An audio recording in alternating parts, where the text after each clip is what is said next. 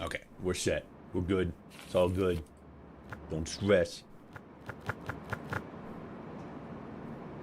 I wasn't aware that fucking the TCG card thing was a Southeast Asian developer. That's pretty cool. Vinyl City, the music capital of the world. 3 years ago, our band battled some of the greatest artists here. And we're gonna battle more! We are? Of course! This time, we're taking it to... And we're live! You all know me. I'm Vanessa Light. And I bring you the latest Literally news. all of the hair. If the anybody best, asked me how the much hair worst, she has, I would all say the yes. drama in the music scene directly to you. The Grand Quasar is a miracle of rhythmothic technology. When introduced to a surge of rad power, this carefully balanced beacon of science suddenly experienced a cascade of failures. Whoops. Bunkbed Junction. Your mission, which you can only choose to accept, is to travel across the peninsula and collect all pieces of the quasar fragments. Wait, that means... We're going on a road trip! This is gonna be awesome! Woohoo! It seems to me that you guys are acting more like Tatiana's hired muscle here. We're not! Well, if it isn't the bunk bed jokers. Yo, what up? How's it going? Rama Irama. And in my world, you play by my rules. Do you think we got too big too fast, Zook? I hate to see you Step doubt on the yourself, back end mate. a little bit. But your instincts have never been wrong. Rock on. Vinyl City waits for you. Final City. Alright, another music-based game. That's pretty cool. I like games that are like, not like rhythm games specifically, but like games that are like very clearly inspired by like music and stuff like that. Kind of like, what was it? What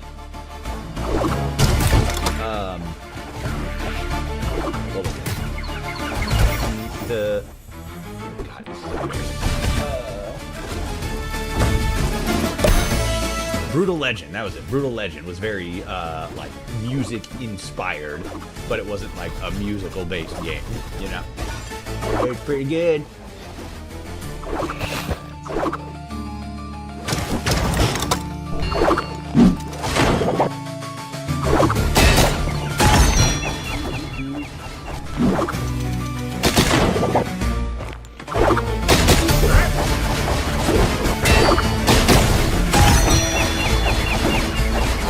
Man, little dude's fucking beating the shit out of him.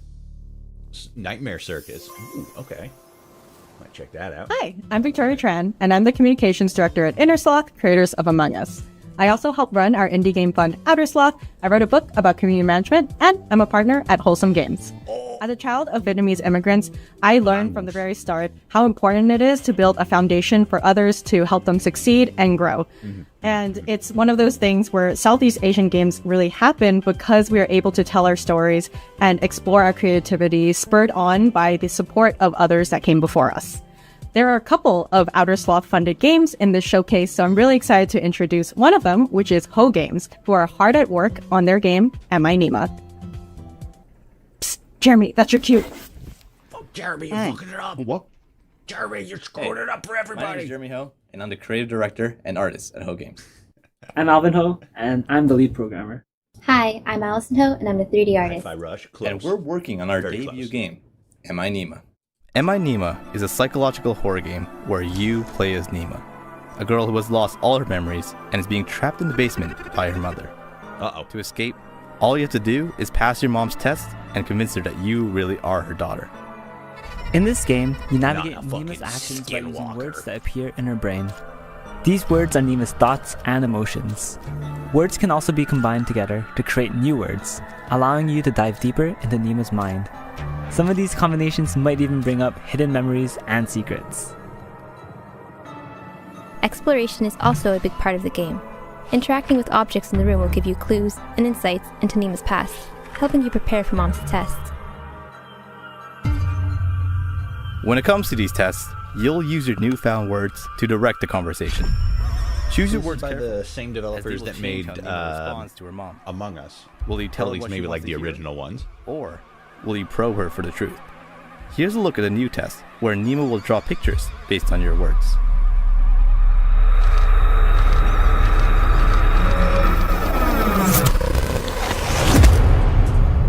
Make sure to wishlist MI Nima on Steam.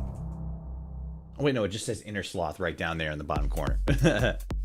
So it is just like the developers, but partnering with like other people. Cable City. Shit. Fuck, remember when games used to look like this? I mean, like, obviously they still do, but like, simpler times. You were just in a fucking weird floating city. Very Mario 64 coded in a sense. Cable City. Okay, that seems kind of interesting. Just slide along the cable systems. Cats. Echo Station. Hell yeah.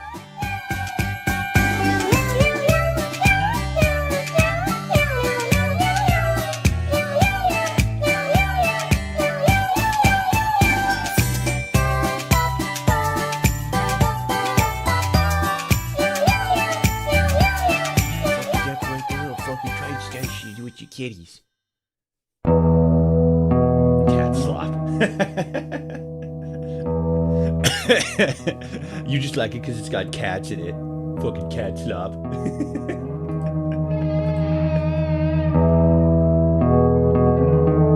Monochrome slop.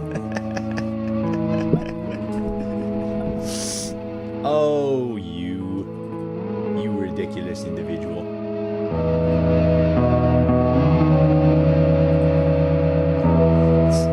What was the one? The fucking one, I can't remember if I saw it on Reddit or if it was like TikTok or something. But I remember seeing one person on, it was like a person on Reddit, and they were all like, you just like it's like quality slop. You just like the game because it's good. And somebody replied just like, what? Went to the Repo stream with you, me, and Rob. We gotta get back into it. Like, fucking, like Baby asked me the other day, like, you gonna play? And I'm all like, no, I got shit to do, but I probably should at some point, especially since there's like fucking costumes to get now. Waste my time doing that instead of, you know, whatever the heck. My life while honoring my heritage. 24, 58, 32. In this upcoming incremental horror game, you'll generate random numbers to earn cash. Use that cash to commit unspeakable sins. But be cautious. Oh, hell yeah. God is watching. Using cash to commit unspeakable sins. Oh, God. Just start with a fish. You can't just start with a fish. Meaningless random numbers. Is this a critique on modern day society and how watching number go up isn't the true success to happiness? RNG slop.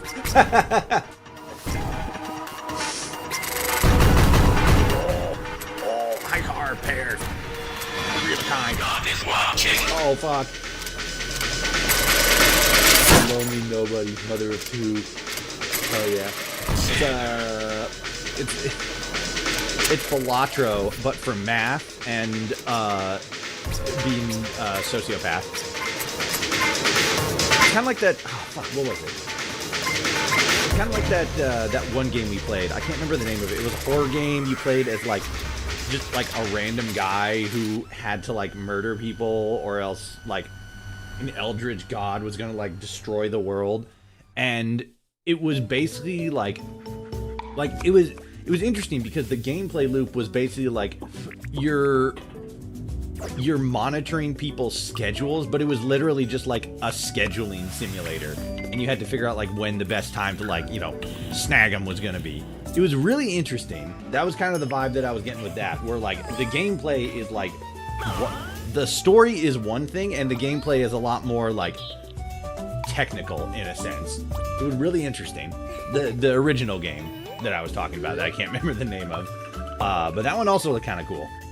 One of those things where like a darker theme is hidden under fucking numbers and shit. Fucking right, oh, you could get cat deliveries. Holy shit! See more cat slop. All right, well that kind of looked nice. The gold standard bid. Eli Slop. Oh my god, is this fucking Kamen Rider? No, it's not Kamen Rider. It's fucking DL. Wait, no. Oh yeah, it is Kamen Rider. No, it's not. What is it? Ultraman, that's what it is. Ultraman, yeah.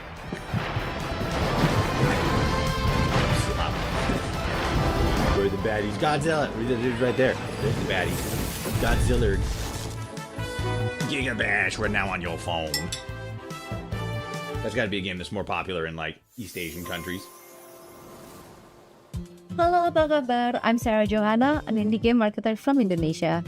Here's a short little we've been told about the culture of Gotong Royong, which literally means lifting together.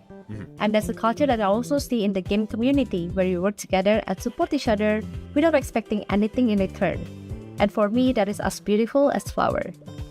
Here's a game from Thailand, where you manage a magical flower shop with help from a chaotic clueless fairy. Design unique bouquets, build connections, and join Pudi on a wholesome, silly adventure about self-discovery.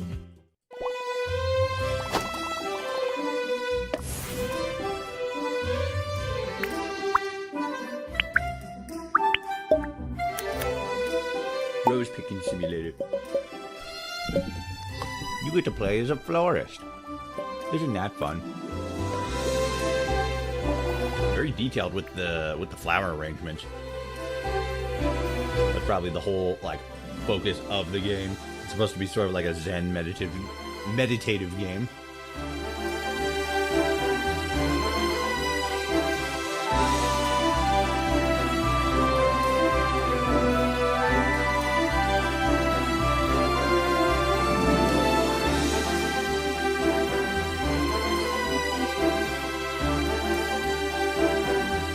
Very cute art style.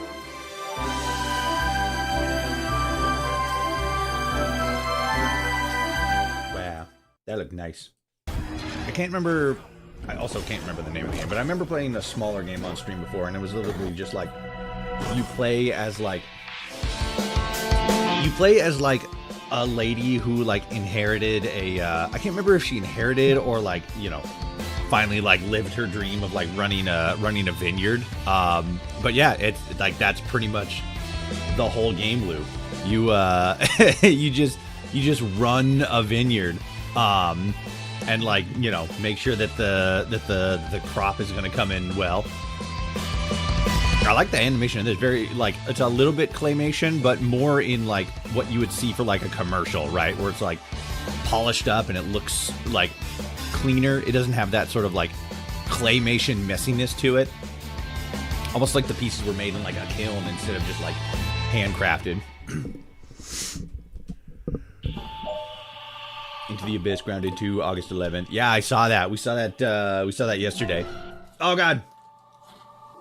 Late night security duty simulator. They actually got the fucking point beepers. They make you actually like press it against the wall. I've had security gigs where I had to do that shit. Snap. Real. Oh! Late night duty. But yeah, I'm stoked for the next Grounded 2 update. What's this? Oh, you're a black hole that's just eating everything. Night Slop.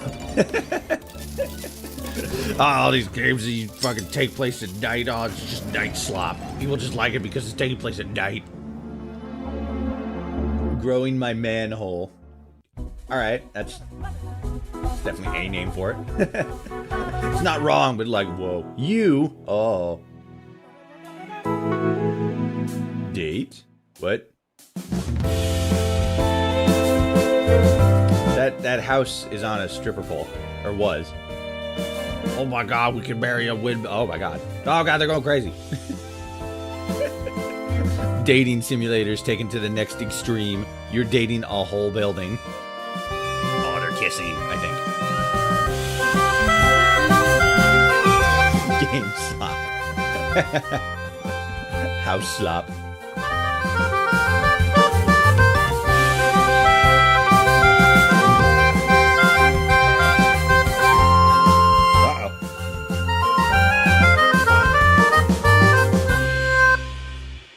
Building relationships. Very good. Very well done. Applause all around. Periodica, also known as Shaggy Beer Games. The water bug is going to be the toe biter water bug. I saw the updated roadmap, and I kind of expected that that's probably what that was going to be. Like I saw a toe biter bug, and I'm like, what the fuck is that supposed to be? But then because it's connected to like the water level, I kind of figure like, it's probably going to be like an aquatic based one.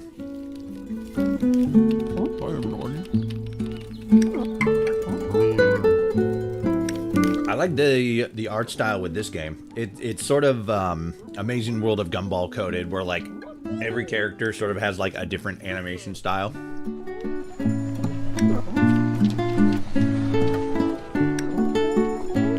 Art stop. Oh, it was Newt.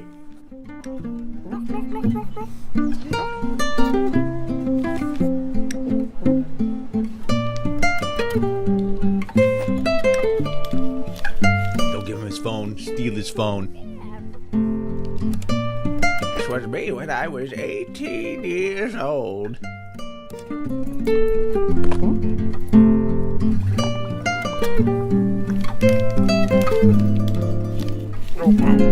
Be careful, you don't want to fuck around and get the police on your ass. Okay, so you're just returning lost things? That's kind of cool. I like that. See, that's kind of interesting because I like. Hey guys, this is Jay. I like games that have sort of like that social dynamic, kind of like fuck, what was it? A chaotic co-op game about kind of like L.A. Noire, where you sort of had to like L.A. Noire, the Forgotten City, where you actually have to like pay attention to the dialogue that's being said to you in order to advance, and you need to understand like what the story arc is and like what the characters like motivations and like you have to actually like relate to them as a person. And I think that's really cool. I feel like that's really good in dynamic writing.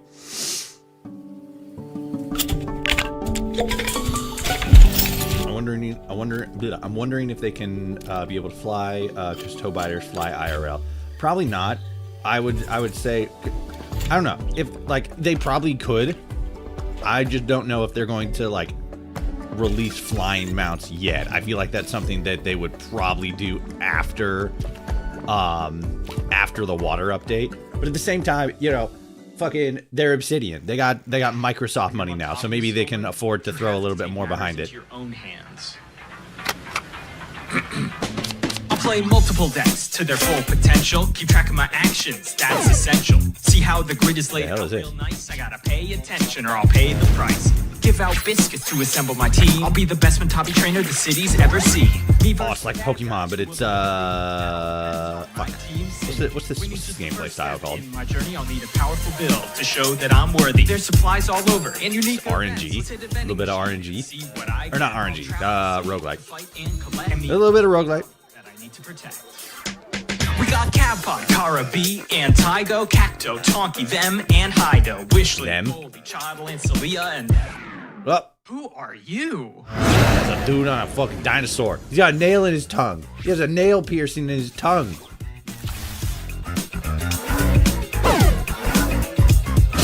Training on Tabi and don't delay. Use an action to move out of the way.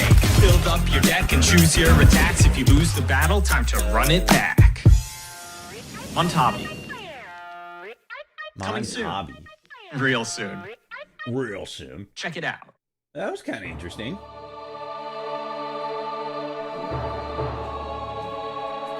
I'm just kind of like a fucking sucker for Pokemon style games. Memoriam. Oh no. Fucking, what is it? Dark Souls. A little bit of Dark Souls. Metal Gear Solid 1 graphics. Pokeslop. Yeah, exactly. Excited either way because Ziplines will be back. Yeah, that's gonna be pretty sick. I don't know if they're going to have like as big of an. Well, actually, no. I take that back. They're gonna be pretty huge for getting back to the garden. You don't have to go through the fucking anthill every time again. PS2 slob. Yep. Let's go, fucking PS2 slob. Oh god, he's digivolving. Oh, never mind, just power attack. Okay, that's kind of neat. Dream, defy, decorate. That's a decorate. You would just let it practice. Wow, you've just been. Oh fuck, it's a coffee making simulator.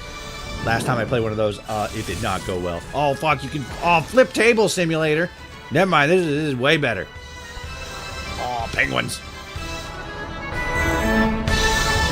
Oh, pirates. Let's go. This is you just throwing shit hither and yon. Hell yeah. Enact violence on the world around you. Defy Godzilla. Throw hay.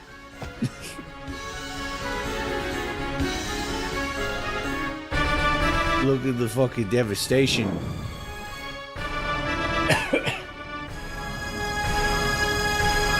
Noun slop. Yeah, just insert noun. Slop. Whoops. Yeah, probably fine.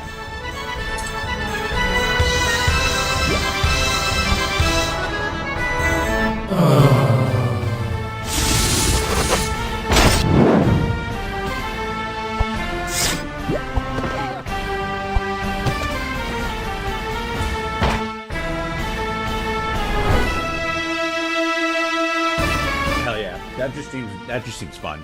That just seems like one of those fun little games you just find randomly at like fucking, you know, just on like a random Tuesday. How you doing? Yeah, another sleepless night for me. I don't know what's wrong with me, but I keep having the dream over and over. Thanks for taking my bit while the firefighters are at my place. Real troopers. Yeah, no problem. Why are the firefighters at your place? Are you burning shit again? No. We've been stuck on this for 2 weeks, man.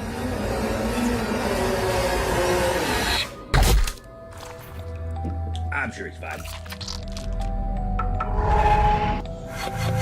No fire. Someone fell down. Ooh. Hope they're okay.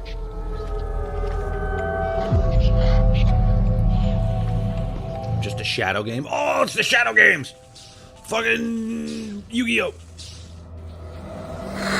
Brag about the price you paid in the shadows. Oh, jeez.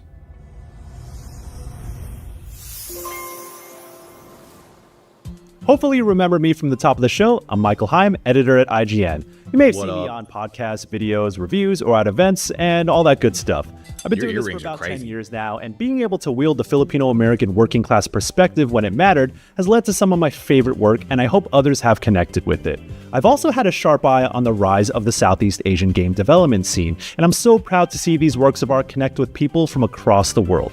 One of which brings the wild sport of Sepak Takraw to video game form. Think Extreme Kick Volleyball, and this game is kind of a mix Extreme between Kick Smash Volleyball? Bros. And Windjammers. So check out Sepak U. More PS2 style graphics. Let's go.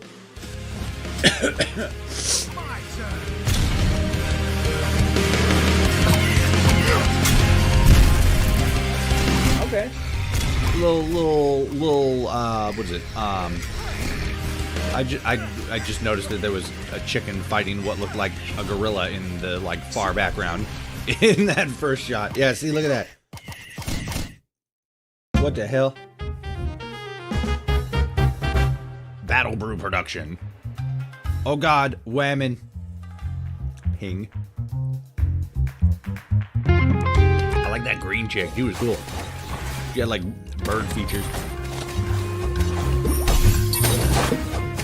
The hermit.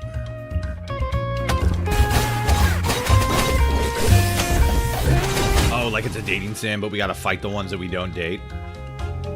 That's kind of funny.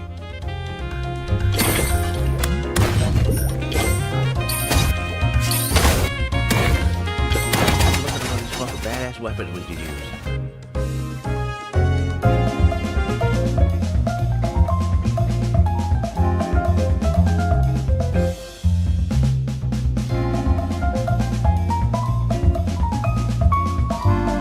Hell Heartbreaker.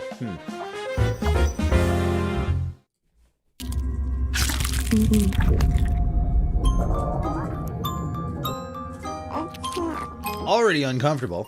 We are feeding the faith. It must grow in full bloom. We have fed it a bug. And a tombstone. And a house. This is just that manhole game again, but creepier. In full bloom. The Southeast Asian Games Showcase 2026 Okay, wouldn't check have it been out. possible without our amazing sponsors. Once again, a huge thank you to Gamescom Asia and Thailand Game Show, Goldpack Goblins, MDeck, PM Studios, Raw Fury, Tokyo Productions, Xbox, and Exola. We also wanted to remind you that you could find the games in our showcase and even more Southeast Asian games on our official Steam page. Download demos and support the games that are already That's out, what I should have open. and wishlist the games that catch your eye. Your support goes a long way for developers across the region. We also wanted to give a shout out to our event partners all over the region who are organizing live watch parties of the Southeast Asian Games Showcase. Hey, I'm Rizal. And I'm Cash. And we're two childhood friends making a co-op roguelike deck builder made to test your relationships. Oh shit. Duel Quest is a game where you build decks and go on runs to make your build stronger, like any other roguelike deck builder, but with a quirky twist. In the middle of battle, your cards become personal questions you ask each other. Pick a question you think your co-op partner knows about you, and match the answers. Dude, you have too many shoes. Yeah, it's a problem. If you match answers on each of your turns, you create awesome combo cards. Get it wrong, however. Dude, what the f***? How can you Pasta is like the prefer best thing in the pizza world. over You can have so pasta? much. I don't think we can be friends anymore. Get it wrong, and you get punished, and your bonds are broken. Pick from a wide range of question themes with hundreds of questions each. Choose your paladin, build your decks, and explore awesome encounters with every new run. Just don't blame us if your relationships don't stand the test. That's a really funny and interesting like gameplay twist. It brings like, because it's one of those like, you know, how well do you know your friends, but it's like a video game, so it's like a co-op thing on top of that, as they literally just explained. But that's really unique. You don't see a whole lot of that. Choice slop, exactly. You just like it because you have to make choices. Also, this looks like Parappa the Rappa, but like cozy. And you go on adventures, and there's sheep, and you get to grill fish. Mirth Island. I gotta say, there was a whole lot of mirth in that shit. Rhythm slop, something like that.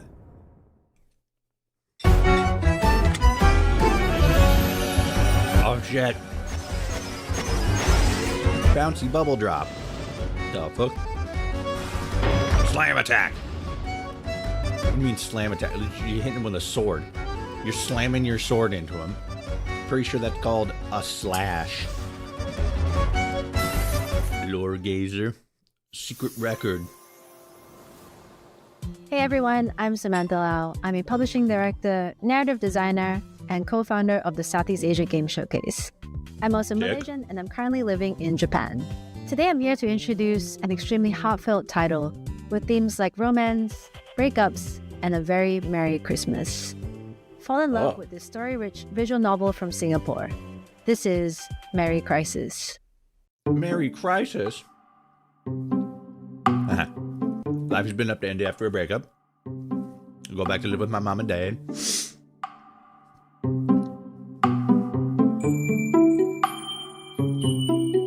Old memories resurface, like murder. Long forgotten dreams. Dating slop, real.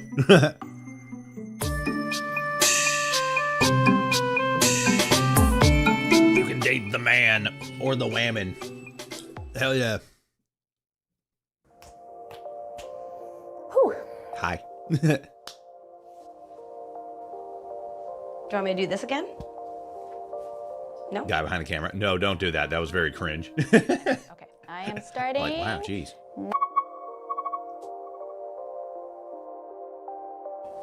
Hey, my name's Nido, and I'm one of the producers at Sunset Visitor Studios. Previously, before coming onto the studio, I had the privilege of voicing the role Watcher in Sunset Visitor's debut game, 1000 Times Resist. Rip. I'm the firstborn Canadian in my family. My parents are Vietnamese. My dad was a boat person and immigrated to Canada after fleeing the Vietnam War. I'm sure, like most firstborn children of immigrant parents, there is a tension, a bit of a push and pull between the influences, the culture that raised us, and our new identity in Canada. But the reality is both identities can't exist without the other. I think my Canadian identity informs my Vietnamese identity, and that's what makes it me. Hello, hello. My name is Natalie Tinyan Gan. I also go by Pinky Lee. Hell yeah. I am Pinky narrative Lee. designer and writer at Sunset Visitor Studios. That's epic. My mother is from Hong Kong, and my father is from Malaysia. One of the earliest photos of me is as a baby, hovering over a mahjong table, sitting in the middle of our living room of our ancestral home. I spent a lot of my childhood summers growing up in Malaysia, particularly in an area called Setapak, which is on the outskirts of Kuala Lumpur, and which is a place that really no one goes to visit unless they live there. When I think about Southeast Asia, I think about Malaysian heat. I think about Malaysian food, I think about Malaysian malls. I also reflect on the complex web of cultures, of languages, and of politics. As a kid, I naturally took all of this for granted, but I think a lot of these memories and early exposures have played a significant role in who I am and how I understand the world. My work is very responsive to my environment, and as such, I've made a point of returning to Malaysia every year to work, to live, to be, to eat. And more, I'm discovering how much the spirit of the place has always been present in my art, not only in aesthetic, but also in my instincts as a storyteller. In our upcoming game, Prove You're Human, I have the distinct. Okay. I was like wondering, like where are they going? What game are they showcasing here? Prove You Human. Yeah, we saw that yesterday. The fucking GLaDOS with the giant face and such. I have dreamt so long of my body that I know everything about it. I have dreamt it into existence. They say you think you're human. I am human.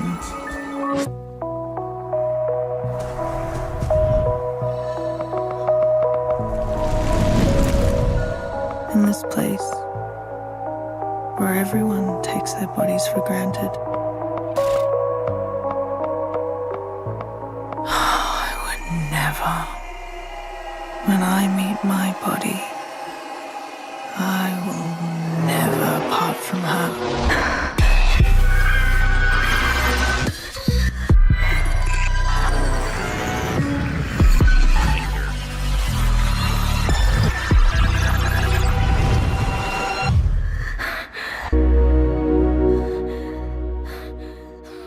Interesting. Now I'm even more interested to check that game out. Verd. It's a little fucking what is it? Little fairy city builder. I like the isometric style. It kind of reminds me of like StarCraft or Warcraft. There's probably like a billion other games that are very similar, but those are just the ones that came to mind. Look at that little owl. Oh, he's gone. Oh, the turtle. Devastating combos. 13Z, the Zodiac Trials. Very, very mobile so far. Look how fast you're fucking flipping it going around like...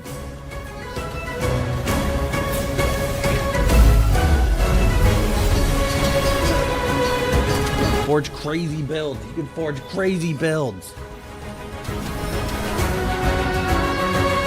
Co-op, nice, nice.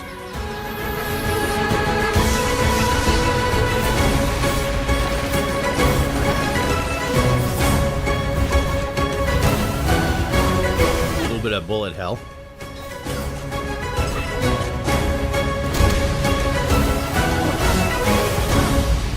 Let your Zodiac Trials begin.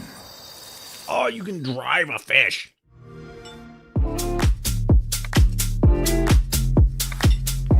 Hours by Control D Studio.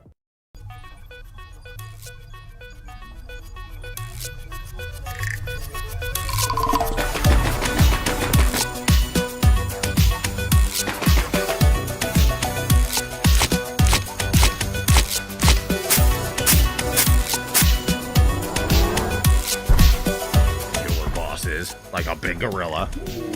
Okay, so it's kind of like it's a little bit castle builder, but like, or not castle builder, tower defense.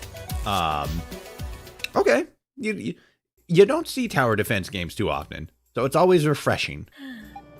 Because those were like the thing back in the day. Dungeon Hot Pot. You make hot pots for adventurers? That's pretty cool. Something minty and smooth.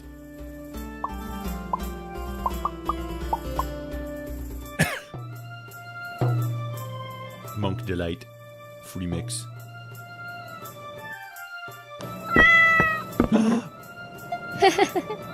You're not a cat.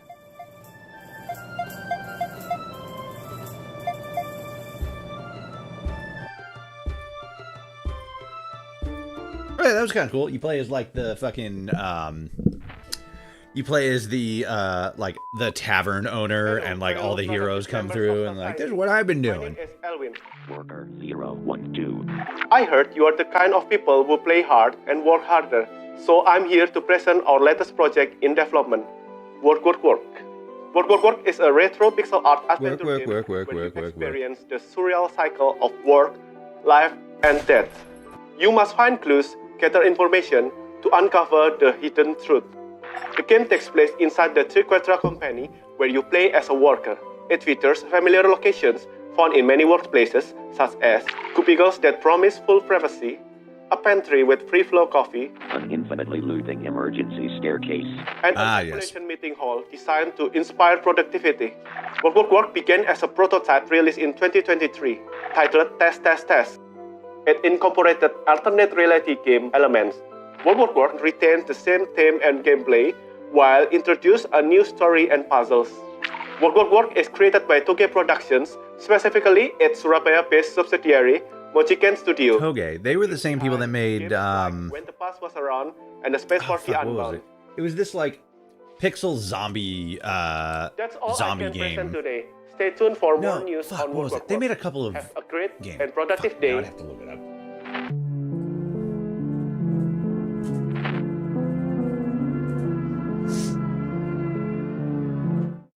Hi, I'm Nicole. Yeah, Toge. What did they make? Until then at Polychroma Games. I mean, they made a lot of shit, but I'm thinking of like Patrick Naval, something composer specific. for Until Then, and its upcoming DLC Until Then, After Images.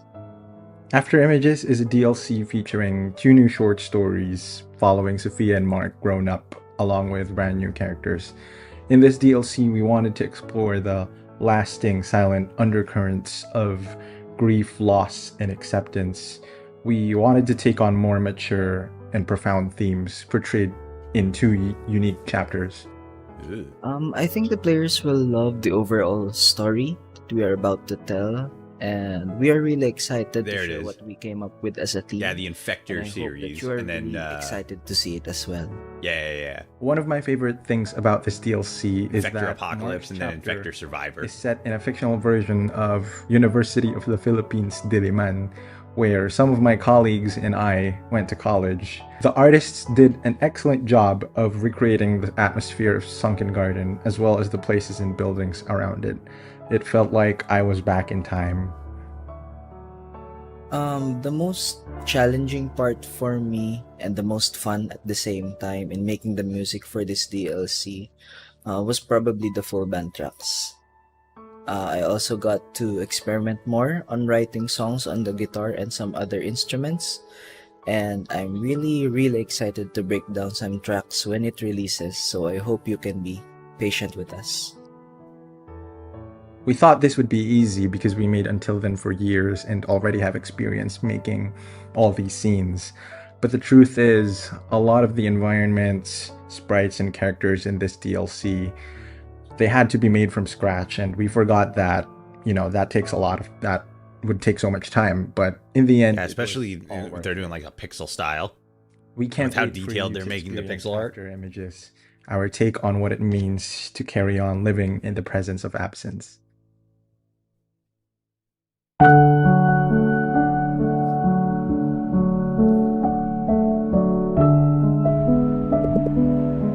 Until then.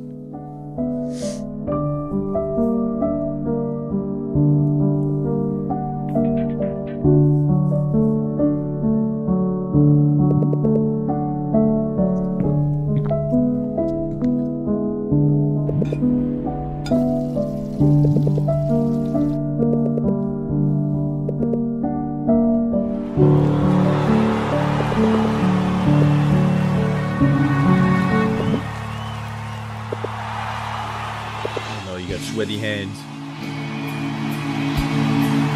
That's a big crowd for. I mean, they probably got like a decent. They must have like a decent, a decent following for a crowd that huge. Like, whoa. Oh, they're gonna kiss. Ah, damn. They didn't end up kissing. He just ended up staring out the window at his boxes. Unfortunate.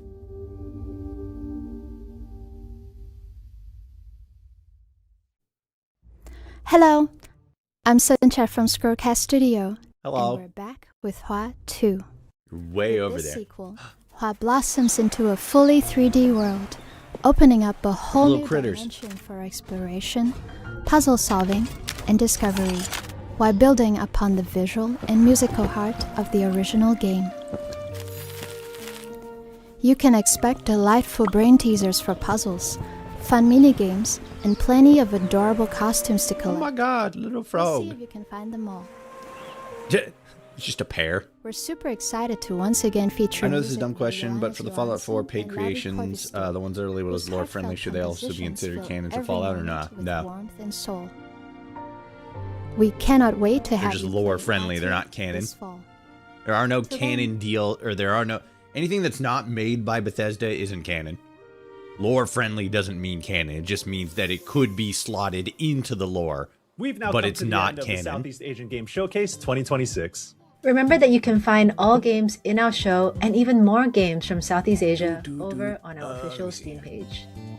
And once again, a huge thank you to our sponsors: Gamescom Asia and Thailand Game Show, Go Pack Goblins, MDEC, PM Studios, Raw Fury, Tokyo Productions, Xbox, and Exola. A special thank you to Jeff Keighley, Emily Ware, and the rest of the Summer Game Fest team for their continued support and the platform to highlight Southeast Asian games to the rest of the world. Lastly, we're honored to be amongst such amazing company at Summer Game Fest this year. If you haven't already, check out all the amazing showcases throughout this week. And stay tuned for the Wholesome Direct right after this. Yep, that's going to be the Take that's care, going to be the everyone, next and thing we'll up see here. you at the next Southeast Asian Games Showcase.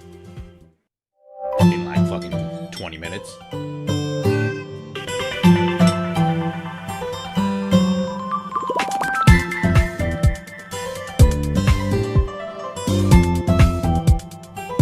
All right, that was pretty good. We got a couple of solid games out of that. Nightmare Circus looked decent. Montabi looked decent. Hellheart. Oh yeah, that looked kind of interesting. You date monster girls, but then you gotta fight the ones you don't date. That sounds kind of silly. In Full Bloom, that one looked weird. Ugh. Okay, I'm gonna use the bathroom real quick. I will be right back.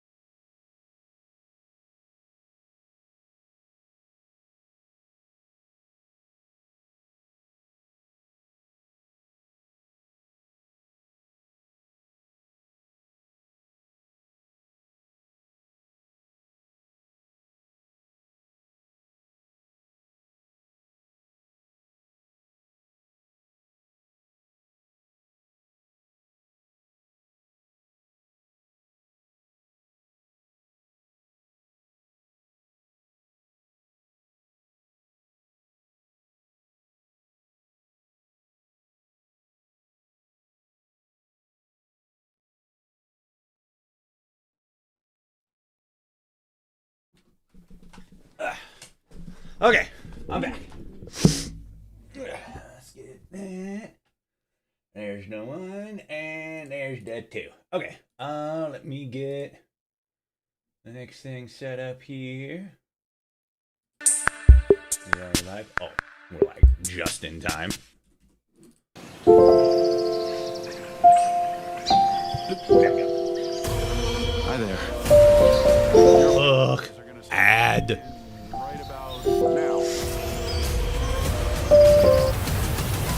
That's very impressive.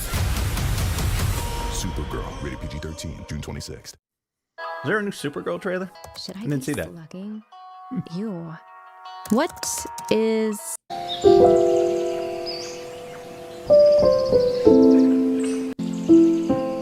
Okay. Now it's live.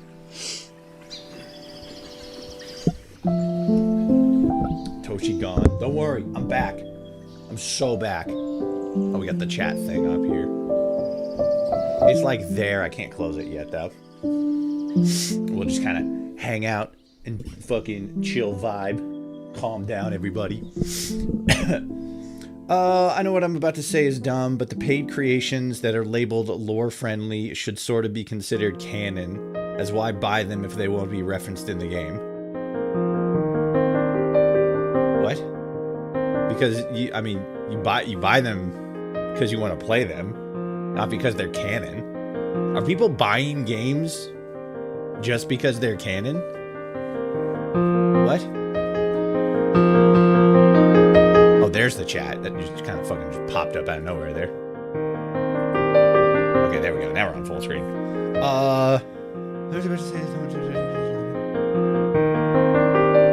Creations that are labeled as lore friendly should sort of be considered canon. Why should they be considered canon? Like, what's your thesis there? What's your like, bro? Oh no, there we're good.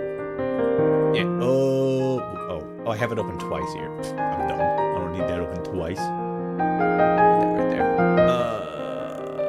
Don't want that. Yeah, I want that one there. That one there. Okay, cool. I'm back. Had to move around some windows. Alright.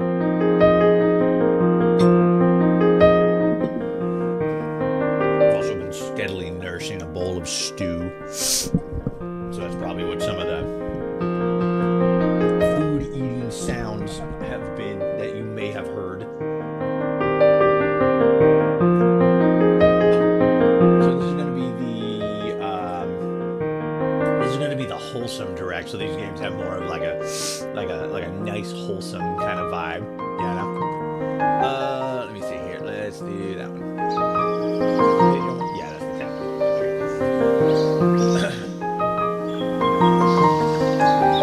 Well, I just don't want to waste my money on something that won't be referenced or seen in the next Fallout game.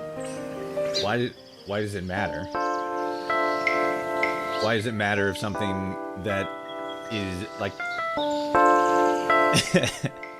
I'm more so just like trying to understand the logic. Like, it makes sense in a sense, but like you're watching new media, not just like Fallout specifically, but like new media in general, because it's like something you enjoy, not because something that happened in, like, you know, a previous story is going to be mentioned or referenced. I guess it's an analogy that's specifically tied to like games specifically, not like movies or TV shows. Like, it would kind of make sense if the Gauss minigun is somehow in New Vegas, as well as it had over 200 years to... What? Hold on, I think I might be... It would kind of make sense if the Gauss minigun is somehow in New Vegas, as well as it had over 200 plus years to reach Nevada.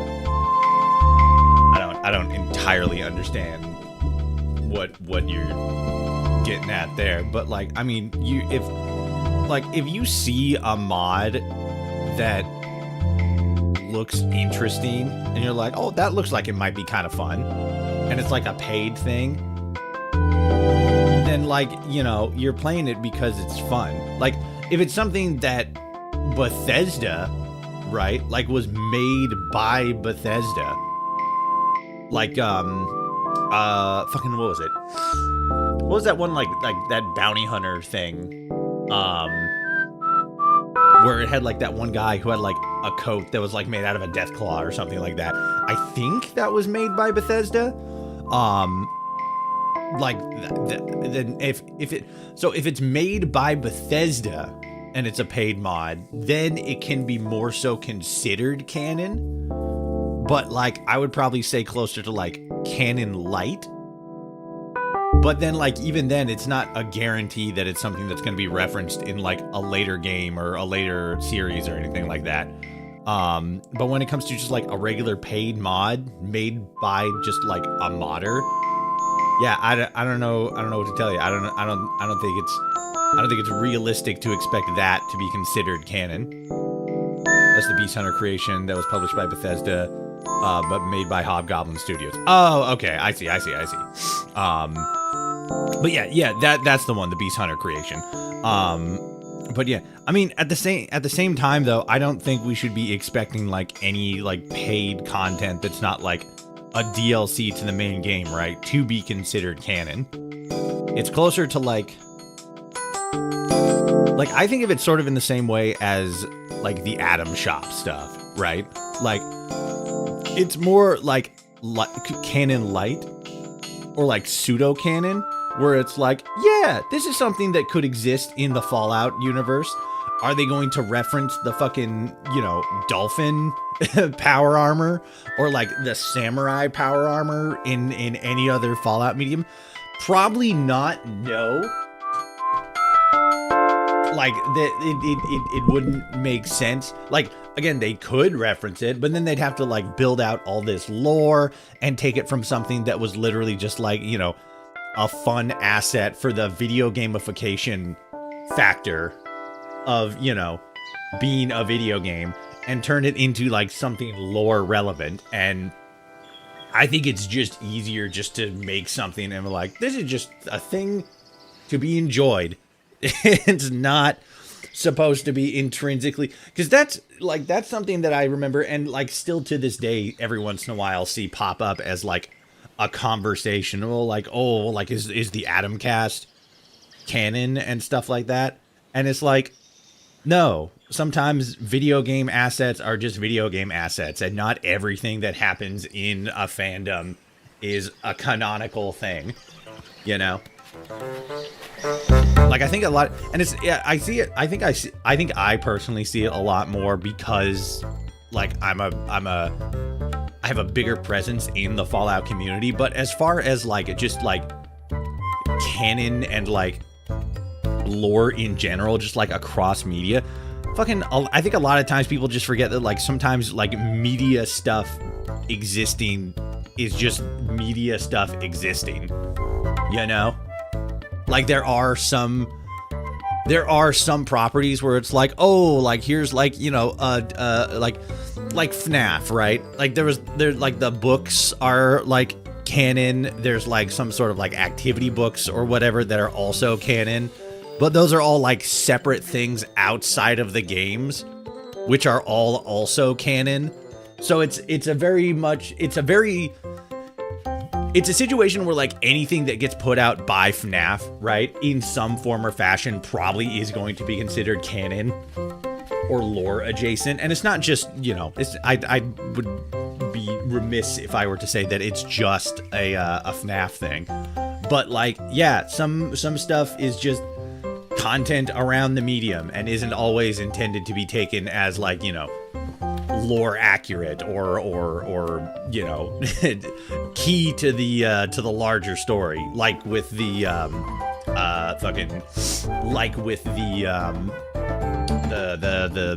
the Atom Shop and paid mods and stuff like that.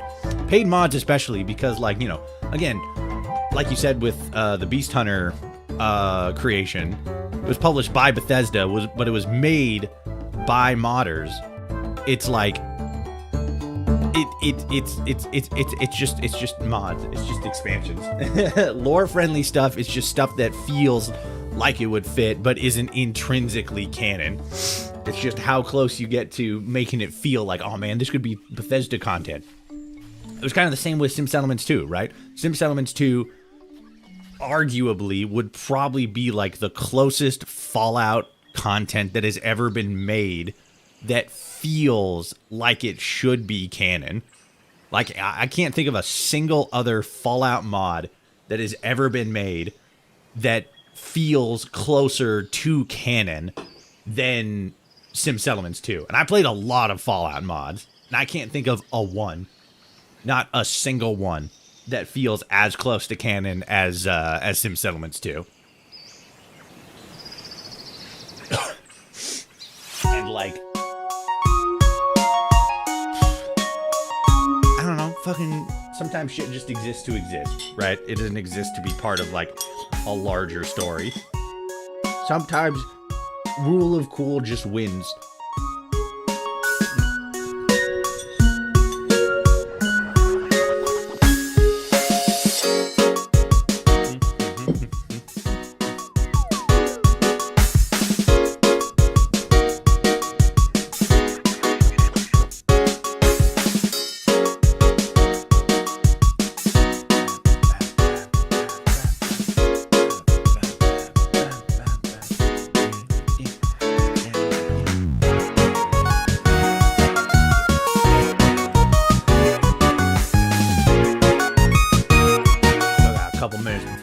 Starts here. If anybody needs to fucking get food, get water, stretch a little bit, now is your time.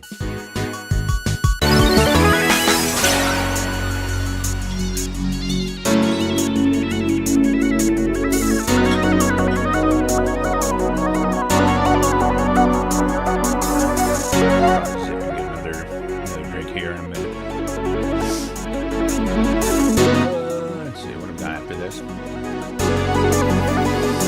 The next hour block is going to be the Wholesome Games. And then the 10 a.m. block is going to be Story Rich Game Showcase. And then Green Game Showcase, which is like more focused on like nature and hopeful future and stuff. And then let's see which one's this one. That one. And then I'm not 100% sure if there's supposed to be something in between it, but at noon my time, so in like fucking like 3 hours, is the LGBTQ game showcase, and then after that at 3. So unless the Pride Parade showcase thing is supposed to be like 3 hours long, which would be crazy. There's like a later one, which is like Australia, like games made by people in like Australia and New Zealand, and like that's a crazy long time gap, but at the same time it might be worth it because like Australia's putting out some fucking bangers, right? Fucking the Hollow Knight series, fucking Cult of the Lamb, Schedule 1, a bunch of other ones that I can't think of off the top of my head. They made the last BioShock game. I can't remember. Fuck, what was that called? The third BioShock game. I don't remember. Anyway, I'll be right back. I'm gonna go get another drink.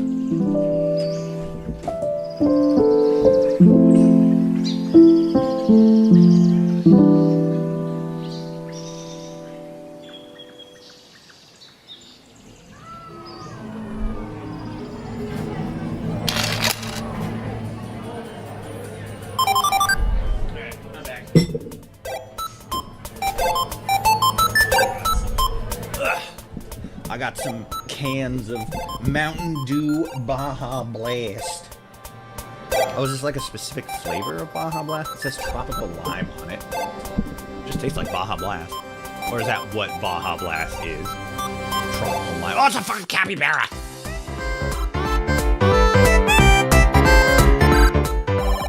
Dressmaking simulator. Oh, shit!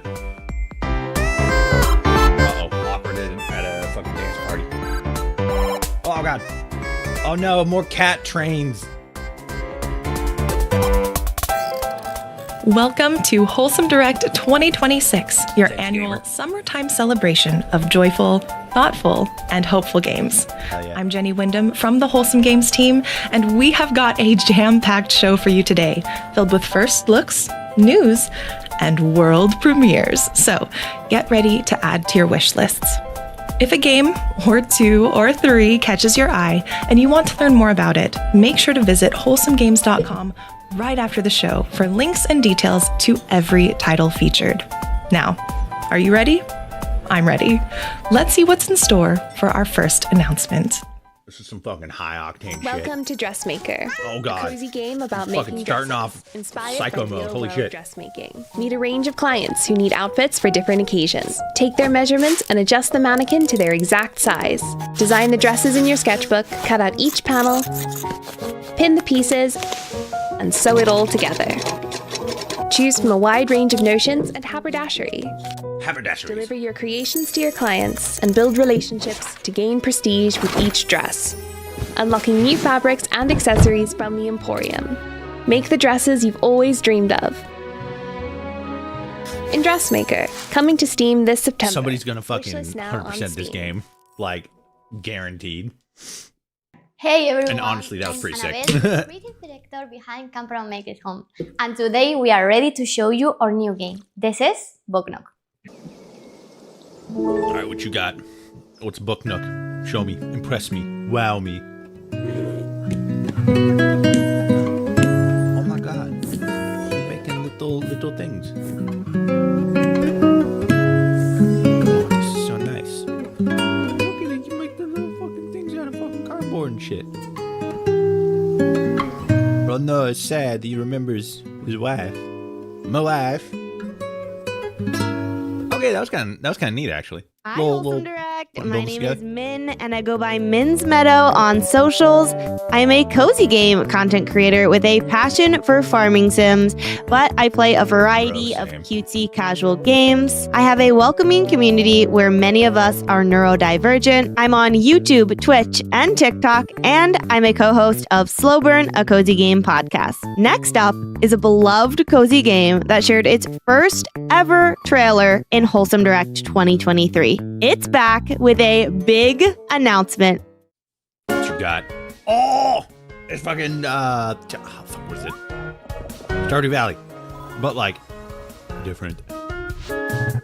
Seasons and goth women. And this guy. March. His name is March. You're taking my breath away. Alright, calm down, March. Oh my god! There's a dog and a baby. And the anime Sailor Moon lady. What the fuck? Oh god, blob creature. Threw salt on it. You just threw salt on that poor blob creature. Kick its ass. Okay, so it's like fucking Stardew Valley, but it's got Zelda. Zelda combat. What's up, Earl?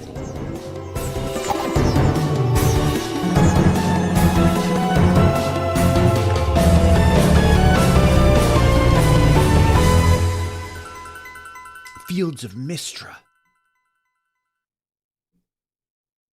It's M-I-S-T-R-I-A. We are just Spelled getting an I, started, not a but Y. I wanted to That take way a you know moment it's to not highlight Dungeons this and year's Dragons. fundraiser. We're teaming up with the Yeti to offer 2 exclusive shirts celebrating Wholesome Direct 2026.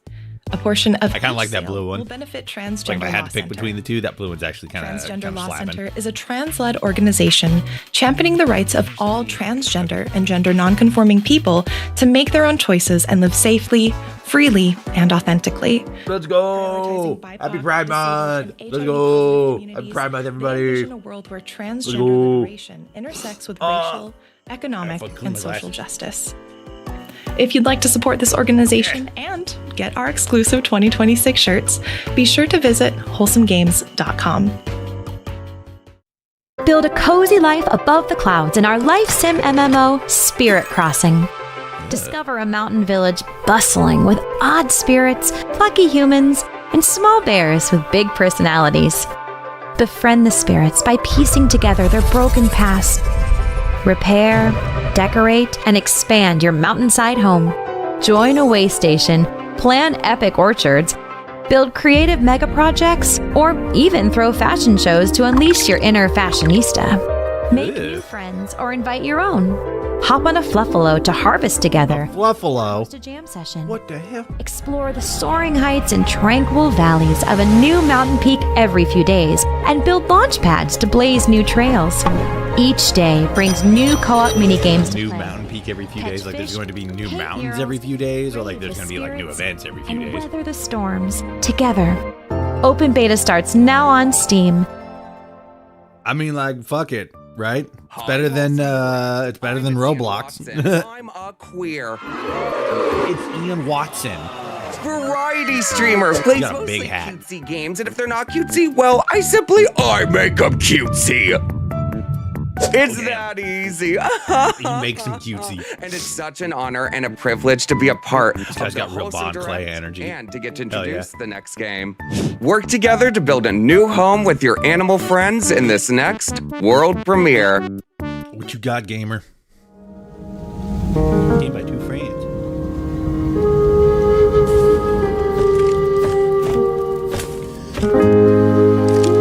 Little fat thing. Chubby little critter. Weak food. Wow. Freedom, and he already demands food. Crafting simulator. Got a little fucking kiln. Oh, just fucking straight to a house. Straight to town.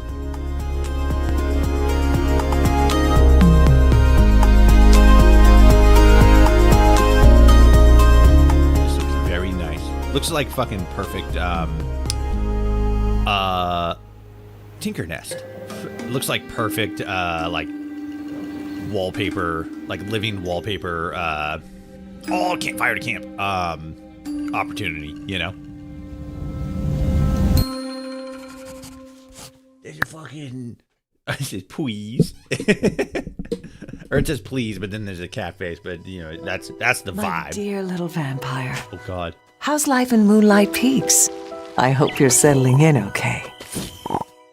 You've always been one to do things your own way. I guess that's what took you there in the first place. Fucking Stardew Valley, which plays as Starian from Baldur's Gate 3. That old farm could really use some love. Have you met Fiona yet? I'll bet she's grown into a fine witch since we left. Maybe she can teach you a thing or two. Are you trying new hobbies? Don't forget to take time for yourself and have some fun. Make new friends and maybe even meet someone special. Anyway, I'm sure you've got many adventures waiting for you. Maybe your dad and I can visit sometime. Until then, take care of yourself and say hi to My Helga. dad. Love, Mom. Download the demo today. Okay, thanks, Mom. Hi, Whatever, Wholesome Direct. Mom. I'm Yans with Yans Cozy Arcade, art teacher by day, cozy gamer by night. On my channel, I break down games, share first looks, and keep you in the loop on all things gaming news because everyone deserves to know what's going on in our little world. It's a space where you feel seen, informed, and right at home. And speaking of space, embrace hope in the face of wider challenges in this game all about fixing the internet. In space. This is a world premiere. Stuff in space. What do you mean, like space? Space, not like outer space. Don't know who I am on my own. Never mind, we're in outer space. In the shadow of one so tall, Neat art style. I've got to find my resolve.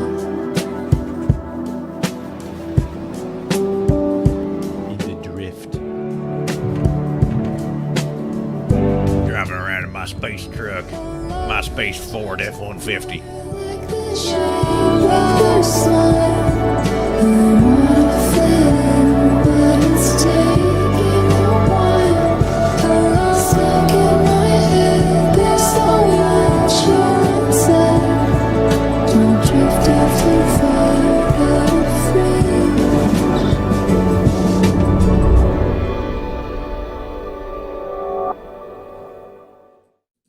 We just wanted to take a moment to recognize these developers and publishers for making today's show possible. Thank you for your generous support. It means the world to us. Turbo Dog. Oh, the capybara's back. Fuck, the capybara's playing fucking gacha games. Don't do it, capybara.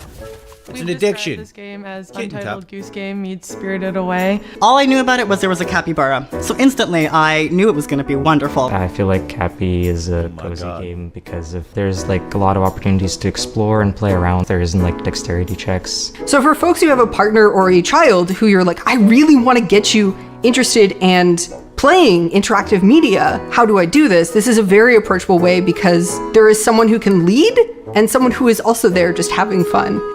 I want people to feel impacted by the story. I hope they laugh. I hope they feel the whimsy, and I hope they also feel the intention that we put into the story. I hope they feel mischievous. So it's like a it's a co-op game. One person plays as the capybara who's leading, and the crow just kind of like follows. Where are we going? Discounty. Welcome back, Discounty employee. You sure got a lot done already. But don't you think it's time you made some real decisions? What is Discounty? Yearns for change. But how it changes, that's up to you. Help me destroy them. Oh my god. Crush their spirit. Oh. So, what are you waiting for? It's a grocery store simulator where you also take over the town in a violent political coup. Self-checkout. Cool. Online orders. Fuck yes. Upgrade housing. Oh, fuck, it's Catman. Every business owner has to decide. People or profit. Out now. Oh my god. Hey, Wholesome Direct. Jesus. I'm Anna. I'm Jazz. I'm Ash, and jump we're scared. stumped. We love playing games together. Whether it's helping each other through co-op adventures or trying to one-up each other in competitive party games, Or even if it's all of us doing silly voices for characters while playing single-player indie games. our channel calls back to a time when you would get together with your best buds, sit on your comfy couch, and play games for hours. And you're welcome to come sit on our couch too. The more the merrier. Now, grab your friends, oh god, camera, and keep your arms and legs inside the minecart while we take a look at our next game. Like the mind cart? Oh, mind cart. Your church. Oh, it's more cats. Take pictures. Take pictures of the kitties. It's fucking Pokemon Snap, but spooky.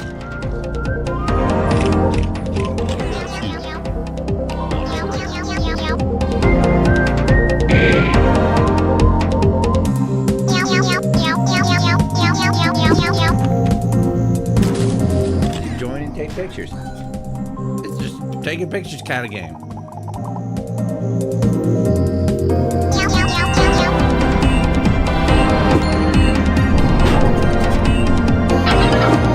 You got fucking knocked out? Jesus.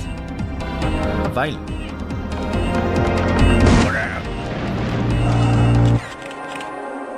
Dungeon Tourist. That was kind of neat. Very, I mean, not very unique, but like, you'll love to see Pokemon Snap style games. Hello, Wholesome Direct. I'm Glasses Journal, your little ray of sunshine VTuber, and this right here is my friend Sprout, and we're both so excited to be here.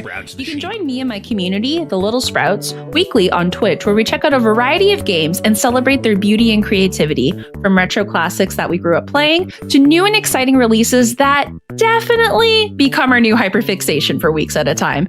And hey, speaking of new releases, a tiny world and big adventures await as we take a first look at this upcoming game.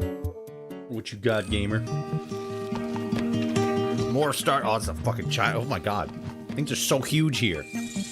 4-leaf field. Look at the fucking size of that pumpkin. Are you just like a really small person growing giant things? Yeah, because you're the same size as bugs. It's grounded, but it's a cutesy fucking Stardew Valley simulator. Or you can befriend other teeny tiny people.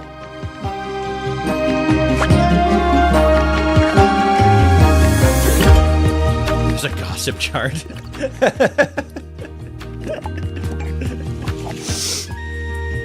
Explore the giant world. Yeah, no fucking shit. That fucking strawberry's the size of like a shipping container. So many strawberries. That's so much strawberry. Oh, it's a fire watering can. Fucking what are the like creatures from like mythology. They're three like titles you'll teeny see are tiny, part like of you know they Wholesome like Games Presents, live in trees. our and publishing shit. label that offers It's marketing not support to very some of our specifically. favorite It's something up-and-coming developers. something If you'd like to learn specific, more like a about the specific titles we work kind with of and never miss a beat. like Please magical visit species. I can't remember the name of it, but wholesomagames.com and that's sign what up that for our was. monthly That's what that newsletter. game was. 100%. Oh, it's the fucking Shape Man. Oh god. The nearly 1 million players who found a place in their heart for Is the Seat Taken? The logic puzzle game where you play matchmaker for groups of hilariously particular people. Boring.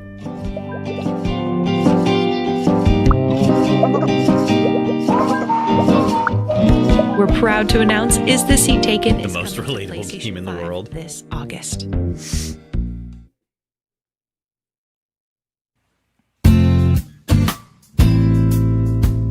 Oh my god, little Transform bunnies. an abandoned island into a bunny paradise in Usagi-shima.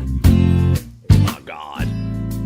Craft a cozy retreat like no other by building cute shops and landscape features. Oh my god. And entice fluffy You can play visitors as to the stick bunnies. around by incorporating toys, plants, and Nice charming construction. decor. Capture adorable memories by using the photo feature and get to know each bunny through activities like feeding, brushing, and playing with them.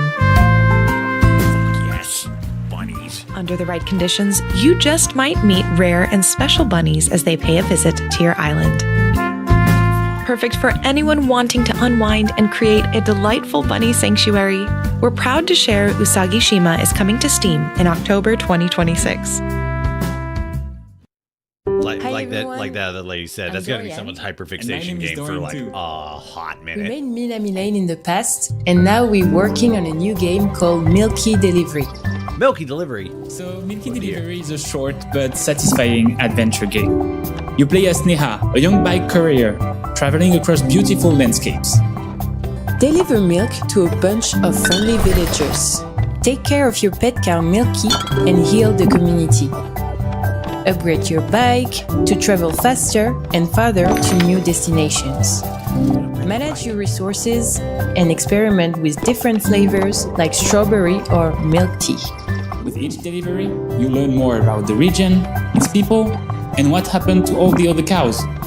The demo is now live on Steam. Every other cow was if you want to murdered in the support Great us, Cow go check it Genocide out and wishlist after the the game. Fourth Era. Merci. I'm like, oh my god. It's just funny when like seemingly Don't cozy worry and about like taking simple notes games are unless you like want all of a to. sudden have like After the dark show, visit lore. Like, oh my wholesomegames.com god. for a Kind of like handy list Cult of of the all the Lamb. games. Like it has a That very way you can sit sort of back, like relax and a lot enjoy of it the show is without like very stressing about chill, missing but any then like info. the lore is just like, oh yeah, there's like ancient gods. folks, One got his I'm brain Avian, ripped out, the and other got his together with the tongue rest of ripped the out. team- One got blinded and shit. It's like, oh my Very god. excited to show, for the first time, and after 9 years of letting it cook, the sequel to Hidden Folks. Oh god. Hidden Folks too. Hidden Folks sounds familiar. Oh gosh, the mummy. The mummy escaped. Oh, never mind. We're good.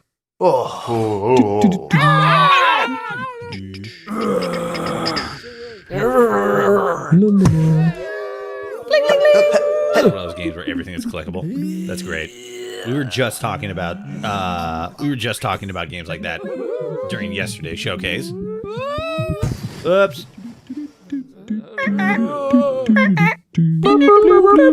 Sign up at hiddenfolks.com or wishlist on Steam. Oh.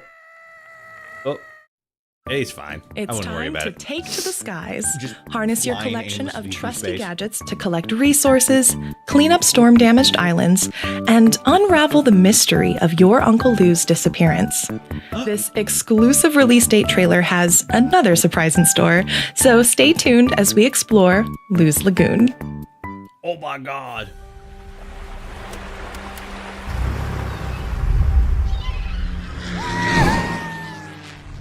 Lou's Lagoon is a cozy exploration and crafting adventure. Explore the Limbo Archipelago, home to vibrant communities and ancient secrets. Claim your slice of paradise, then build and decorate your island base to make it feel like home. It's got very Slime Rancher vibes. fully customize your avatar with unique hairstyles, outfits, and accessories.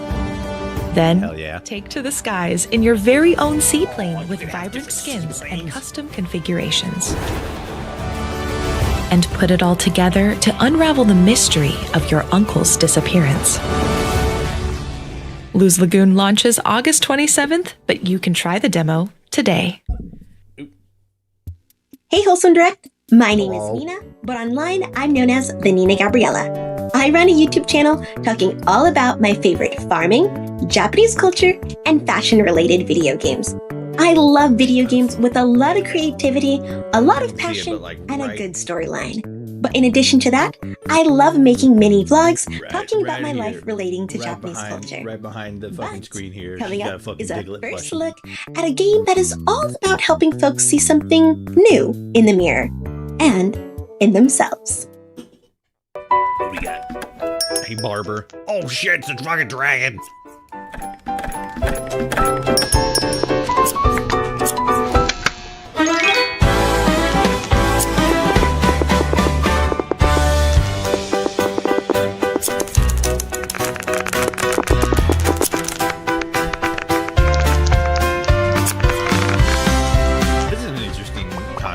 You're a barber, but for like anthropomorphic critters. Not gonna lie, that's kind of sweet. Damn. Oh god. Oh geez. Oh fuck! It's an evil demon lady girl. We're collaborating with Yeti to offer shirts that celebrate Wholesome Direct 2026 and support Transgender Law Center. Let's go. Transgender Law Center is a trans-led organization championing the rights of all transgender and gender non-conforming people to make their own choices and live freely, safely, and authentically. They believe that everyone's liberation is interconnected and that none of us are free until all of us are free.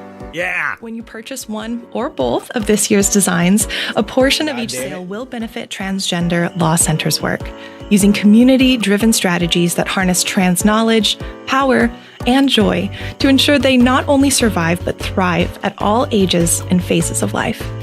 Visit wholesomegames.com to order now.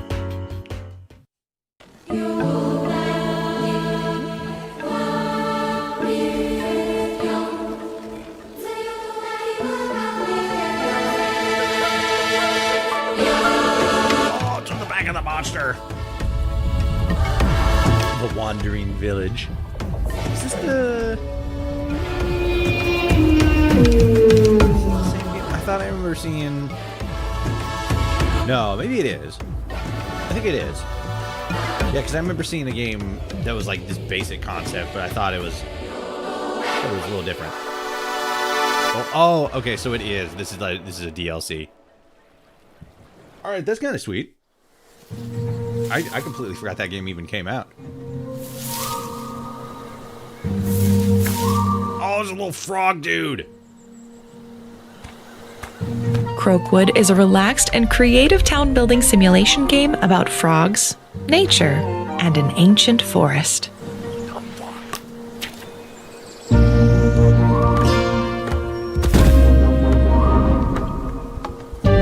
Design and create a town from the ground up with an abundance of customization options.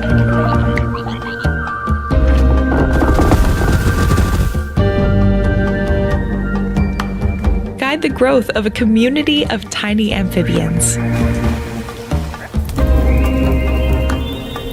Explore an old and mysterious forest. Manage the economy as the townsfolk gather and craft each resource by hand. Economy. Crash the economy. Throw all the little and frog care for people them into fucking while they live their daily abject lives. poverty.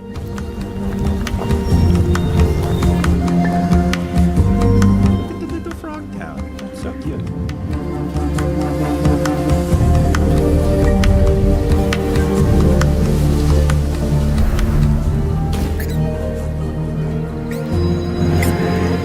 What a nice looking game. Hi, Wholesome Direct. I hope you all are able to find a moment to check in with yourselves today. I'm Memes, also known as Mimikyu on Twitch and YouTube. I love drawing, story-rich games, co-working with you, and building community. Our space focuses on warm energy, continual awareness, and the belief that there is strength in vulnerability. Up next, a poetic platformer about a boy, a fawn, and their unique bond.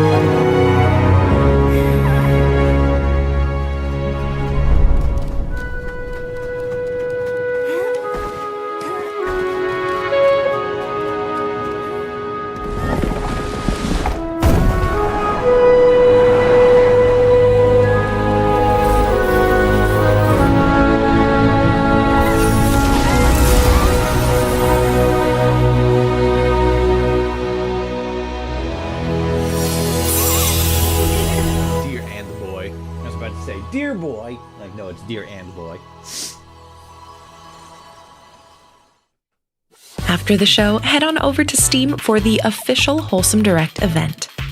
You can show your support for your favorite games in the showcase by adding them to your wishlist. Hey Wholesome Direct, I'm Evelyn and I go by Gap Smolders online. My YouTube channel is a weird mix of wholesome games, horror games, puzzle games, and it somehow works. I also stream on Twitch, and some of my favorite days there are the ones where a chat and I work together on hidden object games or anomaly games. If you've been waiting patiently for the next game announcement, your wait is over. It's a world premiere. World premiere? Oh, jeez. Hello.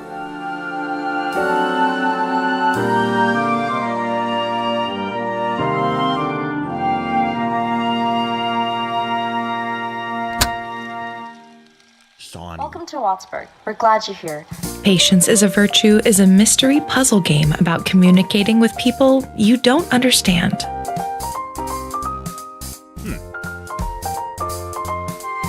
Chronically ill college grad Lewis has just moved back home, but this time, everything seems different.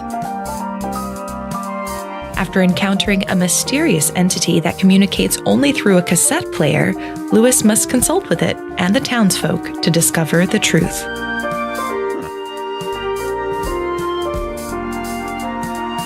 There's plenty more to explore in Wattsburg, so get out there and get looking. Hello. How's it going, Sight? It's been a while. We got fucking demons communicating with us through tape recorders. That's crazy. Design and Conjure is a cozy magic game where you tidy, decorate, and build scene by scene. Cupcake has eyeballs.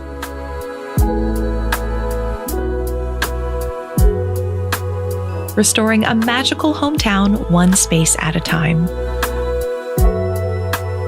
From enchanted bedrooms to potion shops, and now revealed for the first time, outdoor scenes. Set up finally go outside. Unpack magical picnics, and arrange your perfect spot beside a flowing waterfall.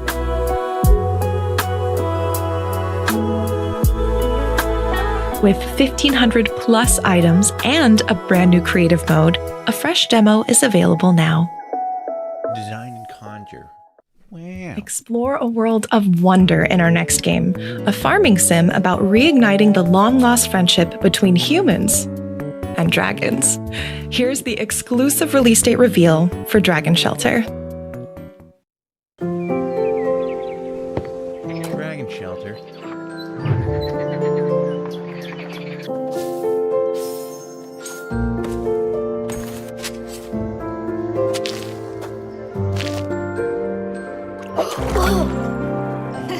Critter. Look at that fat little thing. So full of water. Oh, he's like a living watering can.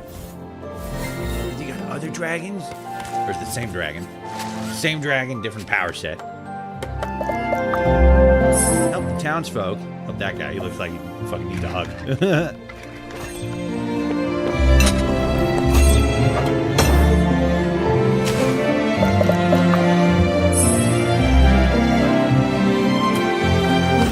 town. It's always about healing the town. So, like, I need to make this whole town better. Well, I'm taking a lot of responsibilities when all I want to do is just live in a nice little house with my dragon buddy. Hi, Wholesome Direct. I'm Kiwis What and Stars, up? and I love deeply rich narrative-based games that pull on our Gengar. heartstrings. Very A lot of the cool. times, that looks like me playing games that make me cry on stream, or where you can smooch attractive characters. Finally working But now. overall, I The just YouTube love the thing is emotional working. journey that video games can take us on. Let's see. Influence the life you lead through the objects you choose to keep in this decorating game that's out right now. For the last couple of weeks, I've been playing all the Borderlands games on the prequel series now. Nice. Have you been enjoying it? Has it been super epic? You place a little stuffed dinosaur toy right there. That's pretty good. We got an ad coming up here pretty soon on Twitch. Just a heads up. Consider becoming a member if you want to see those ads. Decisions ripple across a lifetime. Oh, fuck. Hello, Spaceman Rocket. Pet the cat. Poke the cat, really. What will you choose? Australia. Books. Room decorating simulator. There's a. Fucking. I talked about it on a separate stream. Memento.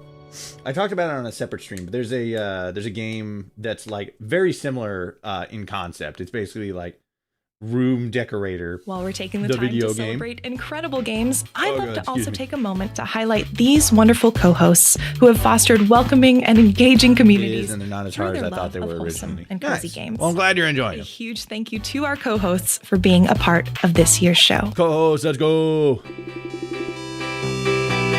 Time for lunch. Awesome printer. Two besties. Pokemon art style. It's a powered slice of life story. Hell yeah. Growing up.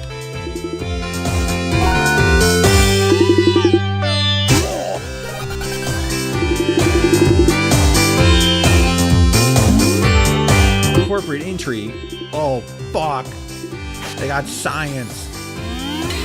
Dagner. Oh, it's a ninja. And a frog guy. That was frog guy. And fucking Ghost Man. Minigame.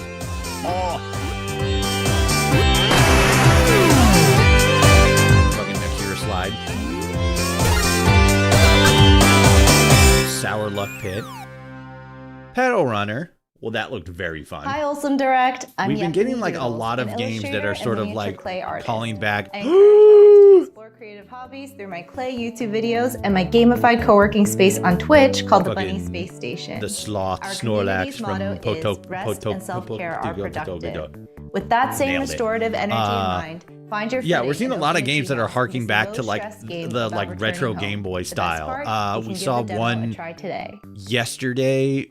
Oh fuck, what was Hi, it? Hold I'm on. Lynn. I posted it in the Felicia. Discord. Let me go check We're it the out. founders of Como the Rich, and this is our very first game, Where's it? Froggy Brews. Screenbound. A cozy There's adventure game a about a frog serving tea. there's a game that I saw drops that today on did like the Steam, rounds so come for a little with bit us. in like clip compilations. That was like you go on a date, but you're playing like Game Boy at the same time, and you're trying to play it off as if you're not playing Game Boy. And then there's I can't remember the name, but there's a horror game that I wishlisted on Steam. I either downloaded it or I wishlisted it. And it's like a horror game where like the theme of the game is you're playing a game on a Game Boy, and the game is like you're like a night shift, you know, security guard, and like spooky stuff happens at the museum you're watching.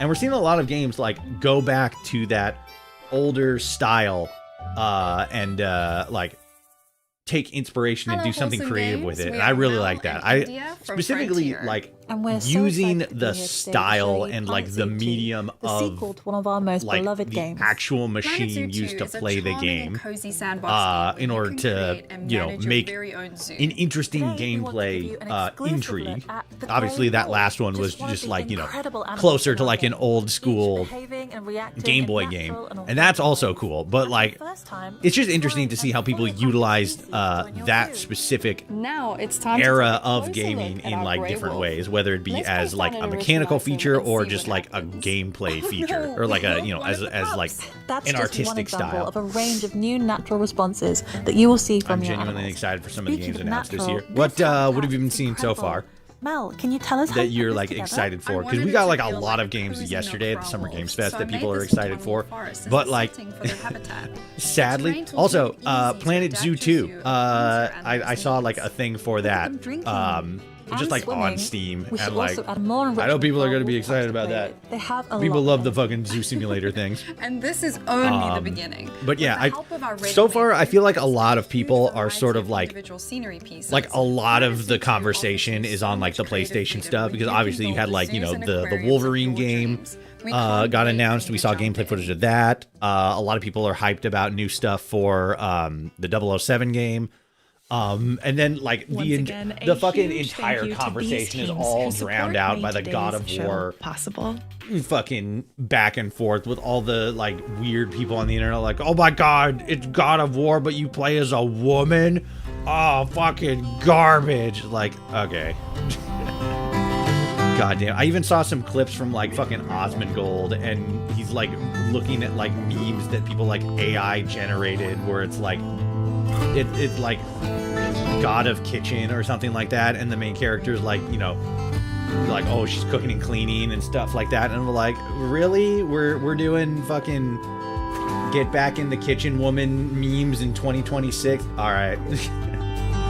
Fucking okay. Fucking whatever.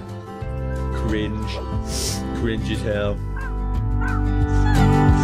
New God of War game and plenty of others. I can't remember the names. That's fair. I posted a whole bunch in the Discord. So if you're in the Discord, look in the videos channel. There's a whole suite of them. The developers of our posted in next there. game have been hard at work since its early access launch in 2024.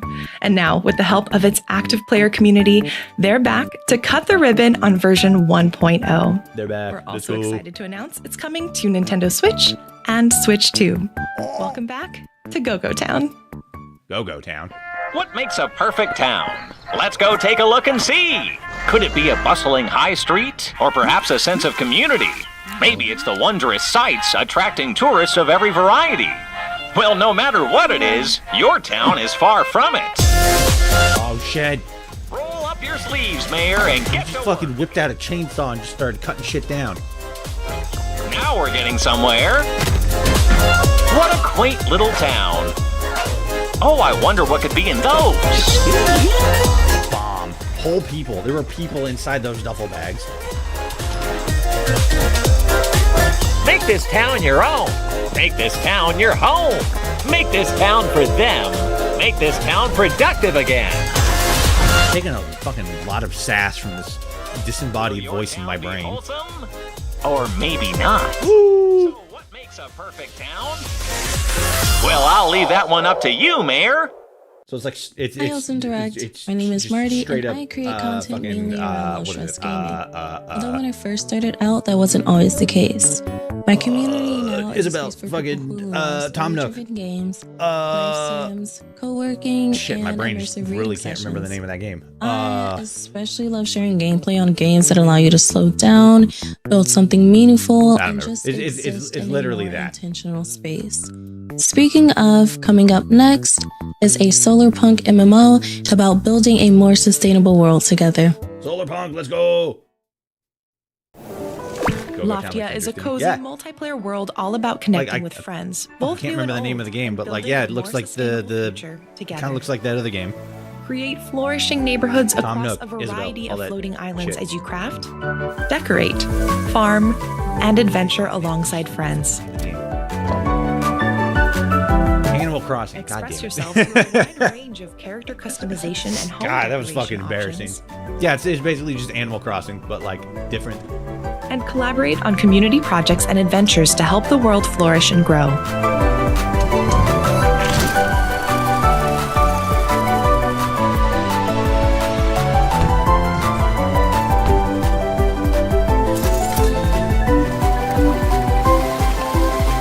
After an exciting closed beta period, we don't have to wait long for more. Loftia is coming fall 2026. Loftia. Let's go. Also, it's technically not solar punk, it's technically eco punk. Alright.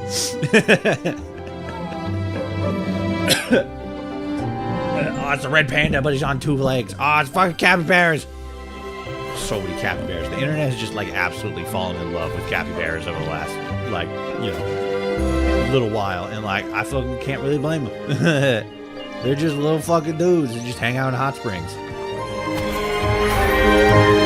That lady turned into a bird. Bird with a little hat. Oh, it's an otter man. Very high out Miyazaki fucking coded game. Oh, he's digivolving. Oh, it's a lady.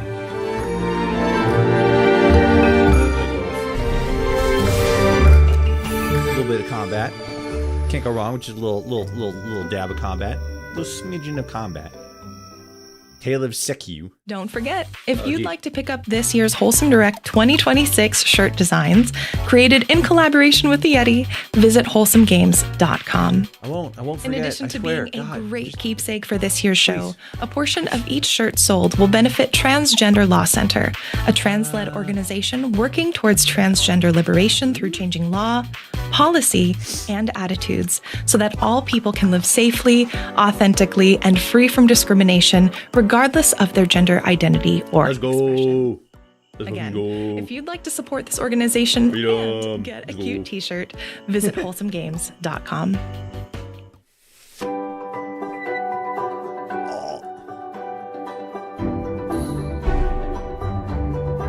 Build your village. It's not a village, that's a house. Alright. Put the slightly bigger house. Oh god, there's the village. Just kind of fucking jumps out at you. Village jump scare. Take care of your villagers. I'm not gonna do that. Alright, maybe I will. Oh god, that one was a hospital. You gotta take him to the bathroom? Come on. Quirky yet helpful spirits. Like Jesus and a pumpkin. Flumbo. Mizric.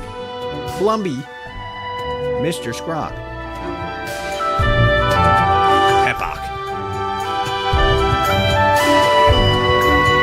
Build a thriving community. Well, that's kind of nice with the little, like, simplistic way that they just kind of, like, booble around. Hello everyone, my name is Patrick and I run the channel Nintentalk here online. On my channel, we cover the latest and greatest cozy games, especially those that appear on Nintendo consoles, Pokopia, Tomodachi Life, Animal Crossing, even after 6 years. I also co-host a podcast. Yeah, a lot of the like it's really easy to make like a base building or like a city building game like a lot more of like a cozy thing, right? We played was it last week? Yeah, last week we played a game called what was it? Oh, Paralyzed. A lot of people are checking this out. It's basically kind of like The Sims. Yeah, see. It's a Sims competitor basically. But we played a game called All Will Fall last week. It's basically it's kind of like Frostpunk, but the basic concept is like, what was it? Like the apocalypse happened, the whole world flooded, and now like you have to like, you know, build on top of like skyscrapers and shit like that, and like slowly the water recedes, so it unlocks more of the stuff like below the water, like, you know, more levels to buildings and stuff like that. And you like get in there and you gather and, you know, resource management and stuff like that. It, in my opinion, as a longtime player of like 11-bit studios games like Frostpunk, This War of Mine, stuff like that, I don't think it really does the whole like, oh, like you're gonna be under a lot of pressure and you gotta make some really hard decisions and stuff like that. I don't think that the tone of the game captures that aspect super well, but it's also like a physics-based game, and there's like a lot of, not a lot of, it's not super voxel, but it's a little bit voxel, so there's like a lot of creativity to the games. Like you can like add different decorations onto like houses and buildings and stuff like that. It's Moomin! Oh shit! They're making a moving video game. Holy shit. Moment troll. Moment troll. Holy shit. This is unprecedented. It's moving. But yeah, my point is that it's really easy to make a building game or like a city builder game that's just like cozy in just like by nature, because like in a sense building stuff in like by its very definition is sort of like a cozy, relaxing sort of activity, you know, like, you know, bigger like real life project, like building something in real life can be kind of more of like a stressful kind of situation, but like actually building something like piece by piece, it is a very like zen and like focusing let's take a deep breath together. Like activity, you know? It's time for one of my that, like, favorite focuses your Wholesome Direct brain. traditions, the montage. Good for stress. These great Like if you're games will stressed go out, by quickly, but remember, play like you a can find simple, the fullest easy of city titles builder. after the show at wholesomegames.com. Refocus. Now It's pretty good. We go. Here we go. Oh, Humbelts.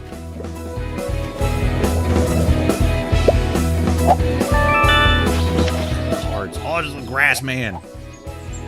Play cards with the grass man. Spiriki.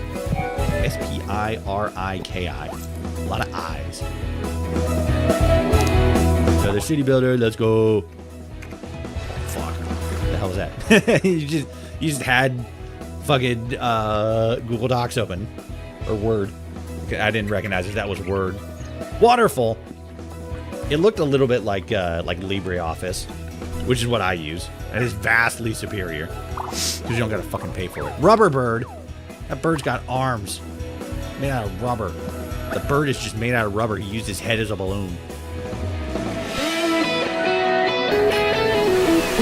Hella.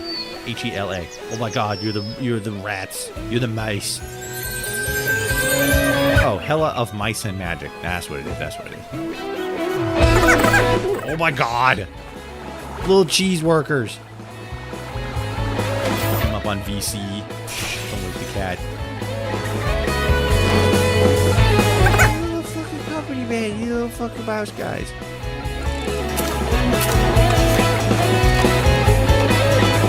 Fuck, what was that game called? That actually kind of looked kind of funny.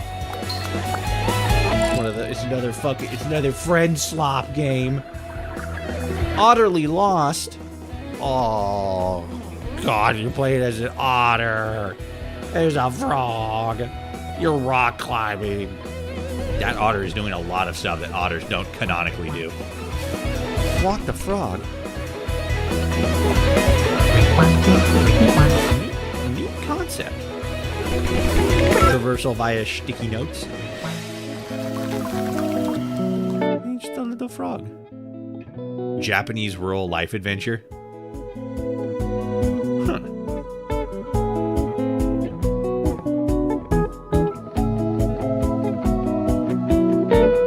This is great. Oh, tiny delivery. I've been seeing this like every once in a while. You just play as a little fucking Amazon delivery robot. Oh, you gotta play soccer with people. What the fuck? He fucking kicked it. To be fair, that robot 1000% just rammed himself into the car. So, you know, fair's fair. Hoko space.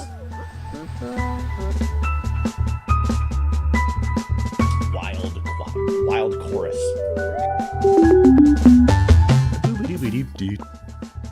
A little bit of music, a little bit of rhythm based. My beautiful cabin. Annie Marie. A-N-E-M-O-R-I-E. Oh, I'm pet petting. Cat petting. What the fuck?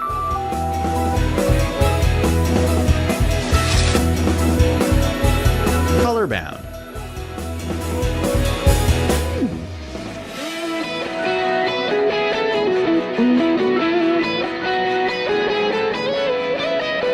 This looks kind of nice. Fossil Quest. Look at the fossils, little dinosaurs. Oh, and you little fucking terrariums. Holy shit. big terrariums. Holy shit. That's kind of cool. Dingy days. A lot of these games use simple art styles, and I love it. Yeah, they're like, there's so many, like that's kind of the thing that I feel like so many Pelican Post. I feel like so many people, when they're just like keeping up with like the mainstream games, kind of just get like lost over like a lot of the like hyper realistic and like, you know, like super attention to detail stuff. Papaya Plaza, like super attention to detail and stuff like that. I think there's definitely, I mean, like there is obviously a benefit and an attraction to making games that like look like really good, you know, like a really good lighting, really good graphics, stuff like that, realistic graphics, you know, yada yada. But at the same time, it's like, you know, fucking sometimes just something with a fun art style is gonna be so much more enjoyable than something that's like, you know, hyper detailed and stuff like that. By visiting Not always, but like sometimes. And before we go, here's one last thank you to everyone who helped bring the Direct to life again this year. Jeff, Emily, and the Summer Game Fest team, our outstanding co-hosts, the developers and publishers who talk about Jeff Keighley, trailers, the man, our translators for making this event accessible around the world, our moderators for taking care of our online community, our artist Saffron, who truly brought the concept of foraging for wholesome games to life with her artwork, and of course, to you for watching and supporting the show. Yeah, no From the problem, bottom G. of our hearts, thank you. We'll be back this winter for Wholesome Snack 2026. Until then, take care of yourselves, and we'll see you then. Bye. All right, sick. So that was the end of that showcase. I'm gonna run and use the restroom real quick, and I'll be right back, and then we'll get set up for the next showcase.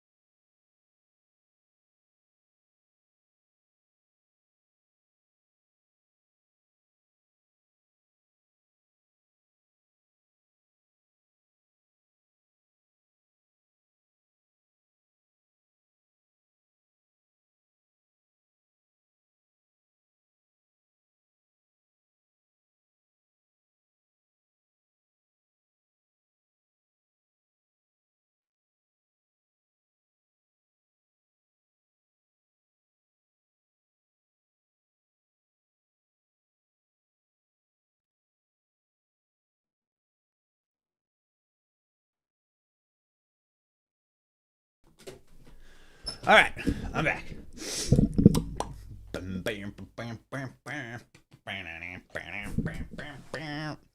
Video games. So what have you guys seen so far during the showcase? Like not just today's showcases, but like the Summer Games Fest, like in general, that you've enjoyed so far. Like the games that have popped up that have been like, oh, like this looks like it's gonna be fucking sweet. I'm looking for the right tab here. What am I looking for? I'm looking for this one. Yeah, that one. I don't know why it's not working though. That's strange to me. So the next thing that's coming up is the story-rich showcase. So this is going to be games that are more like story-heavy, or narratively driven, as opposed to like gameplay or like a specific vibe, like with the cozy games and stuff like that. I feel like the cozy games are definitely more like, oh, this is for like the people who are just focused on like, they just want to have like a nice game to play. Whereas stuff like the what is it? Game, like it's separate from games that are narrative driven. Like it can overlap, but it's not like inherently the same thing. I don't know why that's not working on that end. That's weird.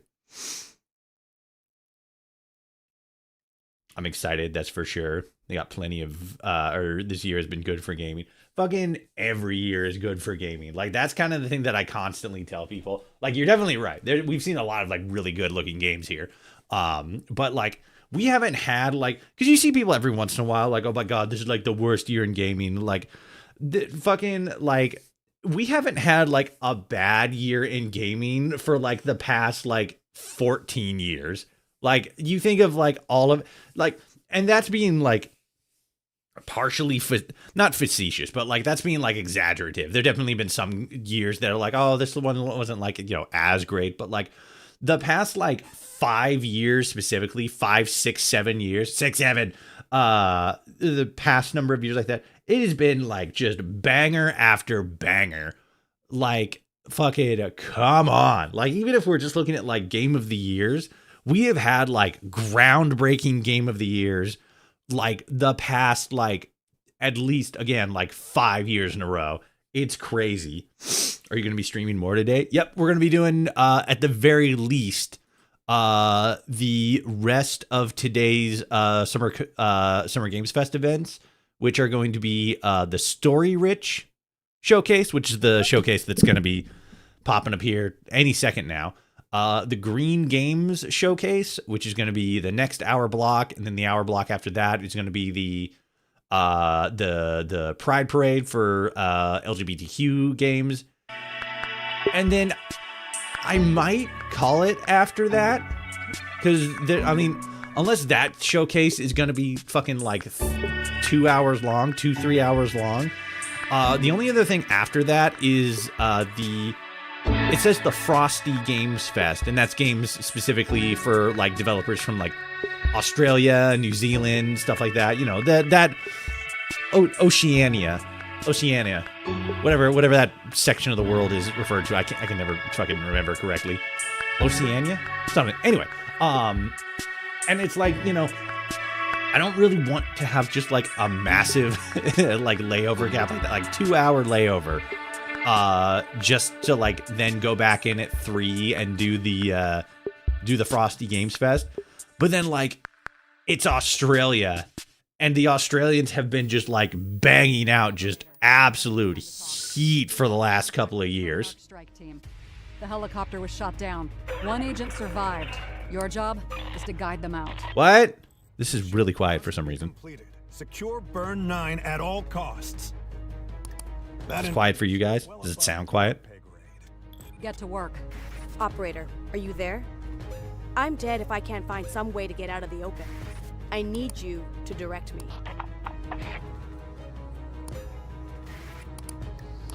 Gonna just smash it. I'm sick of looking around. Awaiting your order. Should I engage? Enemy neutralized. Let me know if there are any surprises. Okay, not great. Stay with me, please. Nothing is more important than Burn 9. What's really going on here? I don't know. The Yeah. mission takes Like, priority. I'm just doing my job. You're Operator, the techie. You're the tell me eyes and the ears. truth. Keep control of the agents. They're an asset, nothing more. Good on YouTube. Okay. You're my only way out of here. Operator, give me an update. Where is the asset? Burn 9, coming in 2026. That's weird. I don't know why the overlay stuff isn't working. Dodo, can you hear me? Dodo, come in! Dodo! I didn't want to be the one to say it, but like that was very like fucking Metal Gear Solid. Welcome to the first ever Like, Story let's Studios. go. I'm Spencer from Fellow Traveler, and I'll be your host today. We just saw the debut trailer for Burn 9, a spy thriller from the team at 14 Hours Productions. But that's not all we have in store for you. No. The team has been hard at work over the past few months, reaching out to developers from all over the world. We love and publish narrative games, that's why. and wanted to build a showcase where story games could really, really shine. Over the next hour, we'll have brand new games to show you. We'll have some updates from some of your recent favorites. We'll have some news from teams you may not have heard from in a little while. And what showcase would be complete without some world premiere reveals. Now, let's start the show. All right, Grandma, here we are. Oh, we saw this yesterday. This is Apple Crumble. Open the door. It's that prick, Ellen. Hey, Jessatron! How's my favourite niece? You're already dreaming about all the useless things you want to buy with her inheritance. You can't wait for her to die. Mum, why is there a strange man in my room? Don't worry about it. Apple Crumble. Apple Crumble is not a birthday cake! Oh. Metal Gear Solid reference, exactly. But yeah, Apple Crumble is basically like somebody's trying to kill your grandma, and you got to figure out like who in your family it is. I don't know what this is. This looks crazy. This is off to a crazy start. Oh, Jesus. Can we show that? Can you show that on stream? That was violent. Demon possesses an altar boy. Uh-oh.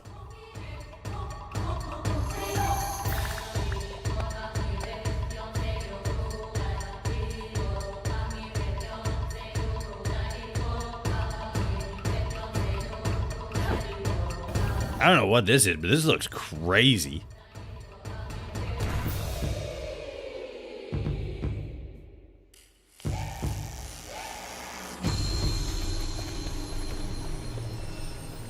Jesus? Daniel is an altar boy serving a mysterious church. One night, a demon quietly takes hold of him. When his grandfather suddenly falls deathly ill, Daniel discovers something strange.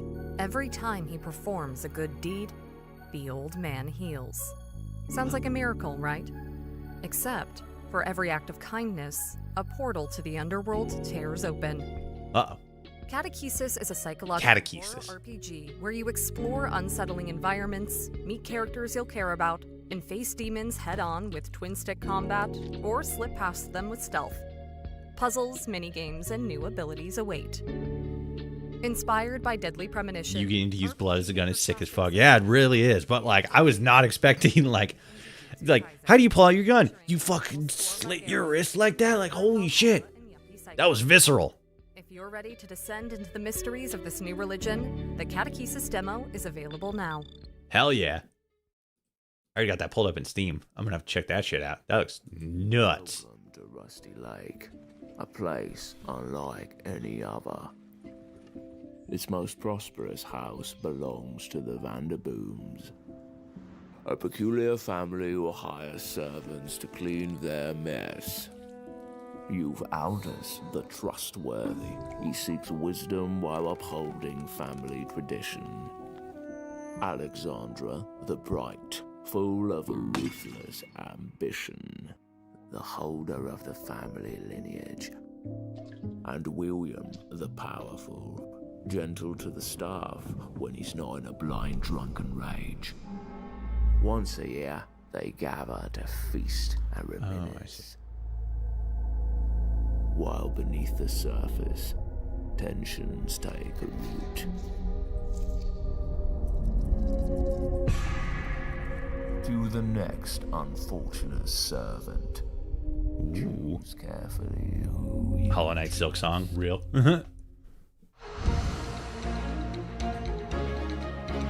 Hi, my name is Danny O'Dwyer and I run NoClip, the Hi, Danny. video game documentary channel on YouTube, and NoClip 2, our other channel where we attempt to discover and highlight great underground and indie games. Now look, I'm preaching to the choir here, but you may know that narrative in games is very important. A lot of the games that I played as a kid, I played because of how they looked or what their gameplay was, but I probably didn't realize that I was playing a lot of them because of the stories and the places in which they took place. But what I found interesting is over the past 10 years how indie developers have really taken up the mantle of great storytelling in games. When I think about some of the games that we've enjoyed the most on NoClip 2 over the past couple of years, it's games like 1,000 Times Resist, The Seance of Blake Manor, Queen's Domain, and even the recently released Wax Heads. Games with wonderful gameplay, but ultimately games where the player is pushed forward because of that narrative. The next game up today is from a studio that's no stranger to making great narrative games, having previously worked on Tangle Tower and Crow Country. So let's check out The Mermaid Mask by SFB Games. Crow Country, I heard was pretty solid. I came to the submarine to meet him, not murder him.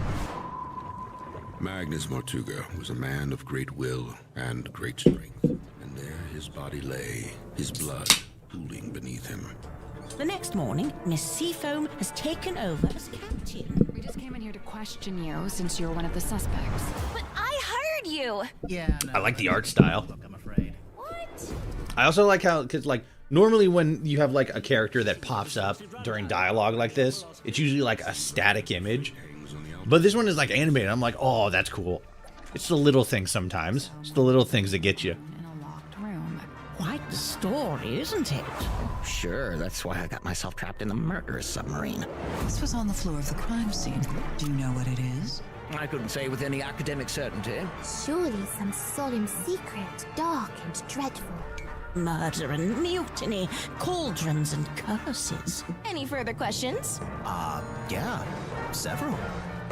Yeah, I did a couple. Actually. The Mermaid Mask. That looks pretty sweet. Like, just on the creative decision to have the characters, like, moving around like that during the dialogue stuff. That. Again, it's the little things. It's the little creative things that are like, oh, that's really cool.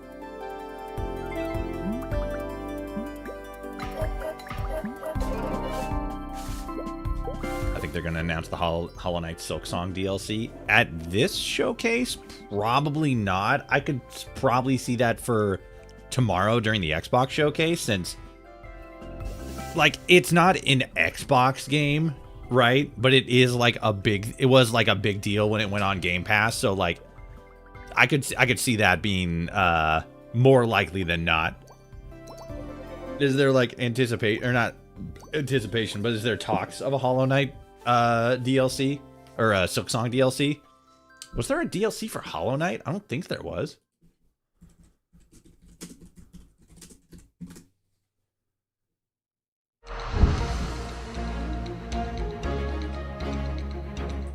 Oh no, yeah, there was. There was a couple actually.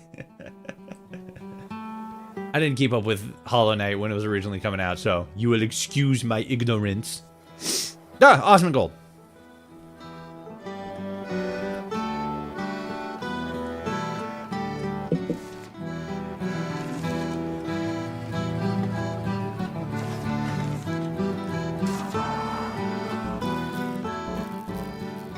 It's a free update to Silk Song. Nice. Kia ora tātou, Tale here from Ori Game Digital. We're here in Naarm, Melbourne. You may know us from our first game, Umurangi Generation. Well, we're thrilled today to show you off the story of our next game. Oh yeah, Sea of Sorrows. I remember hearing about that. Of At the Mountains of Madness and A Shadow Out of Time. This story takes place after Lovecraft died. And we asked the question, who his protagonist would have been? Maybe you already know. Look, to make Lovecraft horror work, you've got to do new. Because what is new but the unknown? And the fear of the unknown is the strongest of mankind's oldest emotions. Valid. This could be someone's first dip into Lovecraft. Penguin Colony. Let's start things off slow. No Cthulhu, no Dagon. People have a Just tendency to overdo it. Well, I've been sitting here yapping for long enough. Why don't we watch the trailer? Blackley, did you know the Aryan people once built great civilizations? Thousands of years ago, they ruled the entirety of the world. The white man. The sciences. What sits before me is the discovery of a lifetime. A being unlike any. Can you imagine the wealth our world would inherit if only a slither of what it knew was given to us? Ia, e memeha haere ana, ka mārama kua whakangao, ētahi I te urupā huna. What you see before you is the greatest discovery mankind will ever make. Deep within the city, we shall make contact with him. We shall meet our father race, the architects of mankind. Uh-oh. The Nazis. Penguin Colony. I'll fucking check that out. I fucking like a good Cthulhu game. I'm a creator, and one of the things that I do is find good games and share them with you. There's a very special reveal coming up, but first, here are 3 games that I would recommend that are included in the story-rich mega bundle that is out right now on Steam. This is a charming and creepy adventure puzzle game by Rusty Lake. You are on a train, but every time you pull into a new station, you've moved through the timeline of a character's life. It's called Underground Blossom. In Yuppie Psycho, it's your first day of working for a big corporation, but at orientation, you find out it's part of your job to hunt a witch. It's an unforgettable story set in a dystopian 90s society. And in this game, you're inside your house after an alien invasion, told to keep your doors locked and to stay inside. But then there is a knock at the door.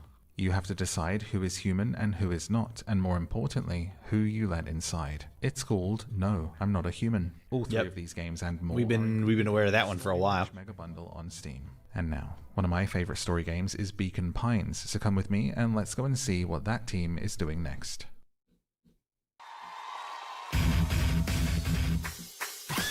Rhythm horror. Horror? Interesting. Whoops.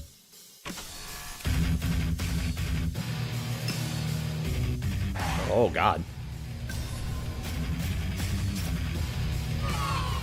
Cutesy art style for a horror game. I'm into it. Kitty. Get the fuck out.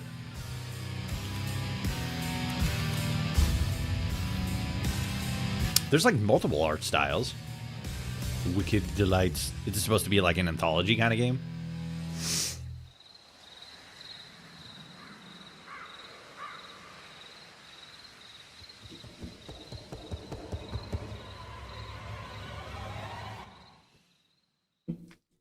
Hiding spot. Clever. Clever, clever.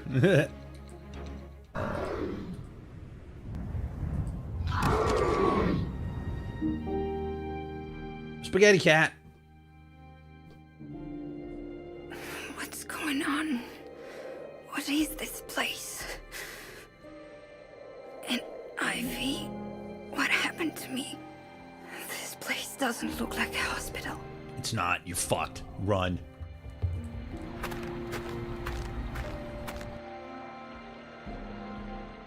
Hey, can you hear me? Who are you? I don't feel good. I think I'm falling asleep. Is it weird to say I love games with unbridled violence? I don't know why it helps. I don't know why they help with my anger issues. I don't know. I don't know if that's weird to say. Because, like, there is definitely, like, a quality in...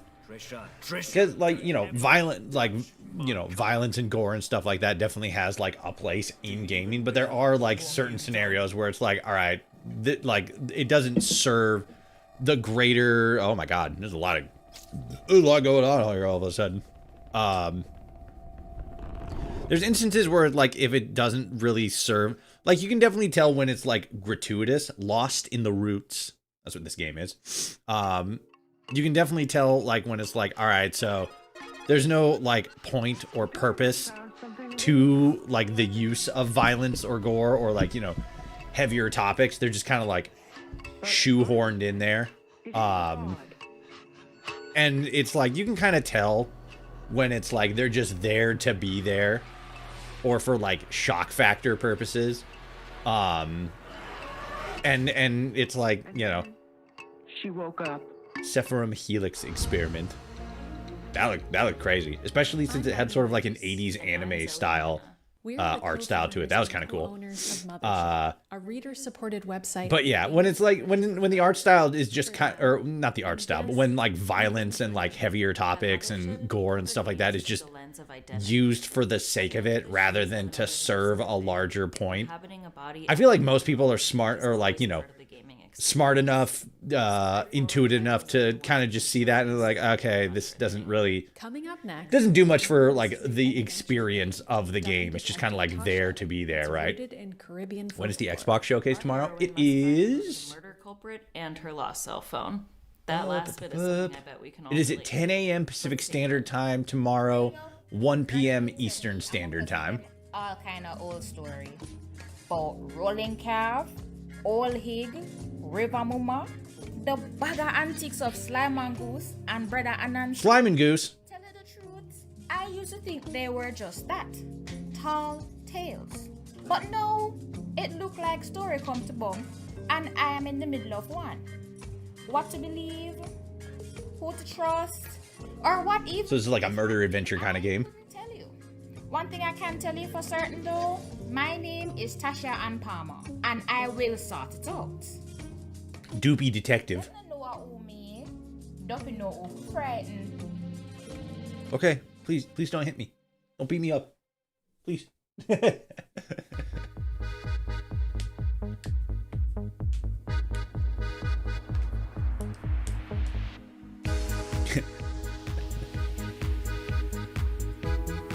At the fucking text emojis or text emotes. It's kind of funny. Smells like antiseptic. I'm in a hospital. Oh. See, you can either fucking date the charming man or the buff woman. She's weird. She's not weird. She's just big. Don't worry about it. She's just fucking jacked. Oh my god. Eyeballs. Wow.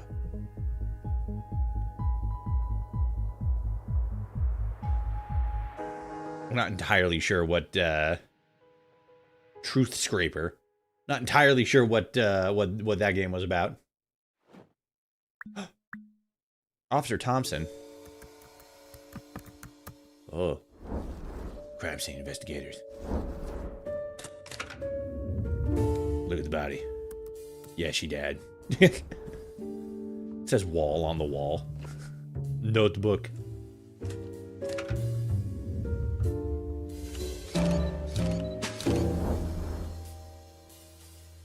Read the room, literally.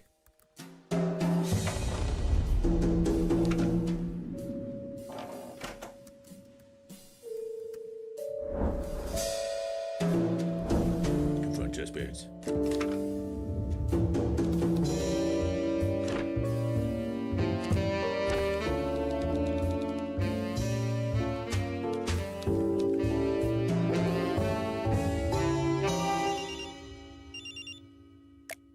Hello? Asking the wrong questions. Oh shit. Detective Turner, if looks could kill. My name is Riker.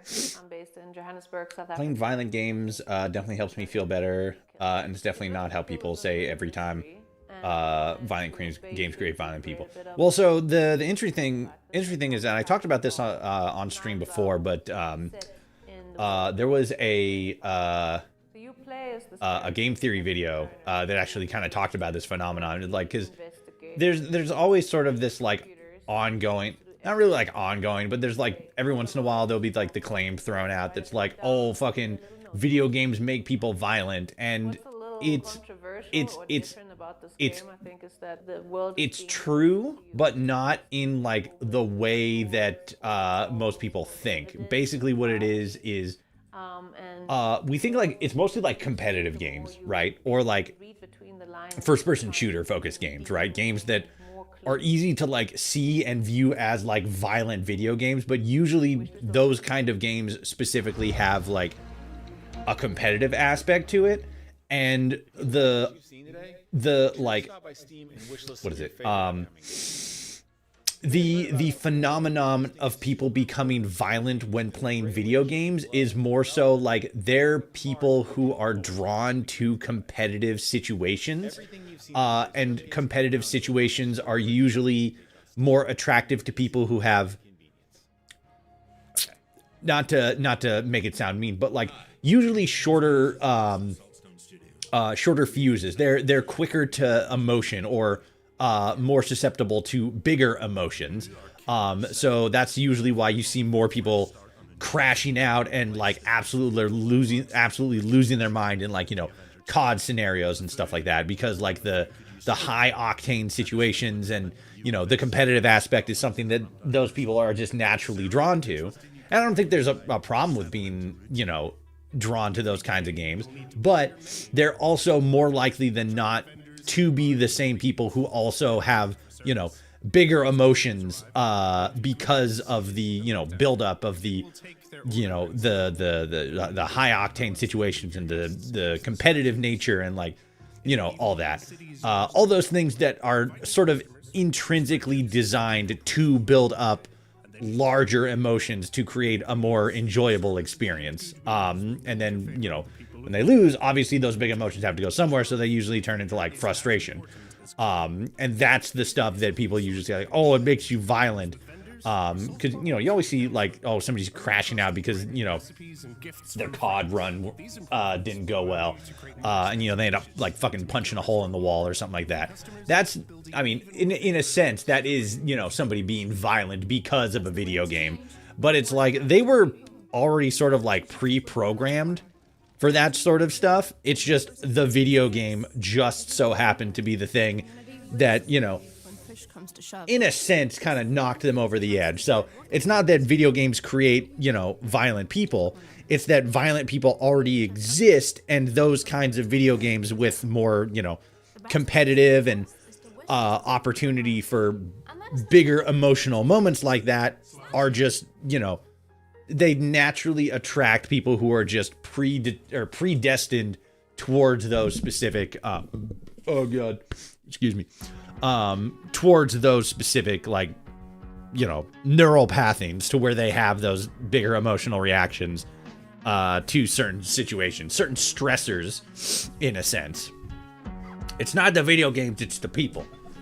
And people just don't see that. They either are, you know, they just see the surface level reaction, or they only focus on the surface level reaction because they're like trying to fucking push a narrative. Shelf life. That looked weird. Grave seasons. Of different NPCs, and everyone has their own specific role in town. All these NPCs have their own schedules. They move pretty much autonomously throughout the town of Ashen Ridge. Sometimes events will interrupt that schedule, like murder, for example. You can see that the town doesn't necessarily revolve around your interactions with these NPCs too. It makes you care about everything more. It makes you care about the people in the town if they feel real. And I also think that when you have the ever-looming threat of murder or violence, it's even more important Oh, to shit. care about those people. We want the characters and people in Ashbridge to feel like people, and that means that not all the meaningful relationships you have to be romantic. In limiting our pool of romance options a little bit, I find that we've been able to get a lot more rich story detail. They kissed. It is no secret that you can romance the killer. That could be an experience you're trying to opt into, is where it could get more dangerous or morally complex. Because of the fact Romance the murder man. a different character from our campaign pool will be selected, you can still romance that same character when they are not the killer, and you will see a different side of them. Aside from being a farming sim, Grave Seasons is also a horror game.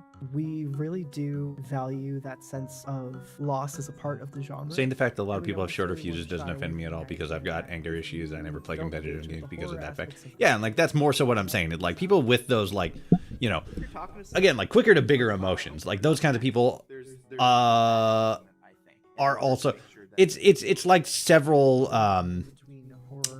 it's like several overlapping even in a game that's sort of as broad as Grave factors at the same time. Like video games that are designed to create competitive situations will create competitive interactions, and then people who are who are more so attracted to competitive situations will be drawn to those games. And then the intersection there is that a percentage of those people are going to have, you know, just shorter fuses and are going to be quicker to bigger reactions like that. So, and those people specifically, when they have those like big crash outs, those are the people that like the bad faith, I would argue, bad faith actors in these spaces are like, see, video games make people violent. It's like, no, these people were already kind of, you know, predispositioned to quote unquote violent reactions or, you know, emotions, outbursts, whatever. It's just so happened to be the case that the video game is what triggered that instead of, you know, a sports game going bad or fucking like the ending of a movie or like an interaction with somebody in public, you know?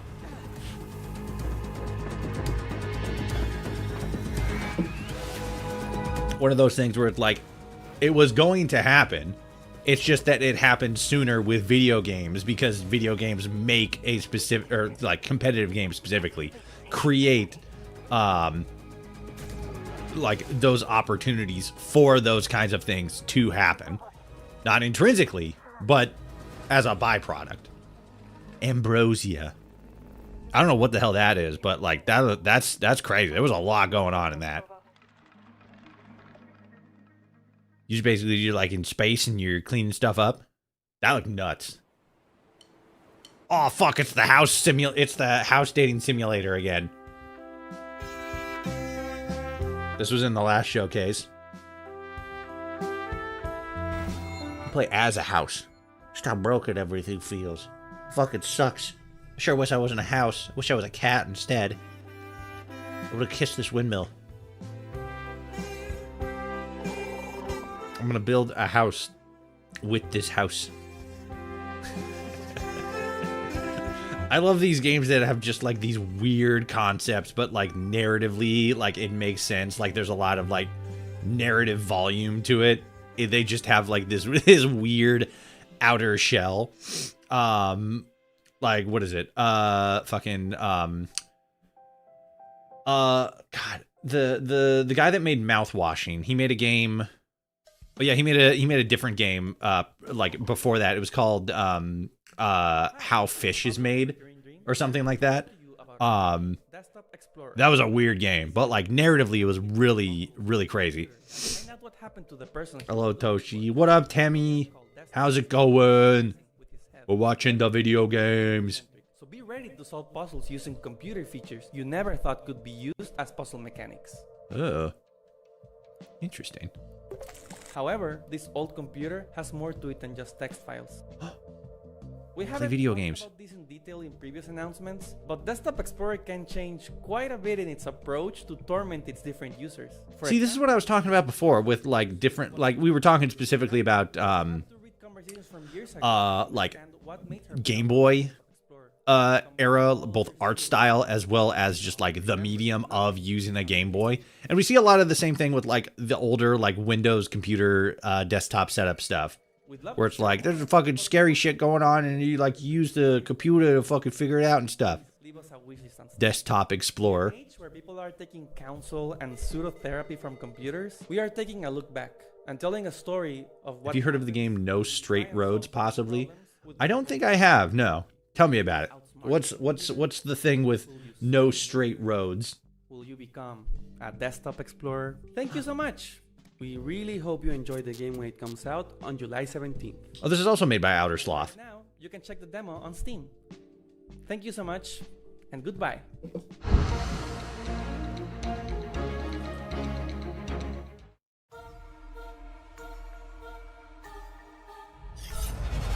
Don't do it.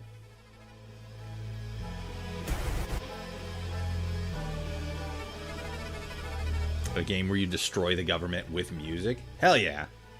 Destroy the government. Let's see. No. Straight roads. Oh.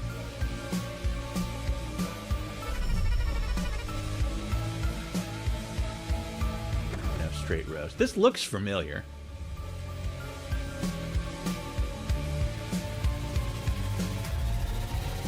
When this come out?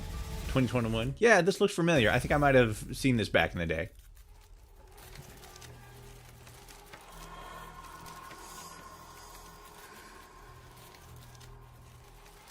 Yeah, just like looking at the trailer and a little bit of the gameplay. Yeah, this looks very familiar. I must have like seen this back in. Again, like this drop. According to Steam, this dropped back in October of 2021, and you know, that was 2021. There was kind of a bunch of other stuff going on at the time. But yeah, it seems vaguely familiar. More to show off. Let's check it out. More games to show off. Let's. How's it going? My name is Edmund Tran, and I'm the managing editor of a little website called This Week in Video Games. Hello, Edmund. Video Games is a completely independent, reader-funded website covering games and the games industry. Thanks to our supporters, we're completely commercial-free, which allows us to focus on the stuff that actually matters instead of appeasing algorithms. Things like curating stuff that's actually important, as well as working on in-depth reporting, long-form writing and developer interviews, and making sure we respect your time as well as our own. We absolutely love narrative games because we know they have the capacity to tell highly evocative and effective stories, and that the full potential of the medium and its methods have yet to be completely realized. Each year, we discover new narrative games that hit us in surprising new ways, which is why we were so keen to get involved in this showcase. And since we're based in Australia, we know firsthand just how many amazing independent video games are being made down here. So we're very pleased to be able to introduce these next titles, which have been on our radar for quite some time and are now on yours. Oh, you've got no idea. Oh my god, I don't like it. Oh god, scary.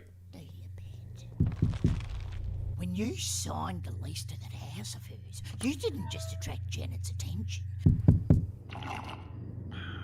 You put you and your mate smack bang in the middle of a cosmic battle between good and evil, the likes of which you couldn't possibly understand. We're off to a great start on that front. Nah, she's just a bitch. Oh, okay, good. Solve vile puzzles in a maze of debauched appliances. Save my friends. Oh no, Andrew. Oh, escape the rental hellscape. Oh, is this just... Janet DeMarty is a slumlord. My god.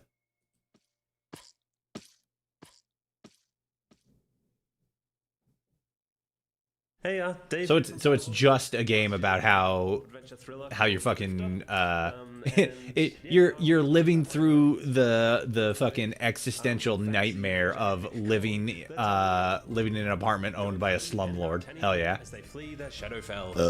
That's pretty fucking gamer. The axe-wielding Uplander Otar and an army of skeletons. It's your first night away. Truly a game of all times. Damn straight. Again, it well, not again, but like it has very mouth-washing vibes to it, to where like it uses a lot of sort of like psychological, ethereal style horror to tell a pretty straightforward, simplistic story. Like the story of Mouthwashing was basically about. The story's all the fun, tropey fantasy stuff that I grew up. I mean, the assault thing was like a big part of it, but like the overall story is basically about.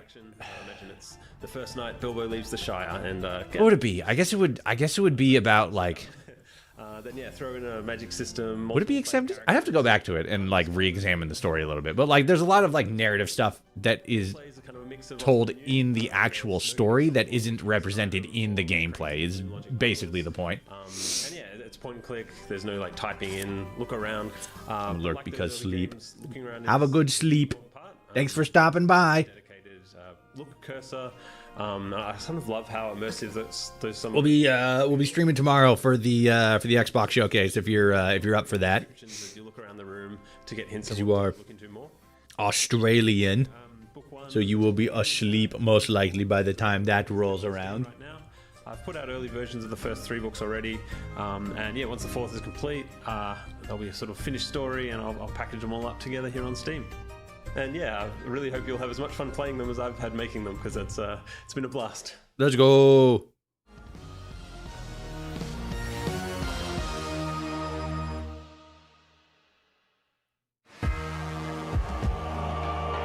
Demon School.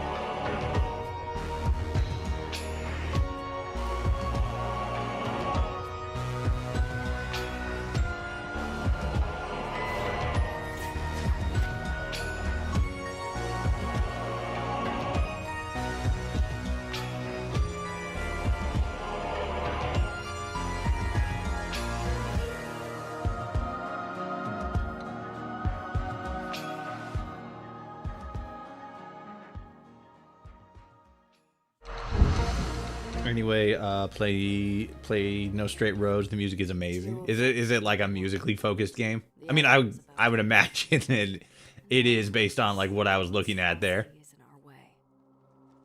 It took a lot to make me go back to the Thousand Hells, but she could pay it. And Thousand Hells. I just had to bring her murdered sons out. Oh. I needed to assemble the right team. I just hoped I could bring everyone back this time. We got past some very insistent guardian demons, but not without our first scars. It's a rhythm game, yes. Oh, okay. I see. I was glad I'd recruited a singer when we met shades who demanded funeral songs. It was that, or be torn apart. Ooh. So here we are. Lion Face Man. Worn down husks. But maybe we can still nick what we need from under the monster's snout. Well, at least most of us survived for our appointment with Queen Death. Most of us. The Underworld heist. Ooh. Hi, Gareth Damian Martin here, creator of In Other Waters and the Citizen Sleeper series. Hello. I hope you're enjoying the Story Rich showcase so far. I'm dropping in for just a little announcement. I'm happy to reveal that Citizen Sleeper 1 and 2 will be releasing on Nintendo Switch 2 on June 25th. If you already own either game, you'll be able to upgrade to the Switch 2 edition for free on that day too.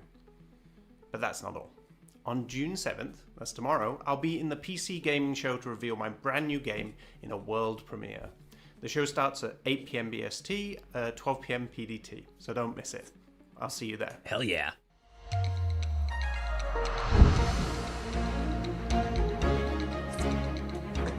That's one of the showcases that we're going to be watching tomorrow, too. You get the Xbox showcase at 10 a.m. and then the PC gaming show at noon. Games, make sure to check out the Story Rich Showcase page on Steam, where you can buy or wishlist everything you've seen today. You can also check out the Story Rich Mega Bundle, and you can even play... What is the Xbox showcase tomorrow?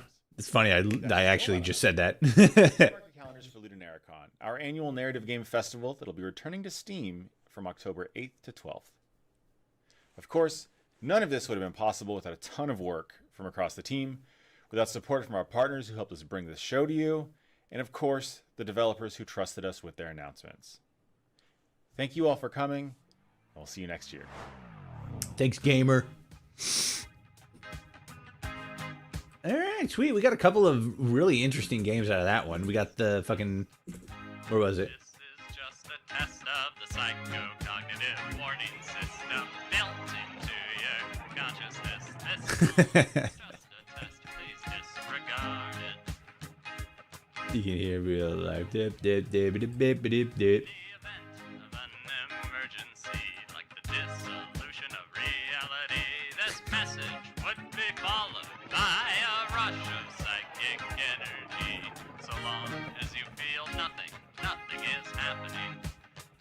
Nothing has happened. Kick back. But to everybody still on the line, we're about to have ourselves a real rough time. Try your best not to look up or to look down. Don't look up or down, guys. Left or the right, but especially not behind you. And pay no attention. Please pay no attention to the moon that's getting closer and the thing behind the curtain. All of this, it's on the list of known side effects. You know, for what's happening.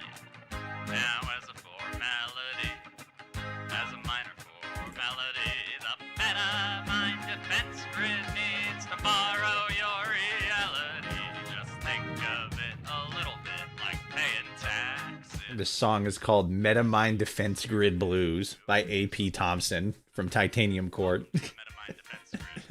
That's funny. Okay, let's see. 10 a.m. Eastern Standard Time. Yep. Contributing your latent psychic capabilities towards the collective goal of repelling an imminent threat. Any questions? Question 1. What is this threat that you speak of? Answer. All right, let's get the next thing queued up here. Shit, where was I? Just had there it is. All right. As such, I cannot even perceive the threat, let alone begin to. There we go. So the next thing is we got a little bit of a delay here, between like the end of the last showcase and the start of the next one. But the next one is going to be the Green Games Showcase, and that's going to be. Let me pull that up here again. Showcasing games that reconnect us with nature, spark hope for the future, and remind us of what's worth protecting. So it's going to be fucking video games about trees and fucking how badass the ocean is and shit like that. So that's going to be pretty cool. But yeah, we got a lot of really interesting games in the story-rich category. Funnily enough, the ones that I saved here specifically, Desktop Explorer, Penguin Colony, and Kachesis. I'm still definitely pronouncing it wrong. Funnily enough, all three of them are all horror games. So that's kind of funny. Okay, let's close that one, and then yeah, that one's still there. My laptop's being dumb and buffering every 2 seconds. Ugh, that sucks. You hate to see it. Try just like reloading. Just like reloading the stream. Because that just happens sometimes with live streaming. Sometimes it just fucking decides like, oh, I'm just gonna fucking buffer like constantly. And like, cool, great, thanks. Thanks for that. Thanks a lot. Really cool.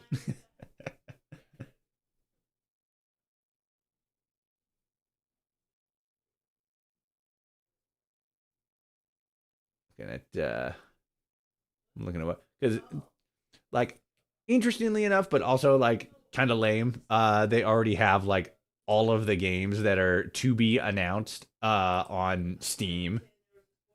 Not like on Steam, but like, you know, up on, well, I guess like it is technically on Steam, but like, you know, prepared for like saving and like so people can fucking grab them and like wish list them and whatnot, play the demos and such.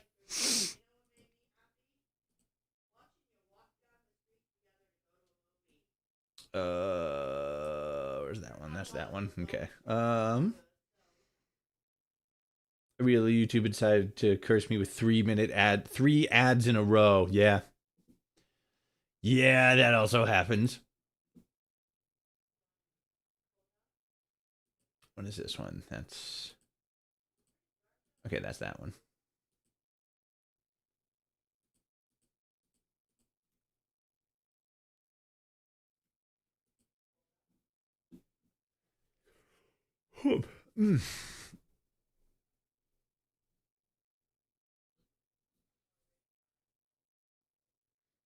Whose idea was it to make 3 unskippable ads in a row? Fucking somebody at YouTube who just cares about making money. Like, straight up. It's insane. It's nutso butso. Is the other thing still going, or is that done? Yeah, it's done. Fair enough. I was wondering how long that song was because it was just kind of like going, and the fucking the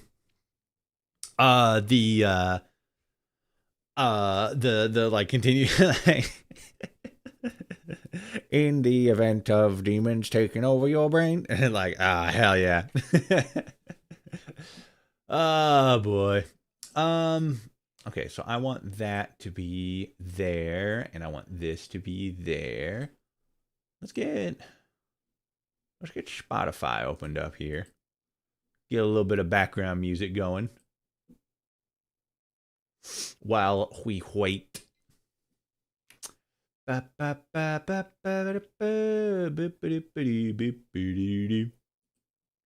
that. Where is it? There we go. And then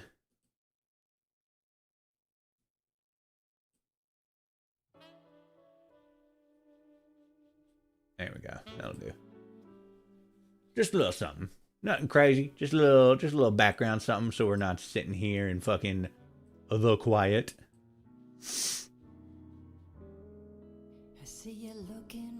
Hey, what if we make everyone who uses our platform pissed? I know, right?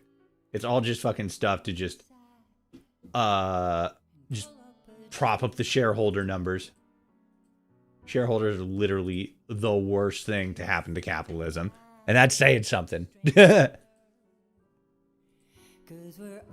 Excuse me. I'm looking for the other showcase. Oh wait, it would probably be on. There we go. Did you come in just for the beer and cigarettes? Okay, so that's that. But we're also looking for, I guess it would be Steam.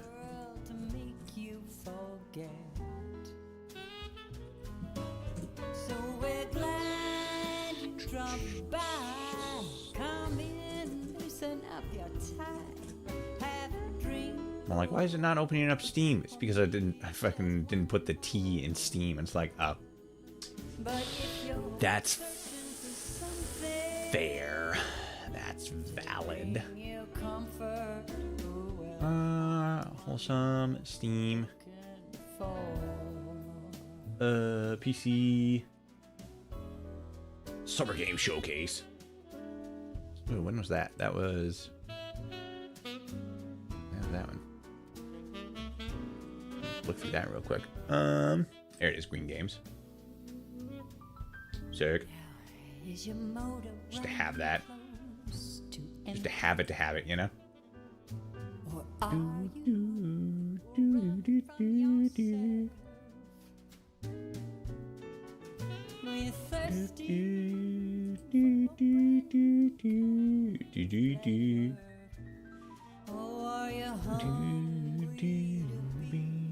Somebody else. So sit down your pretty face. You came to the right place. Looking at some of the other games because we kind of like jumped in during like the summer showcase specifically.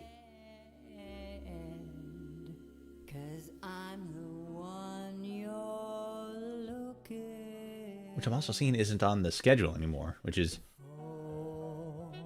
odd. But yeah, June 1st was the Summer Game Showcase. June 2nd, what was this one? Black Voices in Gaming Showcase. And then there was State of Play. And then there was something called Lags. What is that one?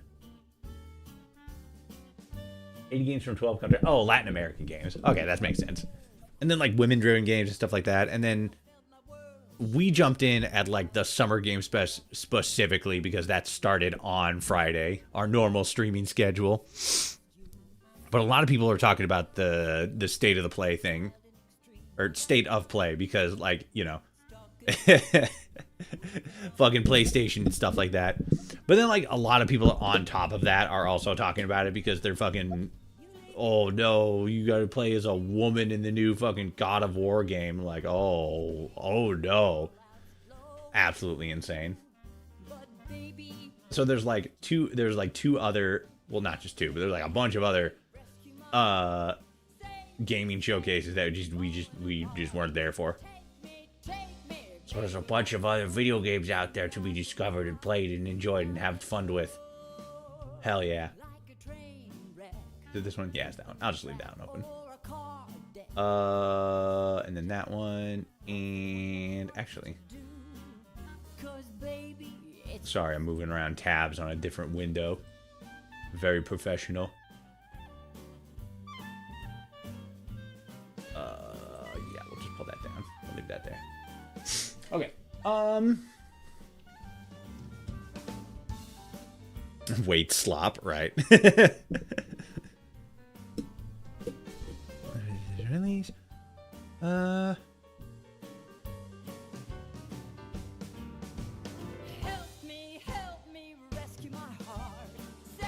got so bored a few days ago in school that I just made my own arrangement of Second Sanctuary from Deltarune and Chrome Music Labs. Nice. Chrome Music Labs. Fucking Google has their own Music Labs thing. Is it like fuck, what was it? Fucking what's the God, GarageBand. That's it. Is it like GarageBand but made by Google? GarageBand, yeah. Because that's new to me. I've never heard of Chrome Music Lab before, but it's got Chrome in it, so it automatically makes me think, oh, it's Google. Fantastic.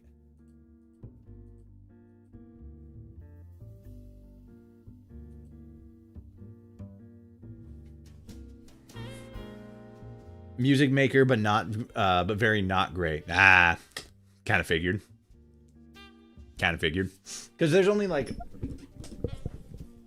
one or two like actually good music development softwares. Fuck, what's the one I used back in college?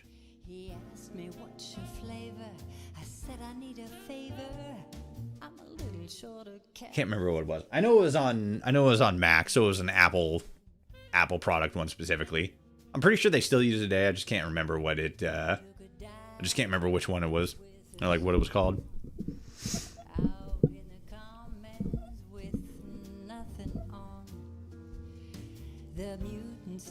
Words are hard. They are. They're very difficult.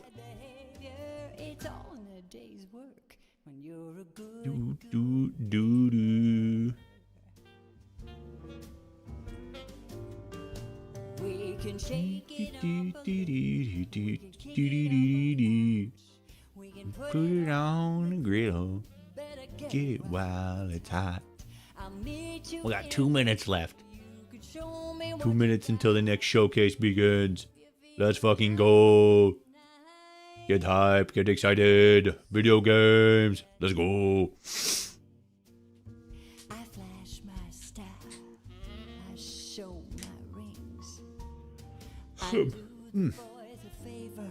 Do do do do do do do do do do do do do do do do.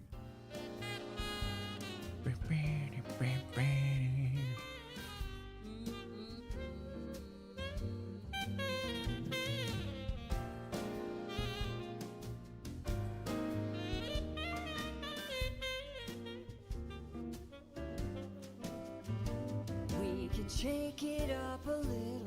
We can kick it up a notch. We can put it on the griddle. Better get it while it's hot. I'll meet you in the middle. You can show me what you got. Black paint marker died and the brown one died too. Damn. Rip. You're just having a rough time with him. Yeah, that's my thing. I flash my style. I show my rings. I do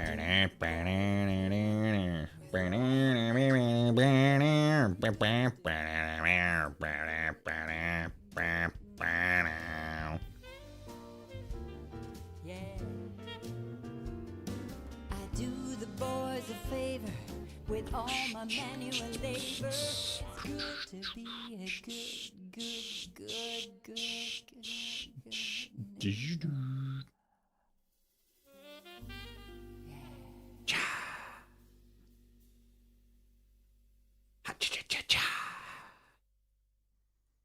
Premiere will begin shortly. We're about to begin. Get ready, everybody. It's gonna go crazy. What the hell was that? Oh, it is windy outside.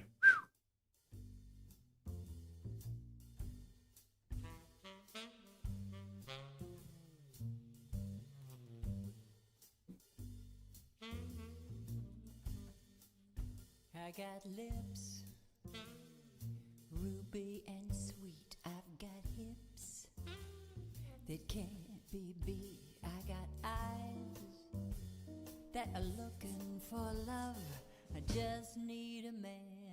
You might be asking yourself, what's so good about play? It unlocks the 5 Ps: resilience, collaboration, problem solving, confidence, and creativity. In a world that never stops playing, anything is possible. None of those are peas, Jason. Advil liquid gels target pain caused by inflammation. They're faster, stronger. You guys enjoying these ads as part of the streaming experience? Tough pain. Advil. That's real strength. Whoa.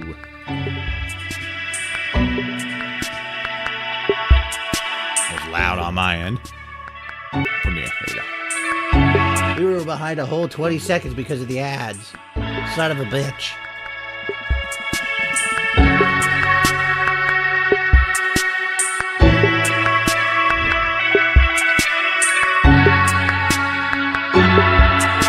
Don't worry, we're good though.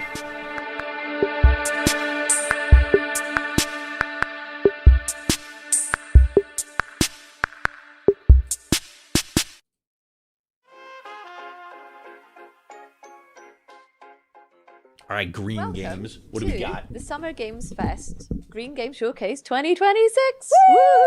Who's excited? I'm Jude. I am part of the Planet Play team that curated the Green Game Showcase, but I'm also the co-host of the Good Game Club podcast. Check it out. It's all about how games can make a positive impact in the world.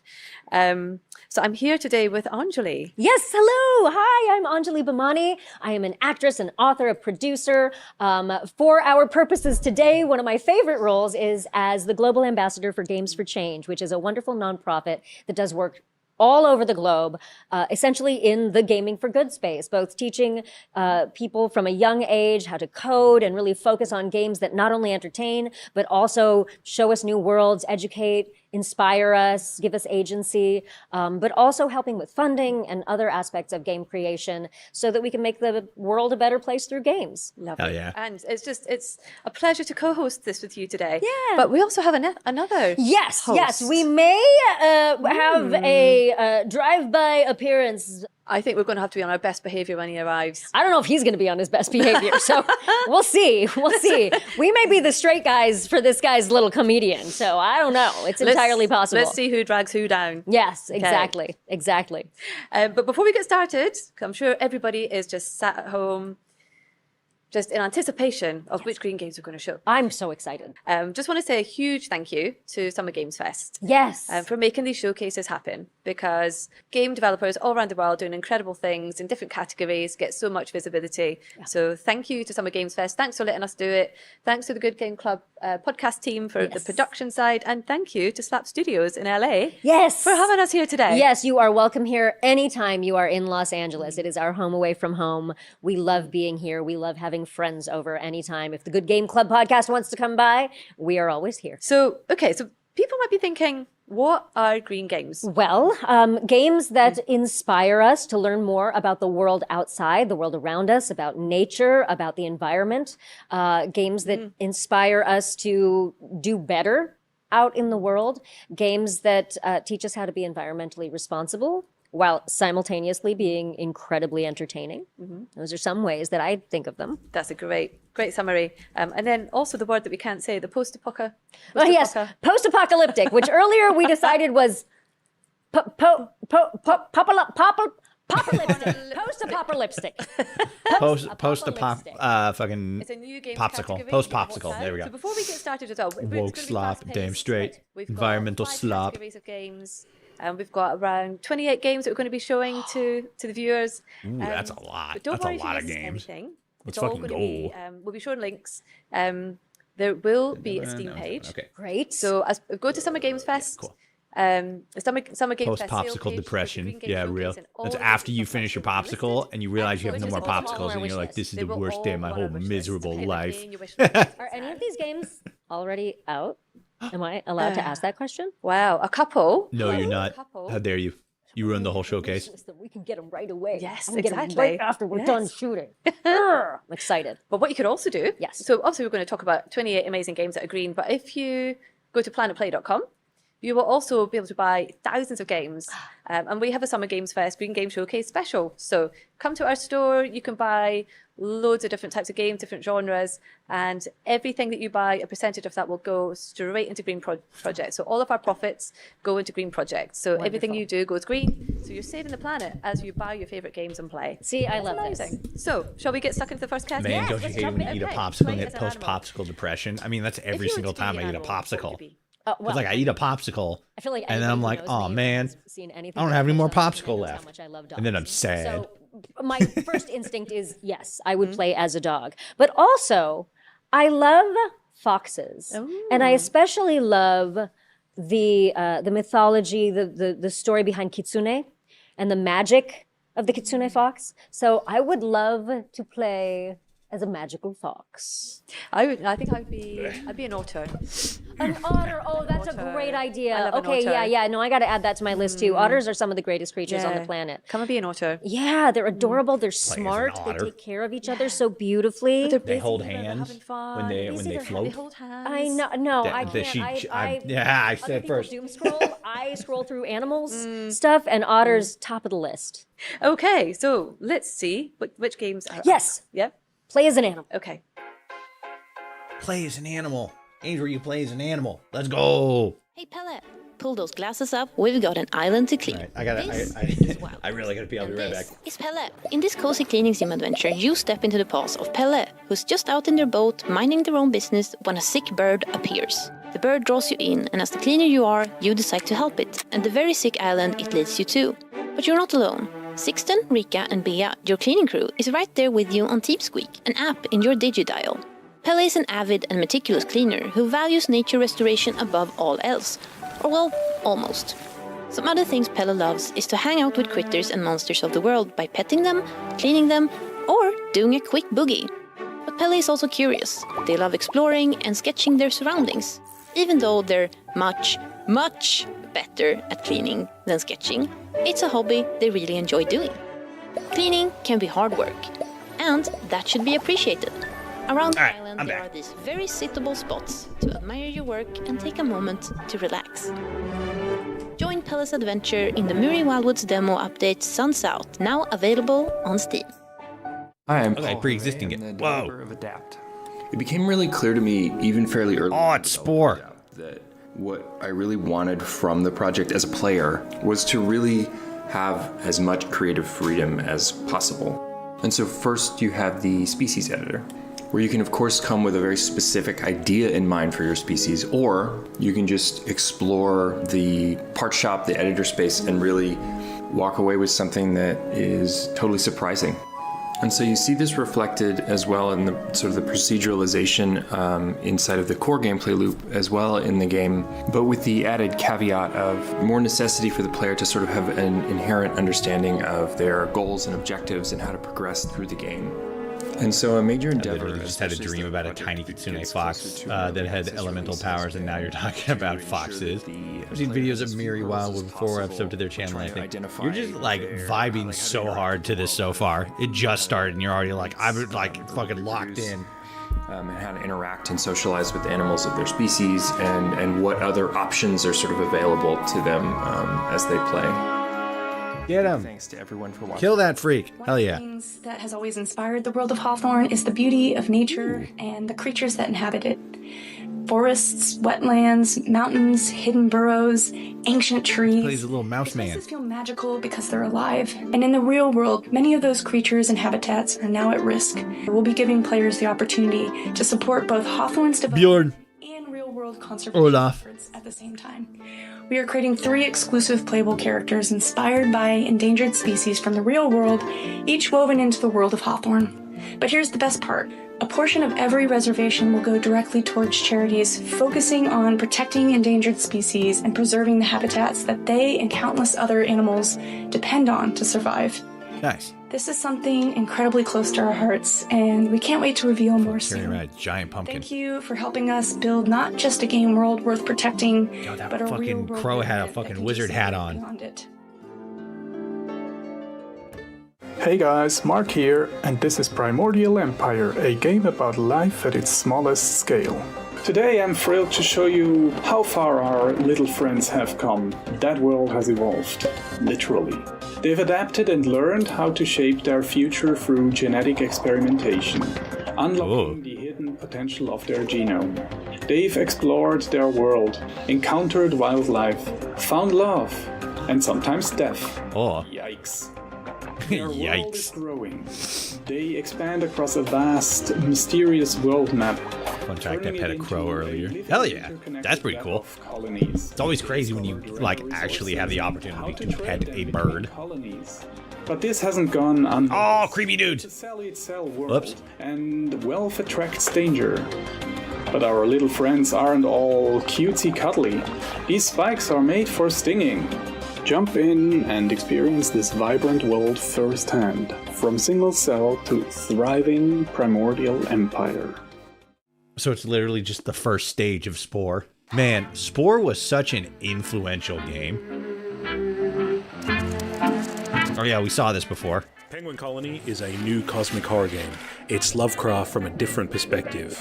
You're not a human, you're a penguin. Hell yeah. This is Antarctica, and you belong here. This land doesn't reject you. To some, it is a cruel wasteland of bare necessity. But to you, it's home. We want to highlight the contrast of who this environment is for. But there's something under the ice. Something Cthulhu's. Something that doesn't belong. Place records story, and we want players to piece together that story of this expedition. Antarctica, man's lost land to conquer. What games that you saw today do you think you'll play on stream? Let me double check. Let me just check. See what I got in here. A heartwarming open-world adventure inspired by northern Sweden. Play as a small but agile mouse and explore forests, blooming meadows, and misty mires. Journey alone or together and discover the joy hidden in the smallest moments. This is a story about harmony and balance.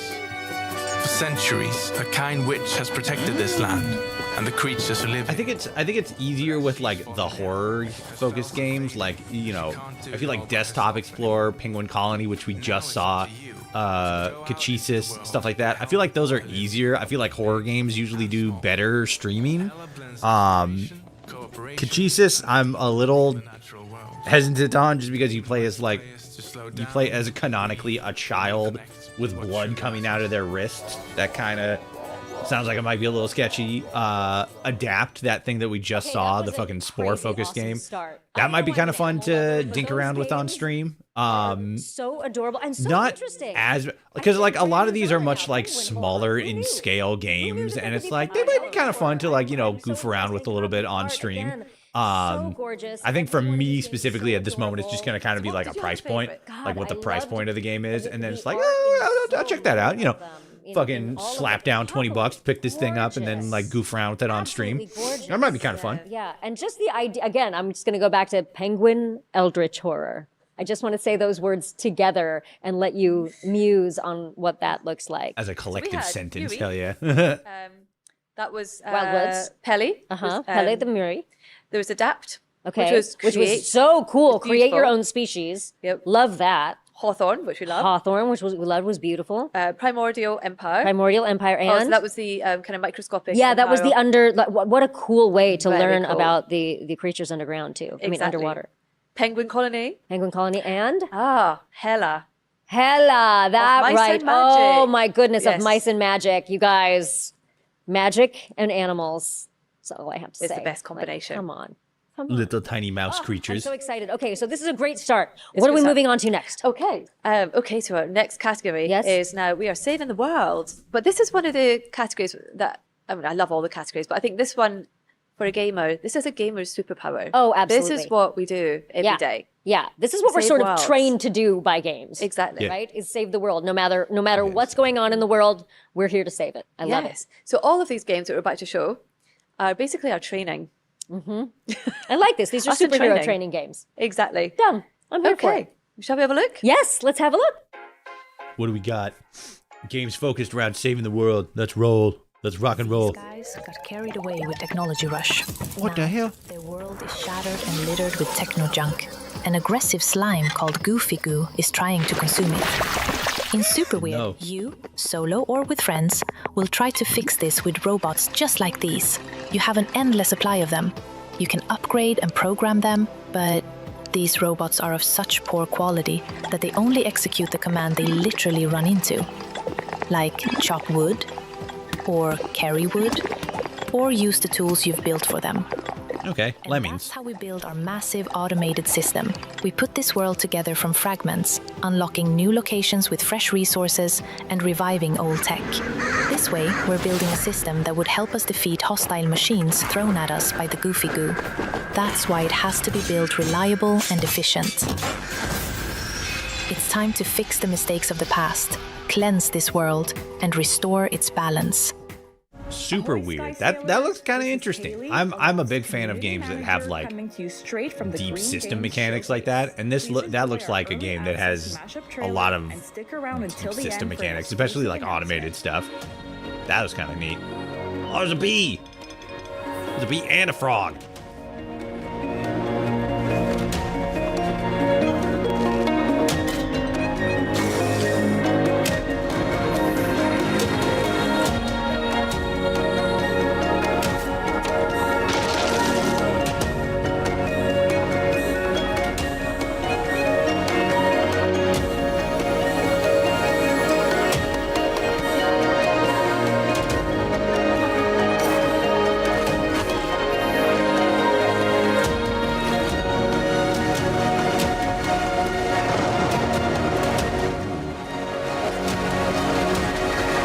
Ship is a big rock in space.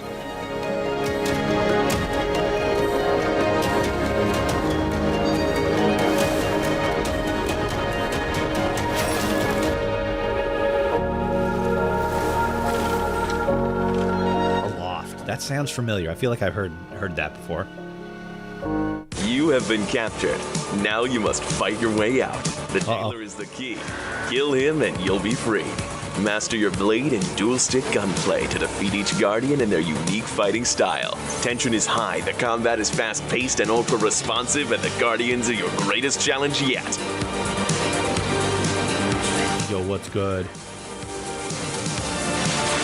Why are they so hell-bent on keeping you caged? Because we're awesome. Duh. It's up to you to decide Look at us. what is worth fighting for. We got badass cape, cool hair.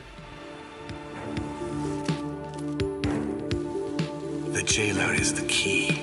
Kill him and you'll be free. You're a bunny. You're like a rabbit, man. Oh god, he's gone! He was a figment of our imaginations. Welcome to Gumbo, a hand-drawn open-world survival adventure where creativity, exploration, and action will collide. In Gumbo, you will explore a variety of environments that feel like they've jumped straight out of an old cartoon.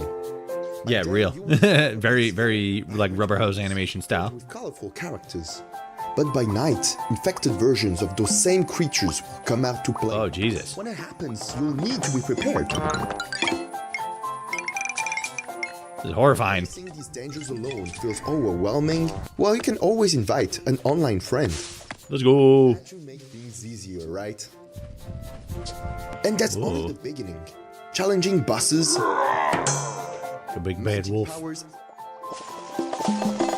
and surprising encounters are all waiting for you in Gumbo. Gumbo is coming soon on Steam. Well, that looks kind of nice. You know, little fun, simple, sort of like kid-focused game. Perfect balance happens to exist. Monkey creature. Covered with trees, plants, and animals so fine, overlooked by the giant tree of life, as old as time. Its roots wind down far and deep into the ground, wrapped by mycelium, fungal threads all around.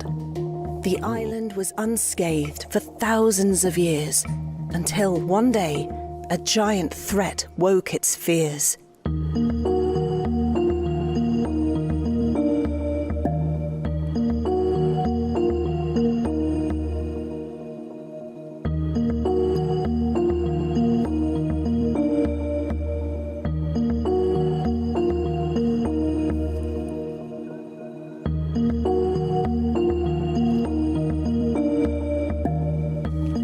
The Guardian of Nature. In the world of Witchspire, nature is both friend and foe. Bonding with wild familiars and fighting by their side is crucial to survive in the untamed wilderness. You take from the land and use your magical abilities to give back.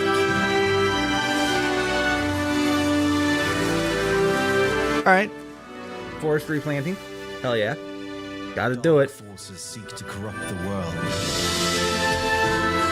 It is your destiny to save it. Little sheep creature. A very sort of like almost a little bit like Pokemon, to the extent of like, oh, here's all these like goofy little silly magical creatures, but then at the same time, you know, like it's fantasy and magic and shit like that. Eric, and this is The Greenening. The Greenening? Game about a planet covered in ashes. You drop water on the surface to restore it and discover the secrets buried beneath. This earns you knowledge and many other resources to spend on powerful upgrades. As you explore it's like a clicker game. plants, machines, and many more things, slowly unfolding new gameplay mechanics. You also grow a cozy garden on a spaceship. This garden can also be customized to make it your own. If you show me silly fantasy creatures, I will try to pet it. I know, right? Valid. And that right here is Sparkle, your trusty guide and companion through the game. So, if green is one of your favorite colors and you're looking for a relaxing and satisfying incremental game, The Greenening is for you. Green is one of my favorite colors. Save your tail. Oh no, we died. Oh, nuts! Yeah, seriously, we died. I love you, fire squirrel. The creature. Okay, well, first of all, I just have to say a game called Super Weird makes me feel at home because I think of myself as super weird. But also the art is such a specific, it's so fun. So many of these games feel like you're stepping into an animated feature, but with agency. Like you're stepping into specific animated worlds. That one, Gumbo, both of them, seem like such little fun ways to save the world. And then we had some really, really dark ones as well. I love Witchspire, first of all. I love the idea of witches as both guardians of nature and potential destroyers of nature, because there has to be a balance in nature between the two. On Witchspire as well, it reminded me a bit like Wicked. Oh, interesting. You know, the good and the bad. Yeah, and the, sure. Yeah, Sure. yeah. Actually reminded me of a game Fair that I enough, did a I while guess. back called Homestead Arcana, which was sort of a similar situation where you were tasked with learning about the world and saving it from utter doom, like we are often tasked with saving the world from in video games. Yeah. Super Weird Gumbo. What was the next one? We had Aloft. Aloft. Let's talk about Aloft, because that one, what a cool, open, big, beautiful world they created there. Beautiful, isn't it? Yeah, and who doesn't love the feeling of flying? I know. I only have experienced it in my dreams. Dying is cringe. It is I very love the idea cringe. that, like, Never die.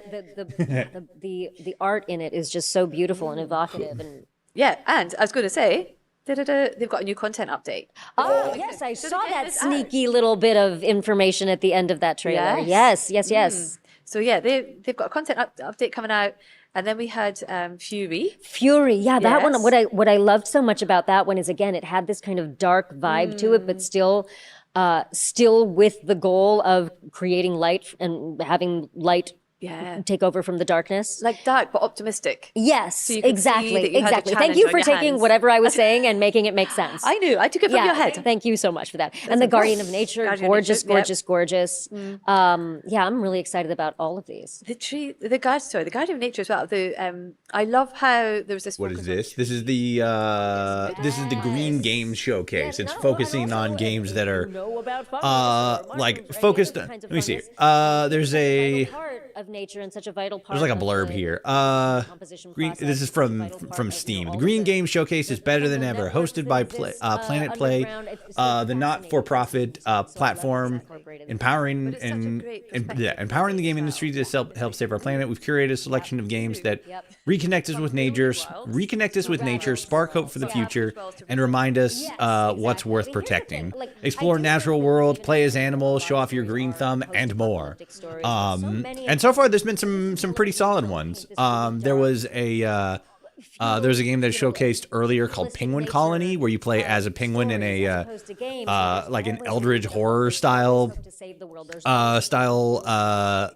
narrative. Super weird. Where like you build little autonomous robots to fight evil like robot monsters. There was another one. What was the other one? Adapt, which was literally just like the creature building section of Spore, which looked like it was kind of fun. Doomsday Diner. Truly unforgettable flavor. Our menu features customer favorites ranging from the ex-boyfriend, that quiet one. Looking for something with a bit more crunch? Why not try the Kiss Goodnight? Or my personal favorite, the Salty Sally. Doomsday Diner.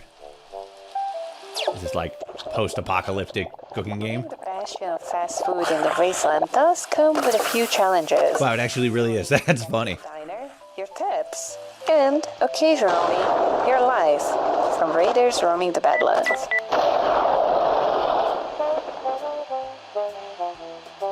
And once the rush is over, it is time to clean up the blood, mop the floors, and prep the meat for tomorrow. So next time you're passing through the wasteland, stop by and try our new Mystery Meat Supreme. It is to die for. Wow, that's actually probably something I would probably play on Steam or on stream. It's a lot more like on brand in a sense. You plays a little boat. It's probably better as a VR game. Maybe. I got the Steam page up right now. It doesn't seem like it's like VR specific, but yeah, that definitely seems like a game that's more like this would probably benefit more as a VR game, but it still looks kind of fun. Like, I'm down to check that out.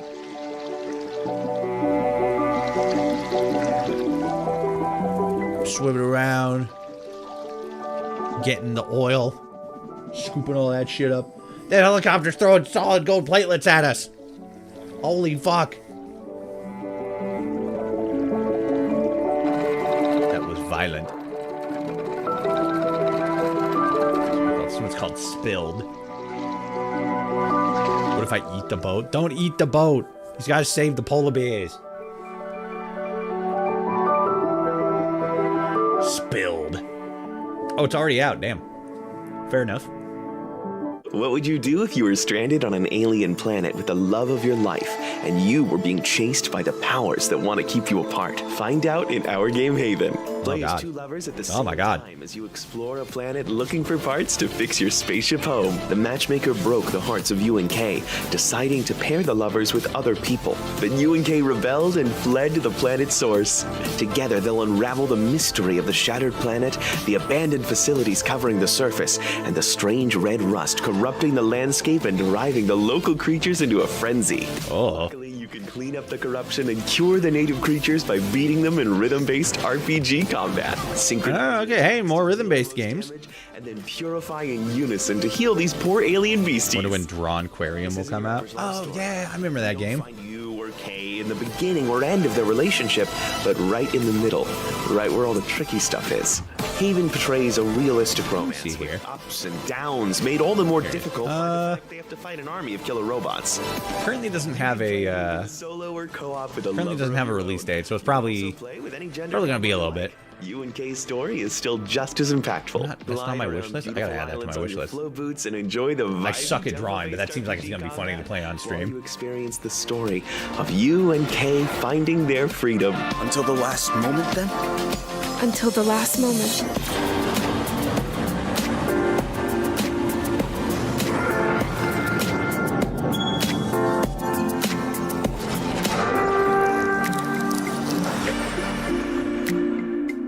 Haven, yeah. Well, that's kind of interesting. A very like story focused game. Fucking fiery lava egg in the background here. Or is that the moon? Is that the moon? Damn, we fucked up the moon. I love post-apocalyptic games that also have a little bit of a tongue-in-cheek, feeling to them. I love the Fallout series, and I love all of the kind of Fallout mentioned. dichotomy of Huge. this horrible landscape, but also with some humor in it. But I love that, right? I love that, and I love that we're getting to protect our diner from raiders. It's like an every person game. Yeah, like that's what I'm saying. Doomsday Diner. That looks fun. That looks crazy. That's like Fallout coded to hell and back. But also, I mean, I like what you're saying, like that tongue-in-cheek humor. I mean, even just kind of looking at like the menu, like the names on the menu. Oh my like gosh. The ex-boyfriend, The ex-boyfriend, the kiss goodnight. The ex-boyfriend. That was one of the menu items on the. That's funny. You guys will tell us about both of those. Sound hilarious to me. And then we had Spill. What if I eat the stream? Well, not many people know this because not many people watch me on Twitch. But on Twitch, if you watch long enough, you gain channel points and stuff like that. And there is actually a channel point reward to just end the stream that I will, of course, honor. But nobody's done it because nobody's had enough points yet. Nobody has accrued enough digits. The Among Us show looks terrible. It looks so much like all those adult animated TV shows. I mean, they had the so? demo, and I just stood. Who the fuck cares? I'm more so like the animation style is a little bit sort of like, but like you gotta remember this is a game. This is like a game studio in charge of making a TV show. So like it's not gonna have like the craziest budget and stuff. I'm more so interested to see like what like the tone of the actual episodes are. Like I'll probably watch like episode 1 and then just like make a determination from there because like, you know, it very well could be garbage. It very well could just not be good. But we won't know until we actually watch it. So we'll see what happens. But I must say that a world that is, I'm guessing unfunny. I don't know. I'd have to actually rewatch the trailer again. It seemed like terror game decent, I love, you know, the but at the same time, like there's only so, like especially with humor, there's only so much you can gauge from humor, like the humor of a show from a trailer. And just again talking, and I feel like this one is definitely a lot more like Green Game Showcase that even not really like goofy, but more so like lighthearted in a sense, which I don't know. The whole like. And so the whole timeline of figuring out how to survive, like the development of Among Us was like just crazy in general, because I remember seeing the game when it like first dropped and it had like a much darker, tenser tone to it. But then as more people played it and it got more like attention and stuff like that, a lot of people started having a lot more like lighthearted fun with the game. And I don't think the game, in its like earliest iteration, the game wasn't really designed to be sort of like, oh, it's like serious and scary and stuff like that. It was just supposed to like build up the tenseness of the, what is it? Of the like, you know, situation where it's like, oh, there's an imposter trying to kill you and you guys gotta like use your brains and figure it out, like who's the murder man. But then like all the streamers like jumped in and played it, and that just turned into like everybody like being goofy and having like silly interactions and having a lot of fun with it. So they like leaned into that and made it a little bit more like lighthearted and silly. And that makes sense, you know, because it is sort of like not the game itself, but the way that you interact with the game is in a much more lighthearted, silly manner. So it makes sense that they would lean more into that. I am kind of interested to see how that's going to play out So they picked sides as like a narrative, though, whether or not that sort of vibe is going to translate into I just want to do a thank you to some of the games an at least passable narrative story and comedic, pacing. I think that's going to be the big question. So I'm more so holding off my my judgments until the first episode comes out. And for raising money for vital causes. It reminded me of that Ben Shapiro or Elon Musk animated show. Oh, fucking what was it? Like normal. I believe I hear the dog. Normal Ralph or some shit like that. I can't remember. I'd have to like look it up. Hold on one second. Oh, it's a dog. It's a puppy dog.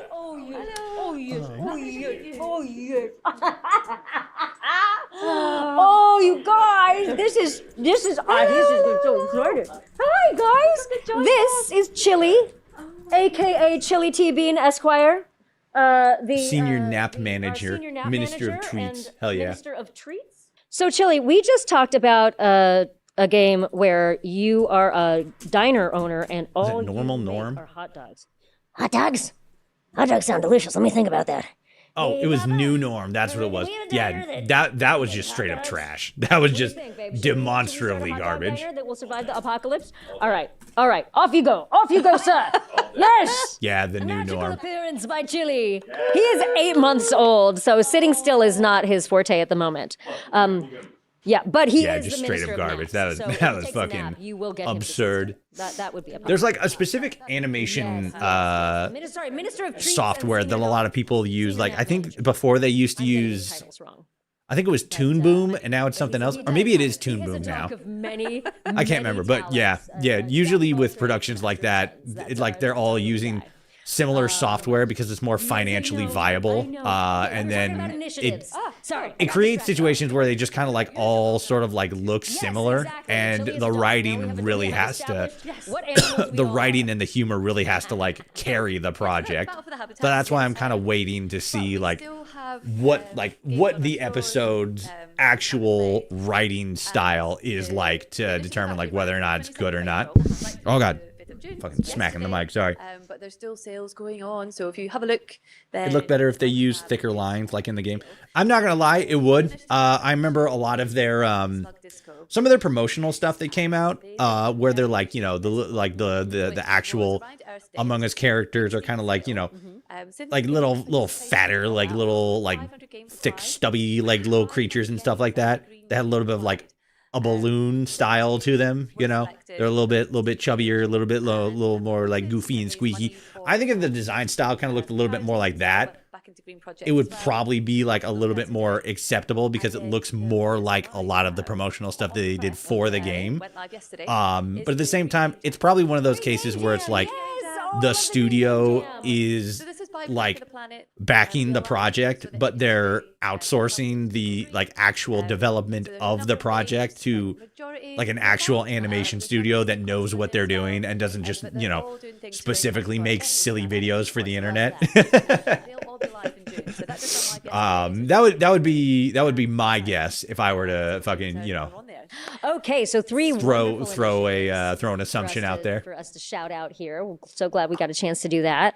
And now we should get back to the games. Yes. Yeah, cause fucking I've been yapping for so long, and I can yap forever, but like we're here for video games. Like, come on, like yeah, cute dog, important causes, stuff like that, 100%. Is an action-packed but like, come on. game inspired by PopCap's Insane Aquarium. The player takes care of different animal species, earn income by keeping spawn bunnies with witchcraft, hell yeah. For companions, and defend your ecosystem against invading monsters. Oh. The goal is to keep your ecosystem thriving while balancing strategy, growth, and chaos. Hi, my name is Via, and for me, Equiverse became something deeply personal.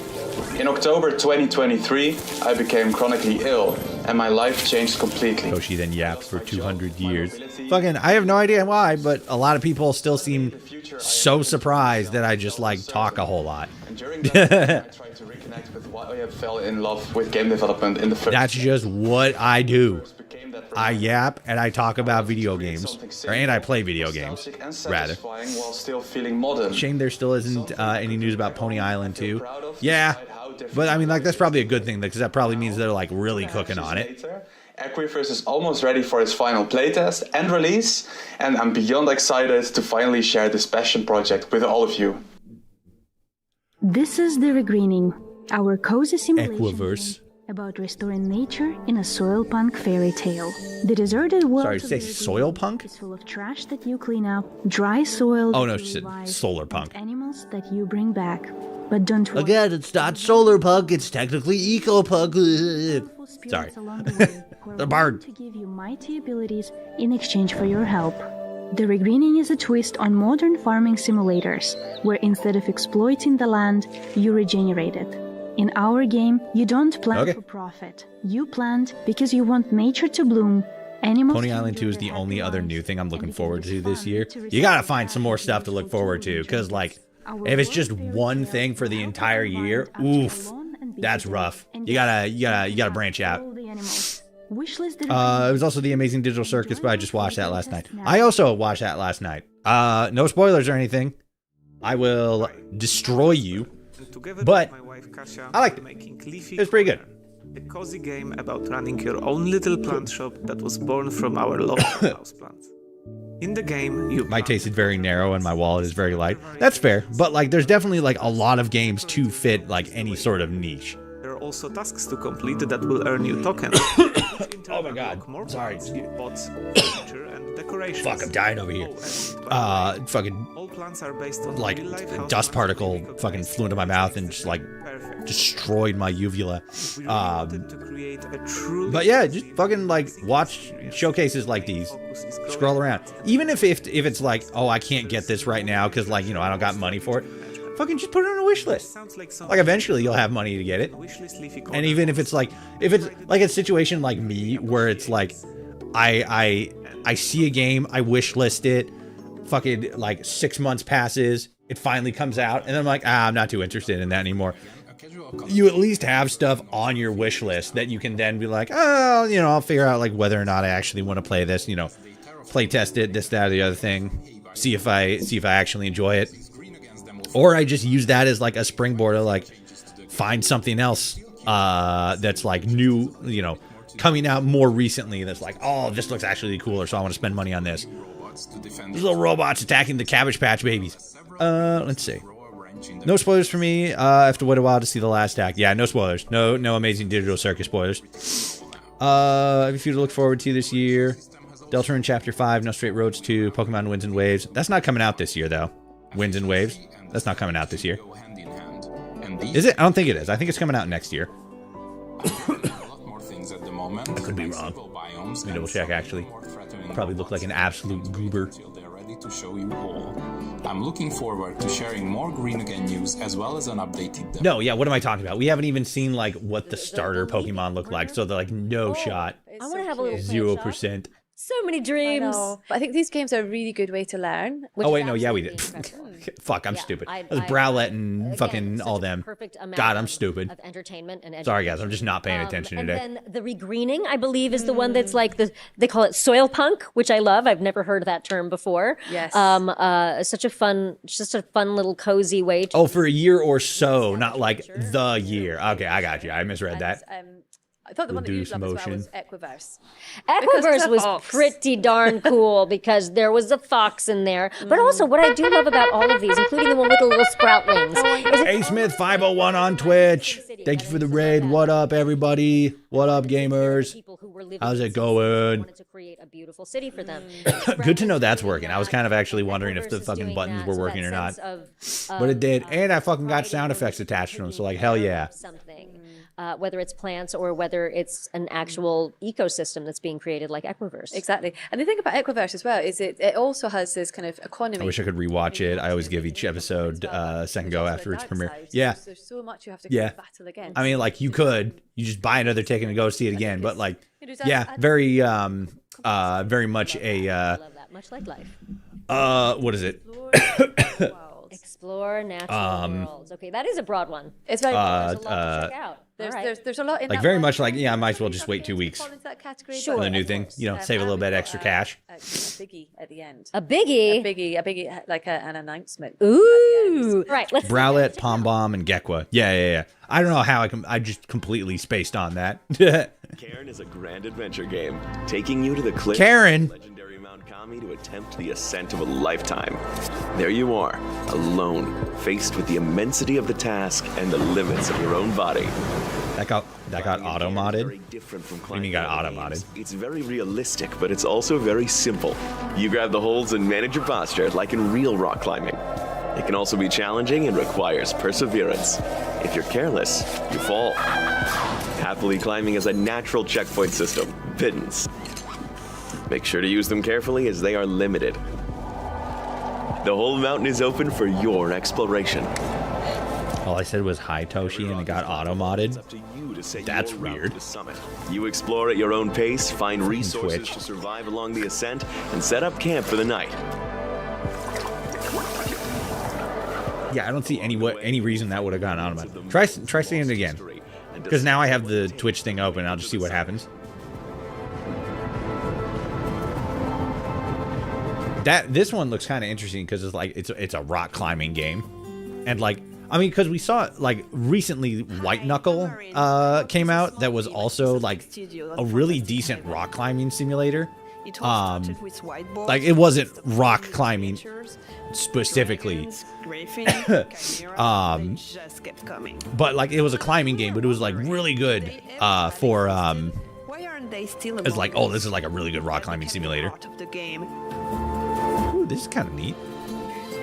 In nearly every fantasy story, magic fades and creatures disappear. Sometimes our own world feels the same. But what if, this time, you were the one bringing them back? Discover the biomes. It's fine. Might just be first chat. I've seen it happen elsewhere after a raid. It got blocked. Interesting. Probably like a little like buffer to where like somebody gets raided and like probably like to prevent like bad faith raids. You know, like somebody gets raided and like the entire point of the raid is to like spam like, you know, bad words or insults or something like that. So they just kind of put like a timer on it. That makes sense. Critters. Little Pokemon guys. Yeah, I've seen that also. Yeah, I would imagine that's probably what it is.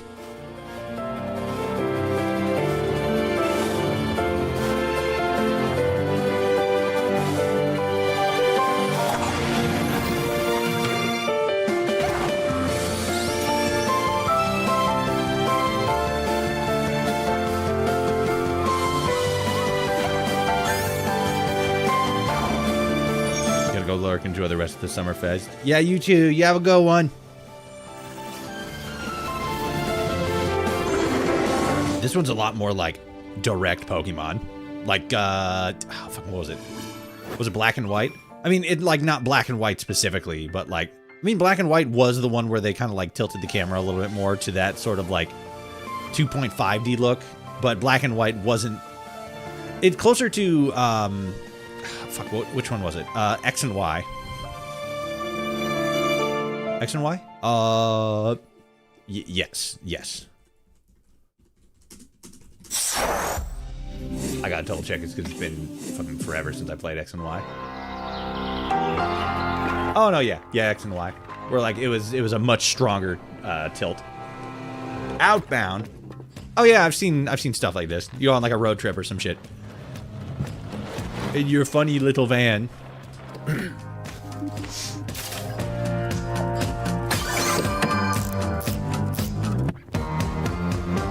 Craft axe.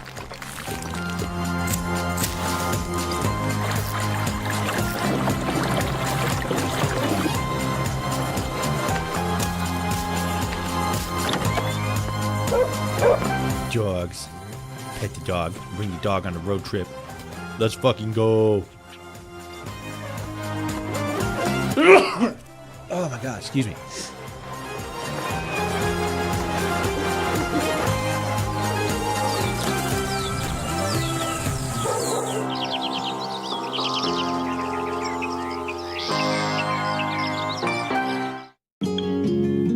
Welcome to Pebbletown. Possum Resort.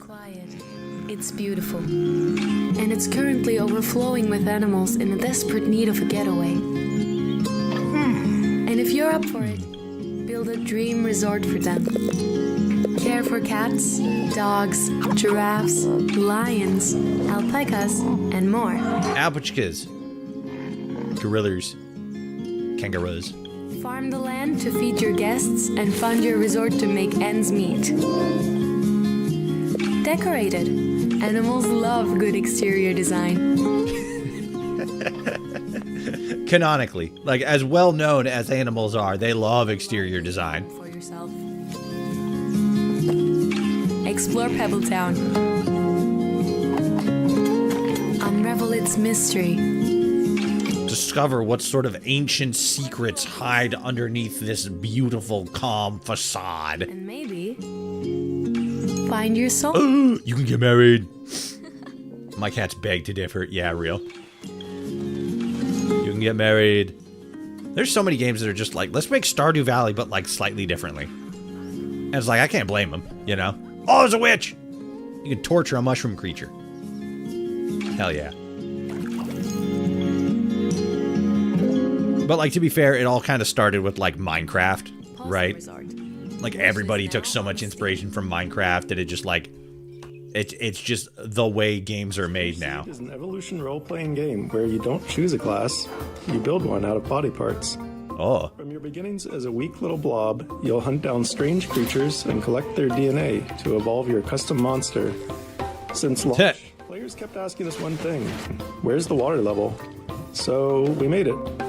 The new ocean expansion lets you dive into a fully underwater area with seahorses, jellyfish, manta rays, squids, sharks, new evolutions, new nests, and a brand new boss fight. It even adds a full 3D swimming movement system so you can explore the ocean from every angle. The ocean expansion launches in mid-June, so please look forward to it. Strange Seed. That looks kind of funny. Also called it's kind of online, and I'm one of the two. I can't remember the name of the game. I want to say Biohazard. But there was a game that had a very similar concept, and the idea was like you destroy other creatures, you fight other creatures, and you take like bits and pieces of their DNA to like buff your specific things, and it like changes your visual appearance a little bit. This seems like a much more like direct, like that kind of concept, but it was kind of funny. It was kind of interesting. These survival games are like you have to survive, which is in the name. There are not many. Spore Part 2, yeah, real. Other than giving, which is funny because we've had 2 of those games during this showcase. That one, Strange Seed, and then where's the other one here? I got it up here. Fuck, where is it? The game is launching on the 8th of June. And you can of course wishlist it on Steam right now. Thank you for watching, and we cannot wait to see what you and your friends build when you get to play. Strange Seed seems a little bit more like RPG focused, whereas the other one seems a little bit more like this is just straight like creature creation and like I want it, and if not, we're making. What is it? Like. Who created this wonderful not game. design, but like social interaction. Like there's a much stronger focus on like the social interaction element, whereas Strange Seed is like the same kind of level, but from the like aggressive point of view, where it's like your whole goal is to like kill other creatures and grow more powerful, whereas Adept is more like, oh, your whole goal is to like, you know, be friends with creatures and, you know, etc., etc. To have that kind of an experience. Usually you're just pressing a button, moving your console, sound whatever, didn't work for some reason. That's weird. Controller to make it happen. But thank you for the follow though, Draggy. Yeah, I think the thing I like about that game as well is the fact that Draggy? you know, some of these games help you do something that thank you for the follow. might want to I do apologize for mispronouncing your name. Yes. I love the yes, exactly. Being able to explore worlds that you will be happy to know that I will be destroying myself later tonight to make up for this grave dishonor. Mechanics that they created. Exactly. Very, very cool. Because there's a few games like that in here that I think I. Why did that not do the? Oh, did it not save? Ah, you piece of shit. I am not So a person cool. who yeah, it didn't save. Son of a bitch. voluntarily goes camping, but that made it look really, really, really fun. That one specifically. That may be my version of, I'm probably not going to do this, but I'm definitely going to do it in game, and then I might be sucked into actually doing it in real life because the game is so Drag. Oh, good God. Cap lock strikes again. Yeah, real. I got money for nothing. Yeah, fair. What up, Porta Wolf? Cool characters to explore. Fucking most of the reason I like watch these showcases at all is just see like, oh, that game looks cool, and just build up my already ginormous, I love unacceptably, irresponsibly large fucking Steam wish list. Explore nature and the animals, but do it in this like beautiful manga style. Yep, loved it that way. And we also had Strange Seed. Strange Seed. I mean, who doesn't want to come to life as a blob? I feel like a blob every day when I wake up and I don't want to roll out of bed. But so cool again how it evolves into all of these different creatures, and then you get a chance to. Yeah, that was really cool. That's like the primary thing that set Strange Seed apart from Adapt for me. Like, there's a little bit more of like, again, like it's kind of like I said, like it's a combat focused approach as opposed to a social interaction focused approach, where like you fight other creatures and then like you gain bits and pieces from them and then you grow more powerful. That was kind of dope. But then you mentioned Solarpunk, yes, which is such a cool concept. Being able to create, instead of in an apocalyptic dark way, being able to create like a cozy game where you actually get to build your world and you actually get to create homes and this world with your friends. Yeah, and Solarpunk, I don't know if you caught that in the big announcement. The announcement. Yes. So that's in 2 days. But I love that one as well. The fact that I love the way he described the fact that they're getting people to slow down in a world that's a bit chaotic. You know, they're creating not dystopia, but utopia. And the fact that it's about friendships. And I think that's so needed. And so I think, you know, for anyone who doesn't play games, you know, look at games like this because this shows the power of like gaming. Yeah, and how simple and positive and inspirational building something can be. It's a really, really, really special thing. Wow, so many amazing games. Many. I know. It's been a wild ride. It has been a ride through different universes, above ground, in the air, underwater, all over the place.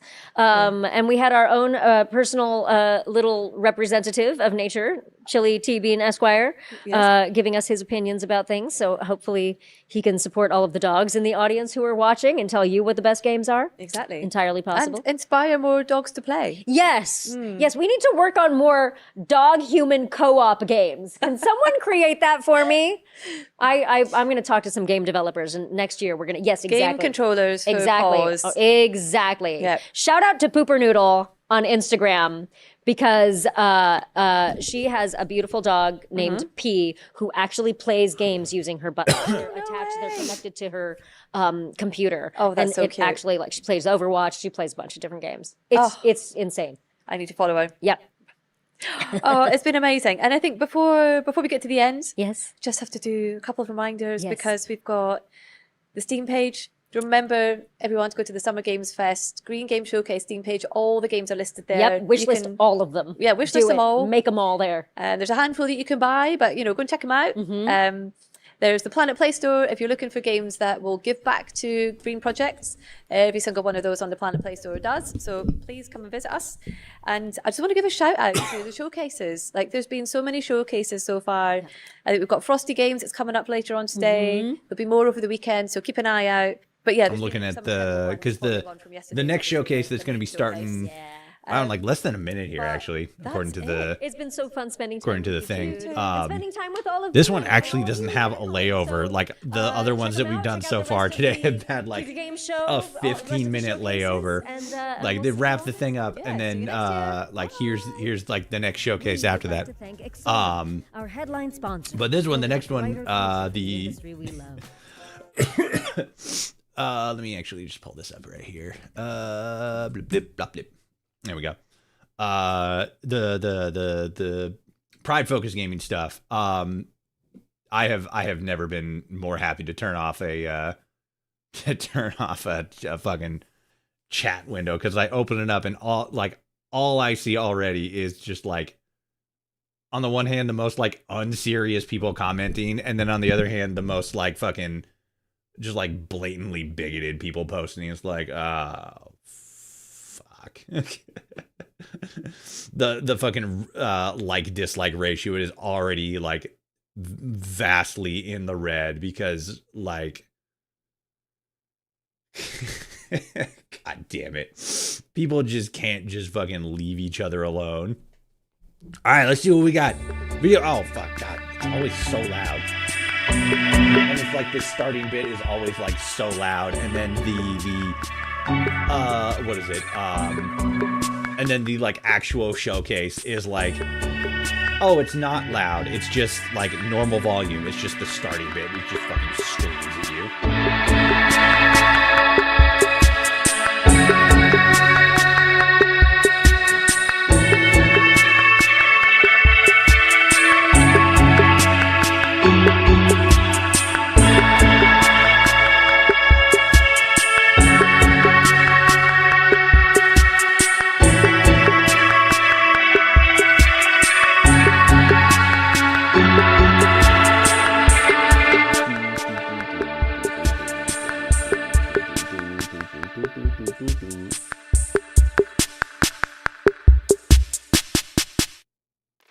All right, let's fucking go. Oh, and then there's still a 15-minute countdown. God damn it.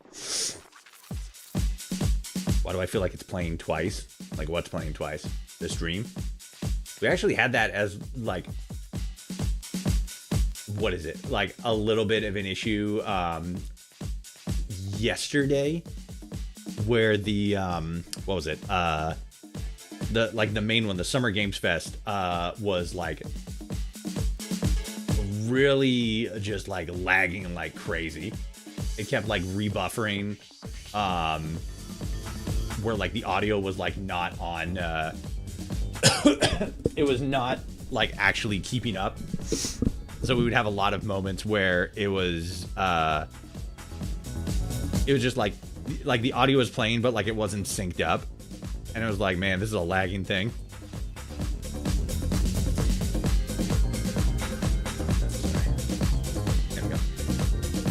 Let me see here.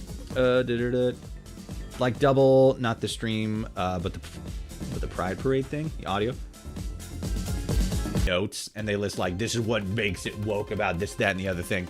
I remember seeing one specifically, and it was like some game that was made like, maybe not specifically, but it was like targeted towards like a younger audience, and it was a very like simple story, anything like crazy or anything, but like in part of the story, I think like one character alluded to the fact that they had two dads or something like that, or like something. I can't remember what the details were, but like it was weird. Like just that alone was like, oh my God, this is like making an apologist statement or like picking a side or like whatever. This was a long time ago, so I can't remember the specific verbiage and stuff, but it was the most like literally nothing about this this interaction or this specific line of dialogue, because it was just that. It was just one line of dialogue in the entire game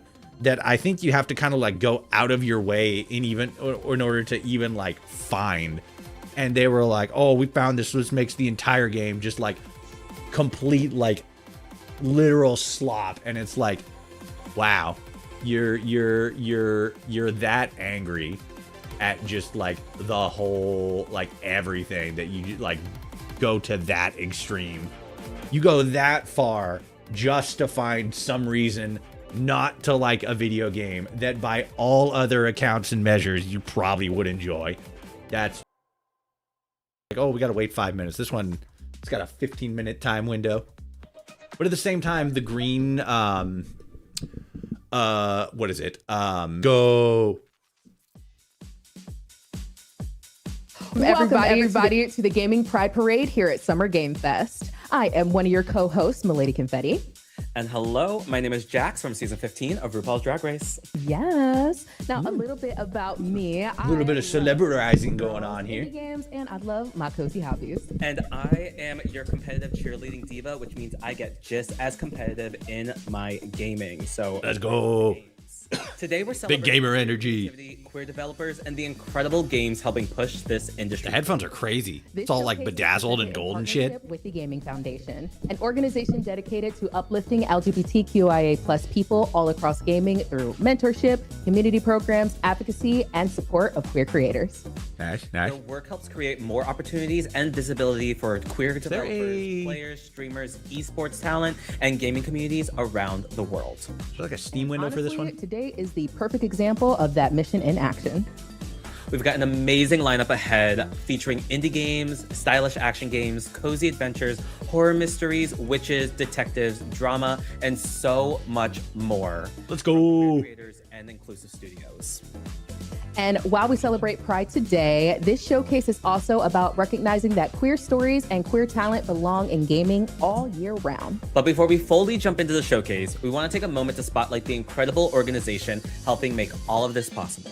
Let's take a closer look at the Gaming Foundation and the work they do to support queer people across gaming. Hi, I'm Gilberto Williams Gamboa, and I am part of the Gaming Foundation. I'm part of the organizing team for marketing and communications, action committee, and helping bring the Gaming Pride Parade to life. So thank you all for joining. I've been in the industry myself for about 10 years. So being connected to the Summer of Gaming, Summer Game Fest, is very special and important to me. What is the Gaming Foundation? So the Gaming Foundation. I was looking at the Steam page to see if there was like one specifically for this showcase. Doesn't seem like there is. Not 100% surprised given the fucking nature of the fucking kind of people that would bring. How can people help? Actually, for those of you watching, you are already helping. So if you want to help some more, please share this. Wrong window. They're not wrong window. Do it through YouTube. Didn't mean to scroll. Speaking of socials, follow Gaming Foundation across Instagram, Blue Sky, LinkedIn, your favorite social platform at GamingFDN, and that's GAYMINGFDN. You can also visit our website at gamingfoundation.org. That website will really tell you how you can get involved, donate, and help our initiatives. So what's next for the Gaming Foundation? Next, we have a couple of new programs and events like the Gaming Awards on Monday after Summer Game Fest weekend. You can watch that exclusively on... Oh, like a specific gaming award show for that specifically. I don't know if we need more award shows. We kind of already got enough, and it's already kind of, you know. We also have a little pat on the back. It's the Rainbow Race Pokemon fundraiser, and that's really has creators and competitive players supporting LGBTQ+ gamers. And this is just the beginning of something much bigger. So we can't wait to share more and have more for our communities around the world. All right, let's kick things off with a game that asks one very... That was a hard cut there. I don't know what happened there. Instead of fighting monsters in a dungeon... Did we lose? Nope, we're still... Riz Dungeon, okay. Skeleton Key to My Heart is a chaotic... Riz Dungeon? ...from queer-owned indie studio Snoozy Kazoo. Hey, yo, we got monster baddies. Let's go. You play as Taffy, a hopelessly weak adventurer trying to win back her dangerously hot Dragon X by charming monster girls, building relationships, and somehow surviving the chaos along the way. With relationship-driven combat, dynamic party interactions, sleepovers at the inn, and a whole lot of personality, this game feels equal parts dungeon crawler, dating sim, and a complete disaster.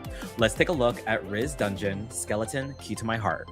Let's see. Standard RPG, gather your party, traverse the dungeon.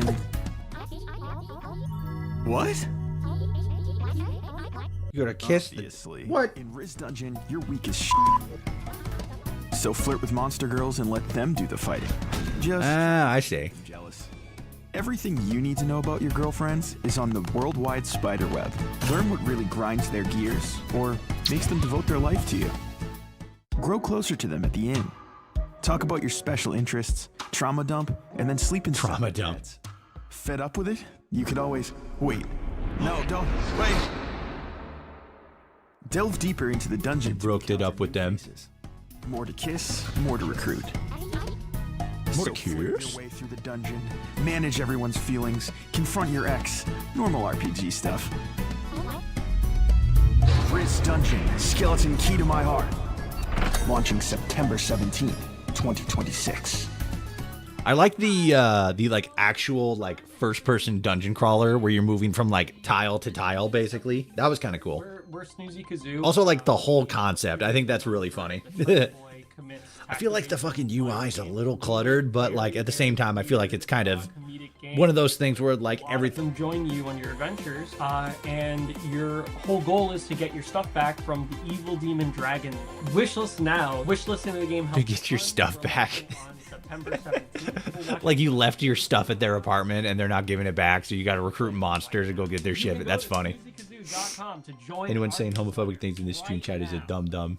Well, thankfully, there's not anybody like that in my community. Today during Summer Game Fest. She is a retro survival horror experience inspired by the classics like Akira and Metal Gear Solid. This game blends psychological horror with themes around identity, womanhood, and survival inside an oppressive underground military facility.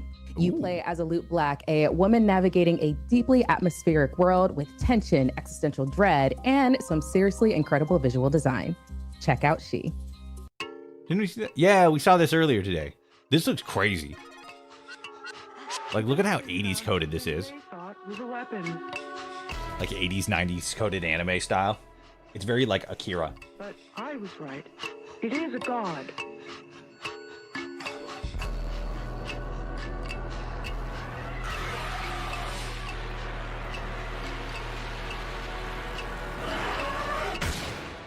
And then she woke up. So I'm Lindsay Rollins, she, her. I'm working on She, Seraphim Helix Experiment, and I am 1/3 of Rocket Adrift Games.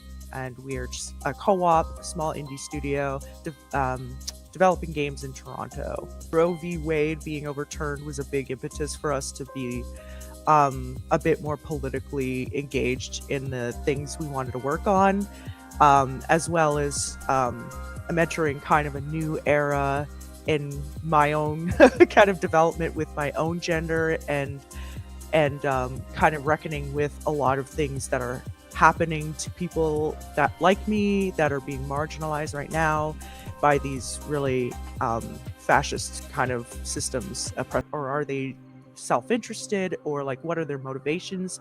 The monsters that you encounter, we start to learn more about like how they came to be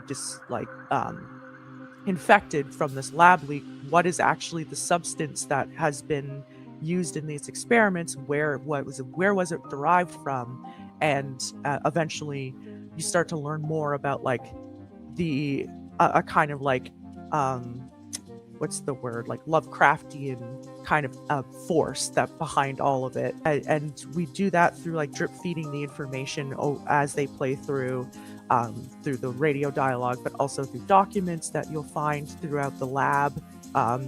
The monster designs, we want to be specific towards the themes of like what and we want the monster designs to reflect kind of the elements of femininity in terms of like physicality that frighten people or might like seem I guess like lurid in like everyday polite society, but this is kind of the reality of having this kind of a body, you know. Definitely wishlist on Steam, and we have a Patreon where you can get exclusive behind the scenes footage and devlogs from us, as well as early playtest builds when they become available. It was interesting to hear a little bit more about the We've already seen such an incredible range of like the thought process behind some of the creature designs, because I think it's very easy to just be like, oh, this is just like a mutated like Akira looking creature, you know, fucking with like, you know, exposed skin and bulging like, you know, but before we jump back into viscous, you know, various viscous whatnottery. But I think when it has like an actual point, I think it's a lot interesting. Not happen without organizations and companies willing to invest in queer creators. In the sense of like it has like actual helps create more meaning behind it, you know. Voices to be seen, celebrated, and discovered by players around the world. So a huge thank you to all of our sponsors for supporting the inaugural Gaming Pride Parade and helping uplift queer gaming. And now, a word from them. Fireshine Games. Hugging. Bard. Oh wait, we saw this, yeah, Tales of Sekyu.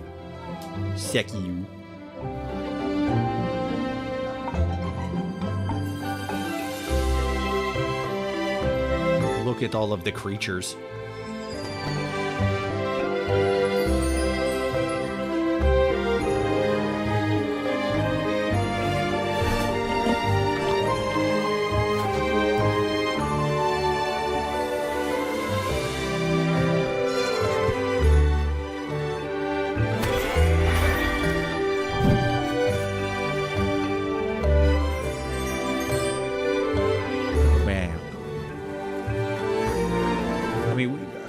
Which one was this part of?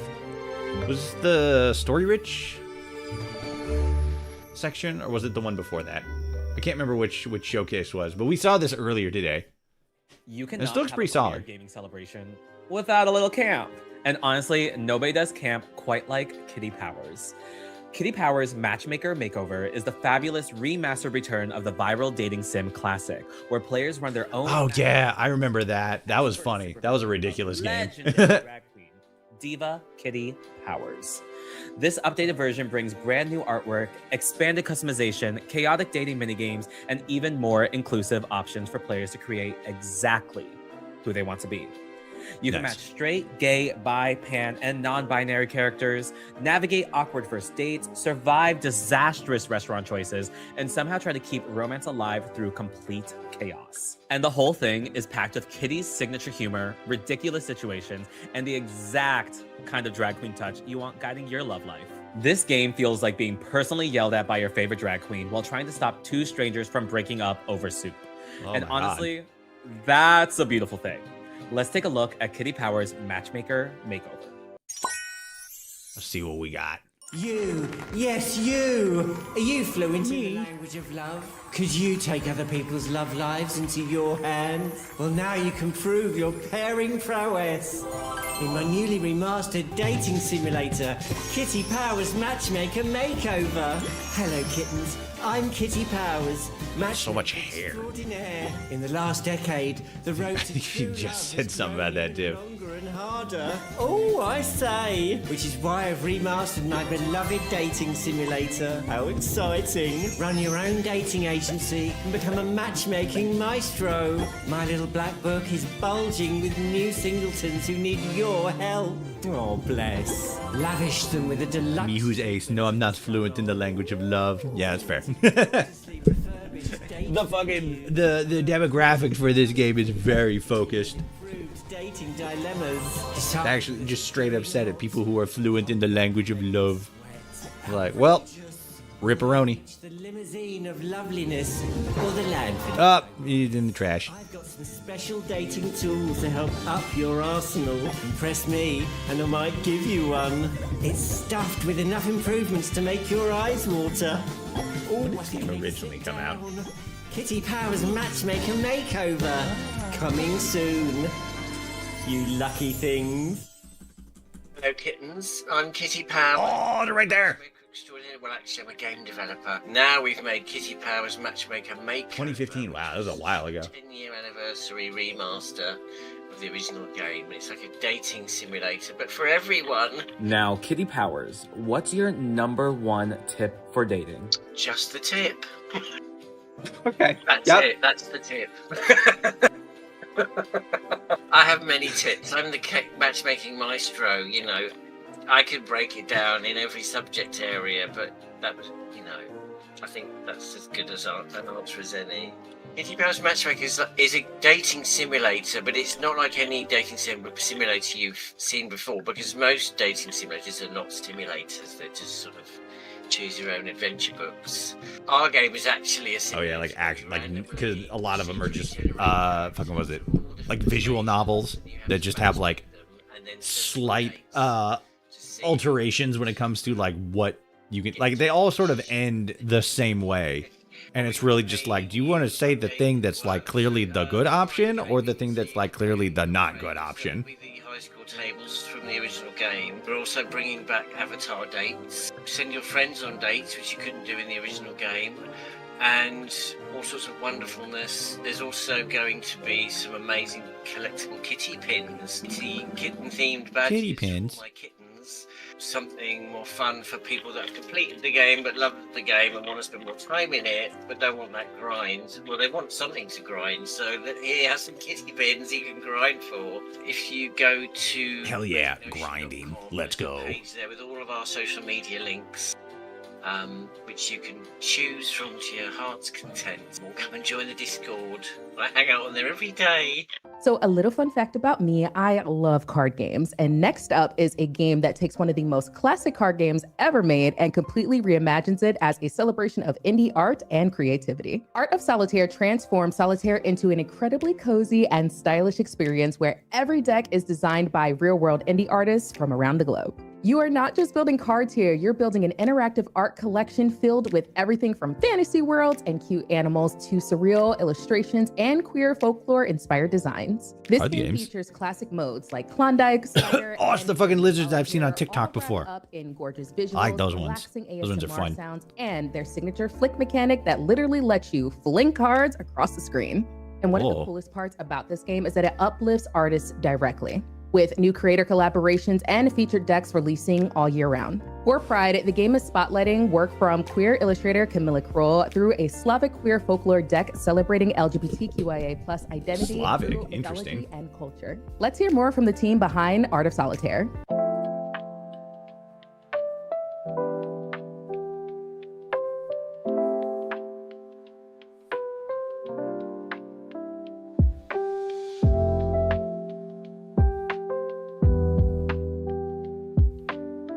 I like the art styles. Like that one specifically is very, very bold lines. Very, so what's the word? Not personable. Ooh, I like these ones. These ones are cool.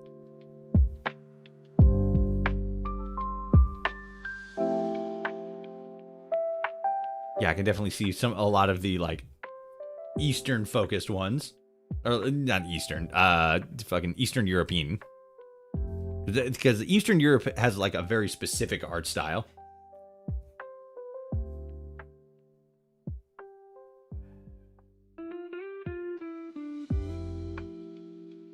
I love the chameleons. They seem so fun. I've seen like a couple, like, because they're like TikTok pops up for me every once in a while. And it's not always like, you know, LGBTQ focused content, but like they do a lot of kind of like silly stuff. And I like them. I don't see them very often, but every once in a while I'll run into them. This didn't seem super like expansive or anything. It's literally just card games, but the art style is you know, people in the community and stuff like that. That's kind of cool. I like that. Like I said, sometimes it's just like the little things, right? The small things. I like the music too. This is really nice.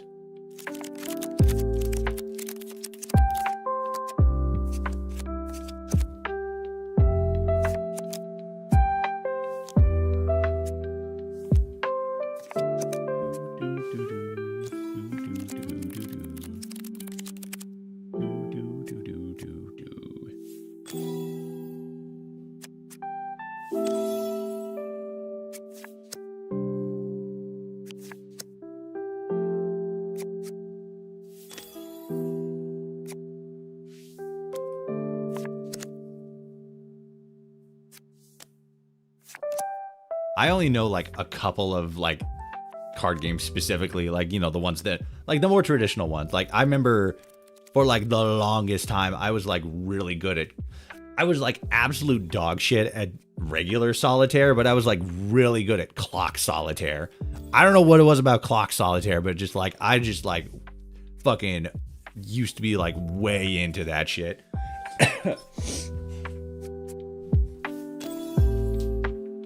And just like whenever I was bored and we had like cards and like, oh, I'll play clock solitaire. And this is when I was like younger, when I was like preteen, teen, stuff like that. Because we didn't grow up with like the internet and stuff. We just, you know, kind of make do, right?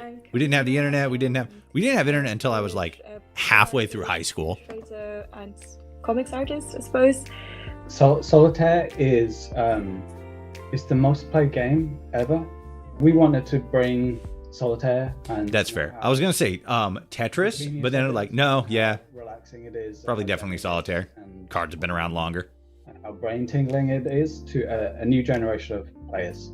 So it's a game that we crafted to make it feel very beautiful and tactile, which is very important. You know, you can feel dragging the cards and making it very satisfying. There's something that I really loved when I was working on the deck, that the way you designed the whole game and the whole digital space, it just creates this like lovely peaceful canvas. And then, as you say, it's like, oh, so I can add like any kind of like crazy personality onto that lovely canvas. And the function that I really loved, which was designing little stickers and emojis to go, and then stickers that can be put on the tabletop. I thought that was such a fun idea. And that way you can mix and match. So I thought that was great. I wonder if you can like add your own like art to the cards, if you can make something more personal, or whether it's like us like boom, exactly. Here's the game, and like these are the artists that they showcase. I would imagine it'd be the second, like the latter, but like at the same time, like that'd be kind of cool. Feature that we haven't released yet in the game. Right? You heard it here first. I didn't know. No, it's all good. For the last several months, we've been getting the artists who work with us to create stickers. We're adding this feature where you'll be able to buy so sticker cool. packs. I could not say. Get a few to customize the table, but we haven't put it in yet. So yes, but we're excited about that. But we would love to get some feedback from people who stream this and see how well it's working for them and how we can improve it. Check out the game. We're available for cross-platform play. We're on iOS, on Android, and on Steam, so you can play anywhere, and your collection is always going to sync up. And of course, Camilla's wonderful deck is going to be the deck of the month for June, for Pride Month. So we're very excited about that. Okay, so everyone check out the Pride deck. It's already in the game. It launched on June 1st, and it's a special Pride design, queer folk. Hope you enjoy it. Games are important, but community is what truly makes queer gaming culture so special. Queerty Gamers is helping create spaces where queer players can connect, compete, build friendships, and feel genuinely welcomed in gaming. This group focuses on bringing queer gamers together through online communities, event, content, and safe spaces that celebrate both gaming and identity. And honestly, right now, that kind of representation matters. Research continues to show that LGBTQIA+ players often turn to gaming communities as spaces for connection, self-expression, and support, especially when those spaces feel inclusive and affirming. Which makes sense because of like how like artistically diverse a lot of games are. Like we've seen just like over the course of just this like entire live stream so far that we've been doing, we've seen so many games that have like such a wide array of different art styles and stuff. And it's such like, that's the thing that I like really like about gaming. It's just such a wide open, artistically creative space to both engage in from a creator standpoint, but also from the standpoint of just like, the casual enjoyer of gaming. People are going to have incredibly like their like most favorite games artistically are going to be like so dramatically different from anybody else. It's wild. I love video games. And opportunities that expand visibility, connection, and real-world impact across gaming culture. So we just I was yapping so much I didn't notice what a strong Southern accent she has. A 3-day parade across gaming culture. With many other fun events throughout the entire month of June. How can you get more involved? We are always looking for volunteers. Like it's not super, but it's like very clear. She's like, oh, she's from like Georgia. To announce that we are now taking applications for our Queerty Gamers Creator Program. So if you enjoy streaming and are looking for an inclusive community to join, please fill out our application. All of this information can be found on our website at www.queertygamers.org. So if you're looking for more queer games, you can go to queertygamers.org/games, and you can find a list of queer games. And if you're interested in submitting a game, you actually can submit a game right on that website as well. We hope to see you soon. Keep games gay. Love. That sounded so gay.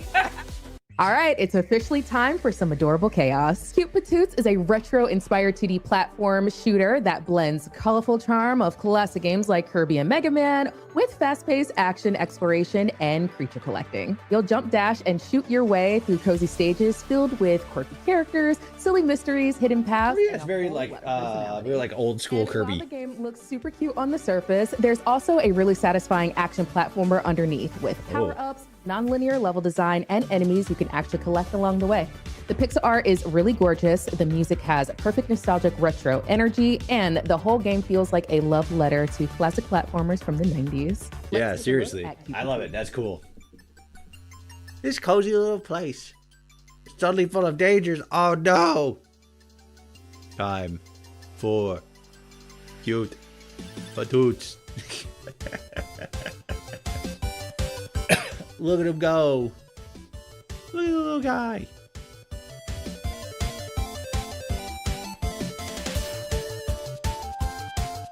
That's funny. It's again what we were talking about like before with a lot of like retro styles, right? Creatures to pet. I'm there. Damn straight. As a dragon. Even like the bosses are little cuties. That's funny. But yeah, a lot of the like fucking like early 90s like she was saying, early 90s like art styles and stuff like that, like Game Boy, the like 8-bit retro and stuff like that. So many people are like taking like going back and utilizing that art style for both like fun things like that and then just like really creative ways of creating games. Like it's a cute, colorful. I keep forgetting the name of the one game we saw yesterday where you're like playing a Game Boy, but you're like actually in the Game Boy's like retro inspired. Like really, you're just trying to save the day. Like you're playing out the events that are happening in the Game Boy. It's crazy. Came from really trying to understand. Now, this one has an absolutely incredible premise. Spill the Beans is a reverse detective visual novel where a secret recipe has been stolen, and unfortunately, you're the one who stole it. Instead of solving the mystery, your job is to manipulate conversations, gather evidence, interrogate suspects, and somehow convince everyone that somebody else committed the crime. Ooh, the game takes place that's kind of interesting. A fantasy cafe filled with vampires, skeletons, magical disasters, and one very judgmental cat boss, all wrapped in this gorgeous hand-drawn art style. And what makes the game really stand out is how reactive it is. Characters remember how you treat them, relationships evolve based on your choices, and there are often 15 different accusation paths, depending on who you decide to frame.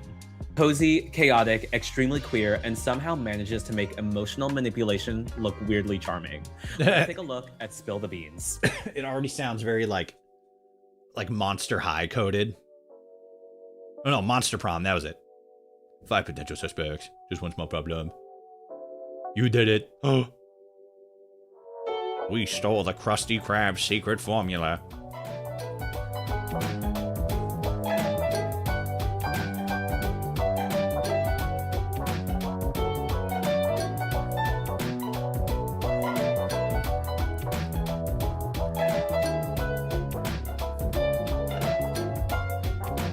Oh no, she turned into a bat. Oh, they're gonna kiss. 15 ways to close the case. You're going to jail, Rockman. That's kind of cool. I like the concept on its head. Like that's a really it's kind of like the natural juxtaposition to stories like that, but you don't see that very often, which is interesting that it stands out so much, you know? Game Jam project that was meant to take place over where is it? A bunch of ideas that we thought we would like. We thought cozy cafes were cool, but we also love detective games. We have a lot of fans of things like Ace Attorney on the team, so we wanted to meld those two into one thing at the end of the day. Over the course of the month, we laid out our cast of characters we wanted to include, but we never quite figured out who the culprit was.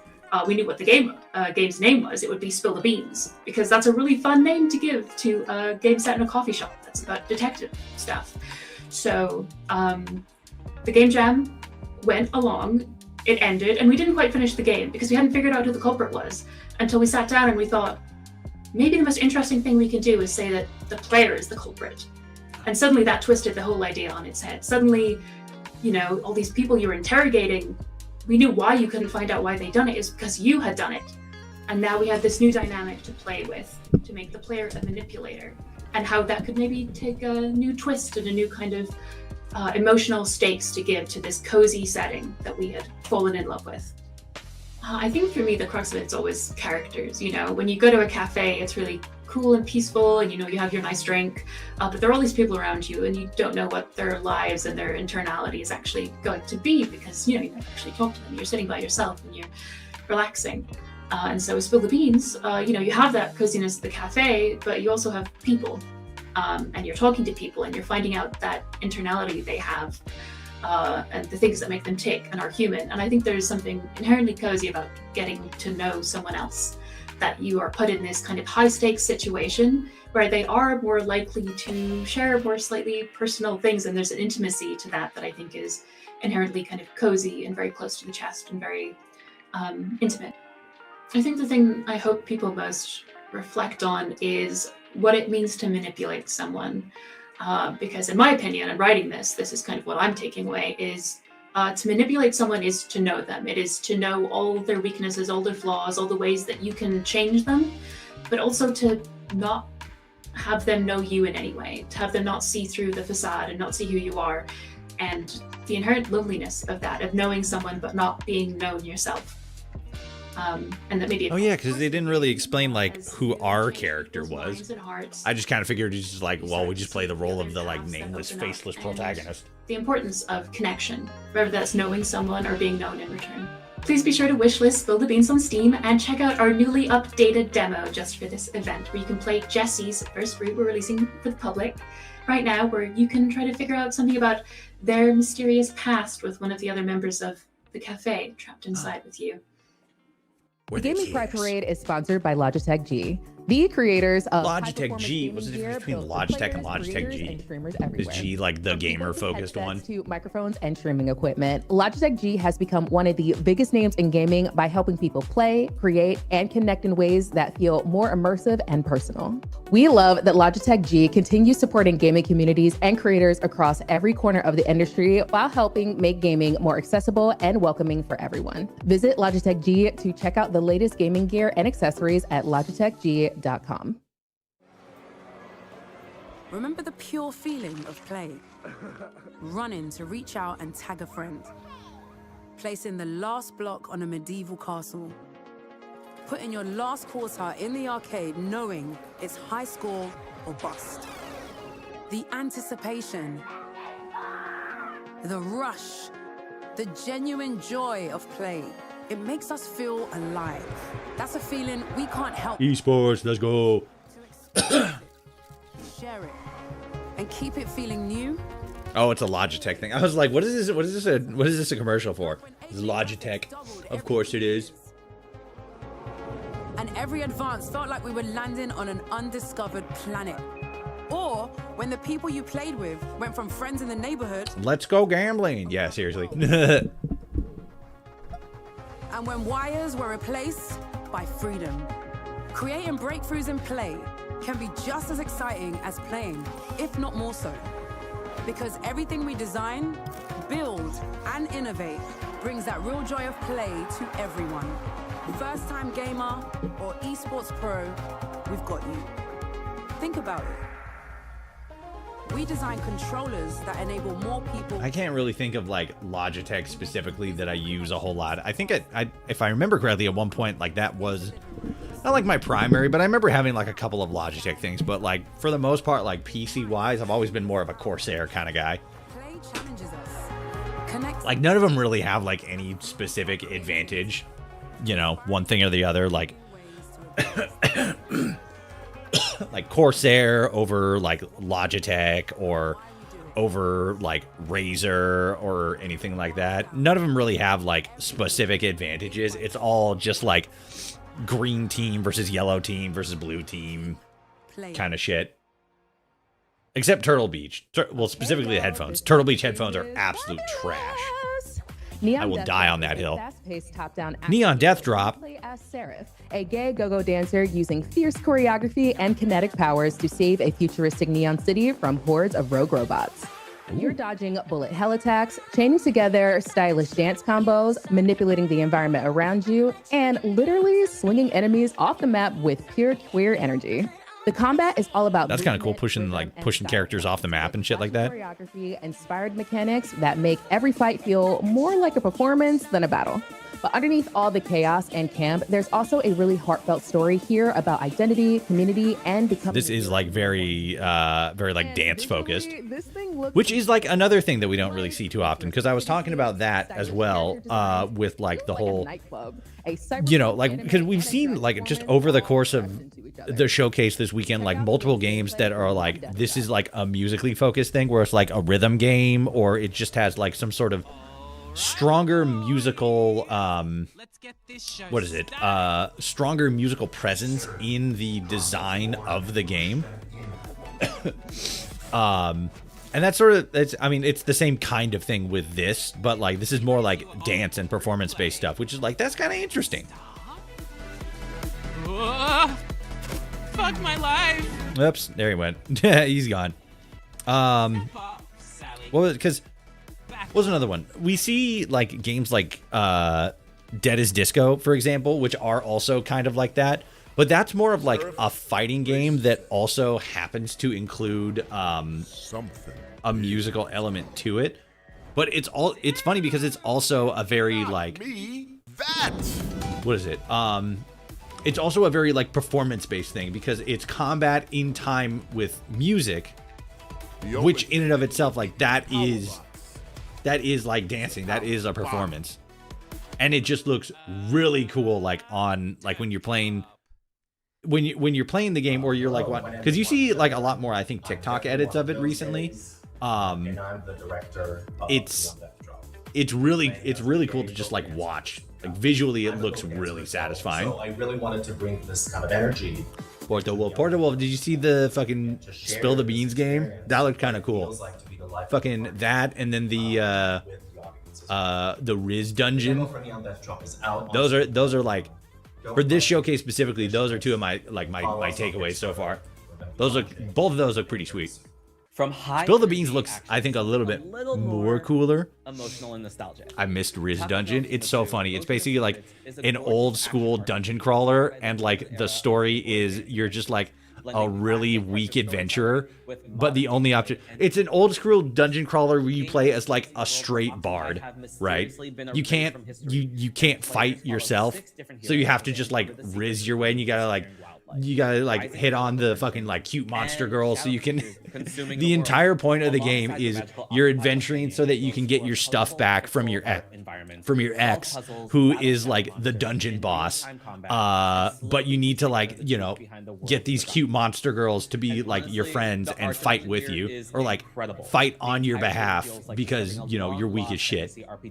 A straight bard? Oh no, it's a girl and you're rizzing other girls. Emotional storytelling, expressive animation, and lies. No bard has ever been straight. Known for Golden Sun, Tales of. But yeah, I think all of the characters that you like riz up in the game are all female. So like yeah, it's girl on girl. But then Spill the Beans is a little bit more. Spill the Beans look really interesting because it's one of those. See, no straight. I know, right? Spill the Beans is kind of interesting because it's like the typical kind of like adventure. Not adventure. Like, you know, it's a whodunit. Sort of a little bit like Monster Prom coded. But the twist is like you're the one who done it and you have to like convince everybody else that somebody else did it. So it's kind of like a visual novel.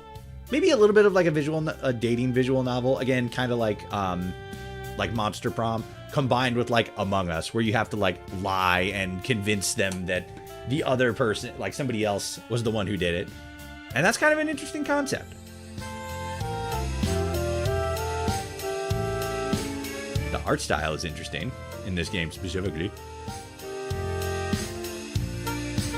Look at all these big costumes and big hair. Oh. Is that one girl dressed as a lion? Like, raw gaslighting the game. Yeah, seriously.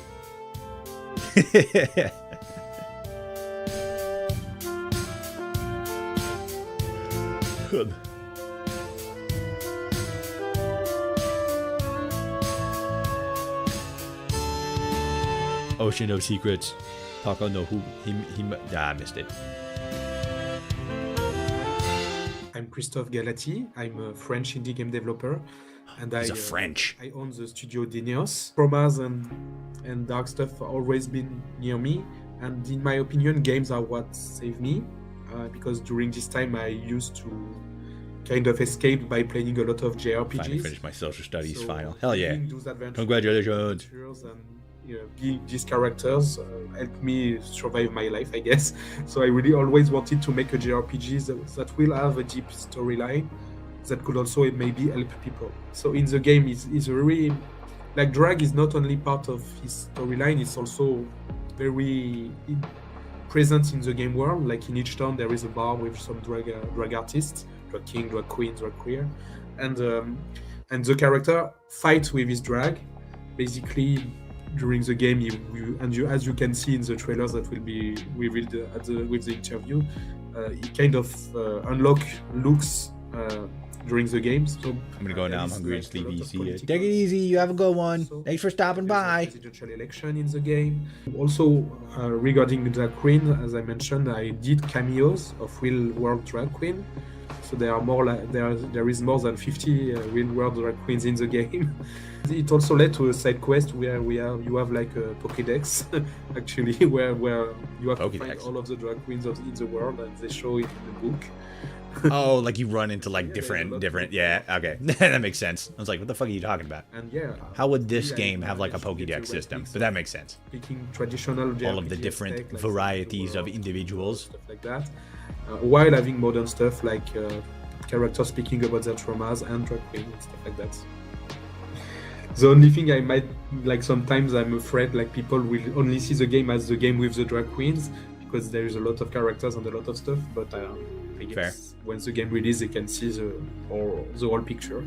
We don't have a release date yet. Hopefully, we can release the game next year. We did a Kickstarter campaign already, which was pretty successful, and there is a demo on Steam since the Kickstarter campaign. One of the best things about queer gaming is how it brings people together. And few groups embody that spirit better than Boston Gamers. Boston Gamers is a nonprofit LGBTQIA+ gaming community dedicated to creating safe, welcoming spaces for queer gamers to connect, build friendships, and celebrate gaming together. What started as a small community meetup has grown into massive networks of thousands of members across online and in-person spaces, hosting everything from board game nights and tournaments to convention events, charity streams, karaoke nights, and community meetups. And what's really special is how intentional they are when building inclusive spaces where queer players can genuinely feel comfortable. Is this just like a community thing, like a local community thing, or does this have something to do with video games? And fundraising efforts, Boston Gamers has helped create meaningful friendships and support system for queer gamers throughout Massachusetts and beyond. They've also raised tens of thousands of dollars for LGBTQIA+ charities through streams and events, proving just how powerful gaming communities can be when they come together around a shared purpose. We had the chance to catch up with the team behind Boston Gamers to learn a bit about their mission, their community, and the work they're doing to make gaming more welcome for everyone. Let's take a look. I am Matthew Vincent. I'm the executive director of Boston Gamers. Boston Gamers has now existed for 9 years. We've been operating in the greater Boston area, running a bunch of events to help folks find queer community, fight isolation. Also, like, this is a very Boston man. Like, if I were to draw from, like, just from my own imagination, what a man from Boston looks like, it'd be this gentleman. I hate to say it. So we're really all about like maybe I'm the problem, but yeah, this is what it would look like. And this year we're actually hosting our own small gaming convention called Gamerfest. So we're so happy. Toshi, what would your drag queen name be? It would have to be something. It'd have to be something that leans into my own fucking like narcissism and fucking god complex and egotism. On Instagram, you'll see all the amazing radioactive. That, you know what? That's actually pretty funny. I was gonna say something like in September. Go to GamerFest. Toshia the Divine or some shit like that. You know, something like ridiculous. That's just like Toshi, but like girlified. But Radioactive that's actually fucking hilarious. Radie, R-A-D-I-E, and then O-Active. Ivana Glow. That's funny.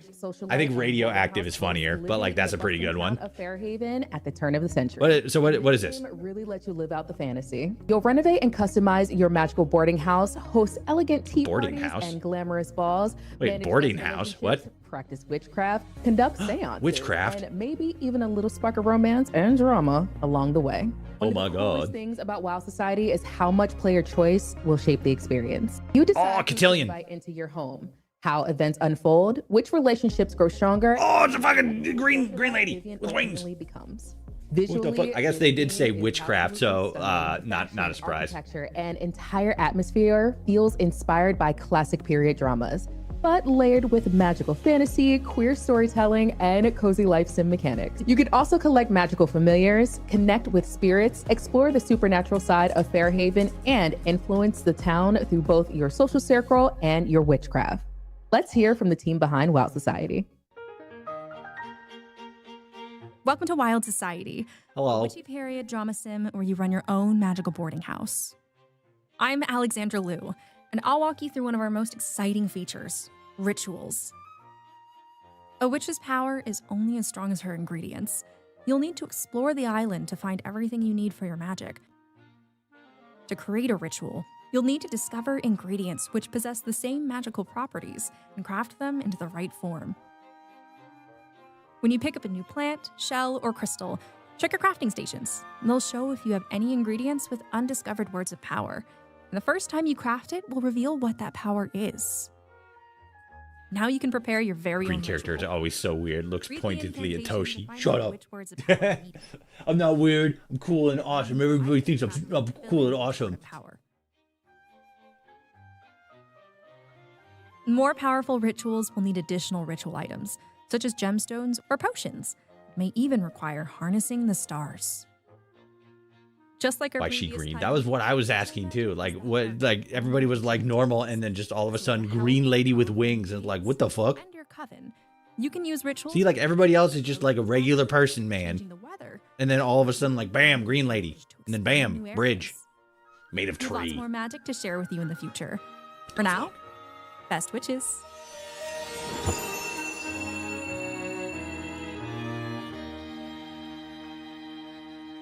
Which game? Let's go. Hello, hello. Hello. I'm Victoria Kershaw. I'm from a development company called Studio Dry Dock. We're really passionate Does she have a about pearl tooth filling? Or is that just like a little bit of like glitter or some shit? non-violent games and reflecting worlds where everyone can belong. Something really That's different crazy. That's about gangster. Wild Society from our Let's first fucking game go. is that your choices really influence the narrative a lot.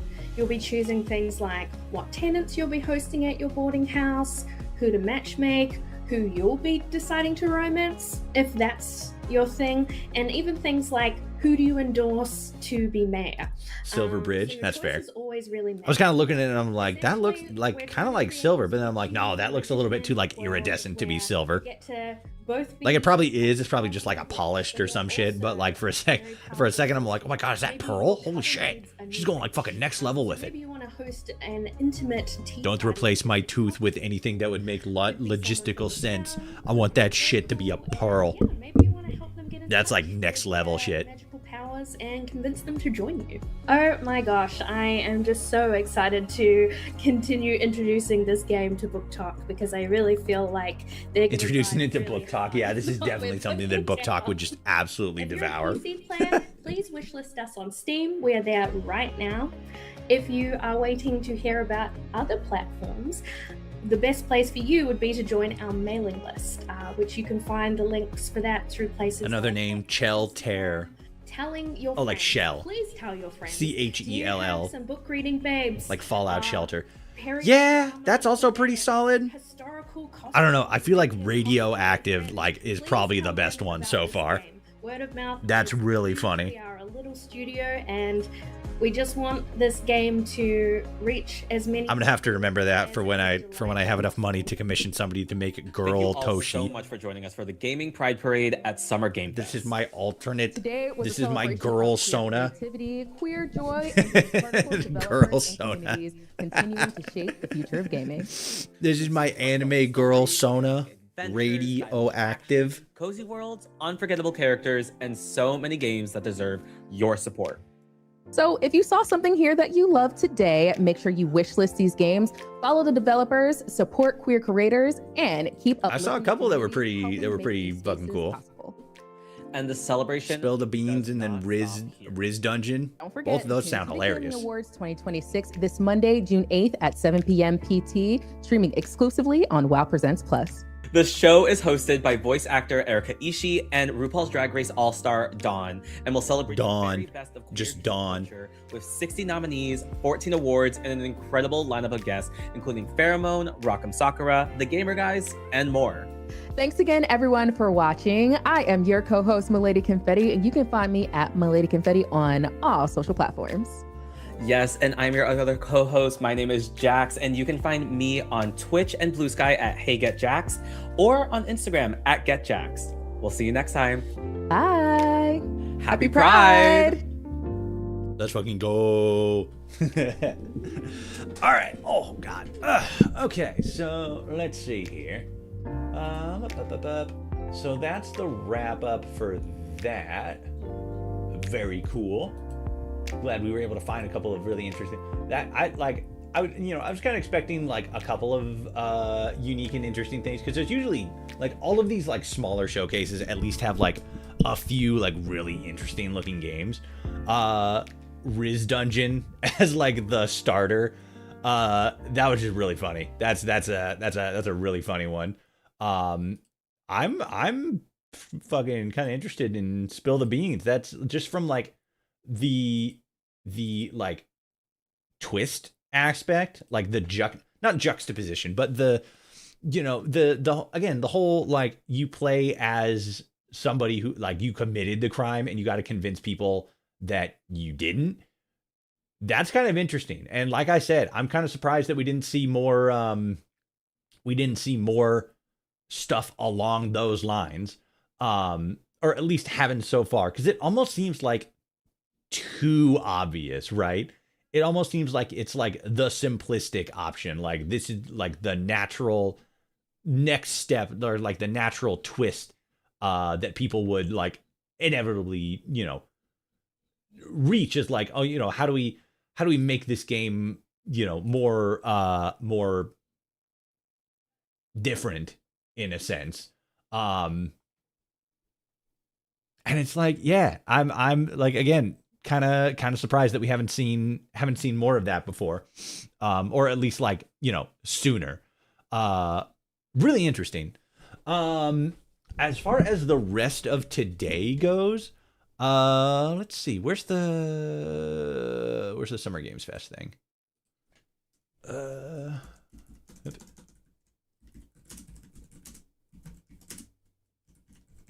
Summer Games Fest schedule. I always have like the schedule open, and then it's like a part of a tab or a window that I don't really need anymore. And then I close it, and then like fucking 30 minutes later, I'm like, oh fuck, shit, I still need that open. Let's see.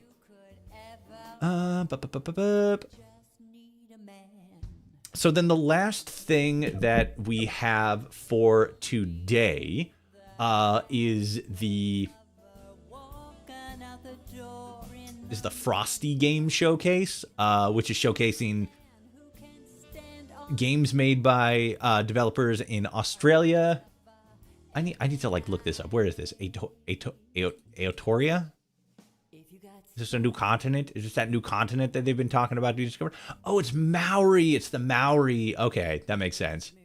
Maori language name for New Zealand. Okay, you know what? That makes sense, because I remember learning about like the really like deep cultural divide between like the native Maori on New Zealand and the everybody else in New Zealand, basically. Okay, interesting. Very cool. The downside of that is that I thought it was pronounced Maori, not Maori. I've heard Maori said specifically. I think I got that from like, because isn't that how they pronounce it in Civ 5 or Civ 6? But I could also be very wrong. I mean, I don't know. I could also be wrong. I was almost 100% sure that's how they pronounce it in Civ 6. Because, like, that's the... Besides, like, fucking... besides, like, Moana. Like, that's probably... And I don't even think they really said it in that. I think they just, like, are just people in that and aren't referring to, like, their specific identities or anything like that. Or their, you know, their culture or their group. But, yeah, that's kind of cool.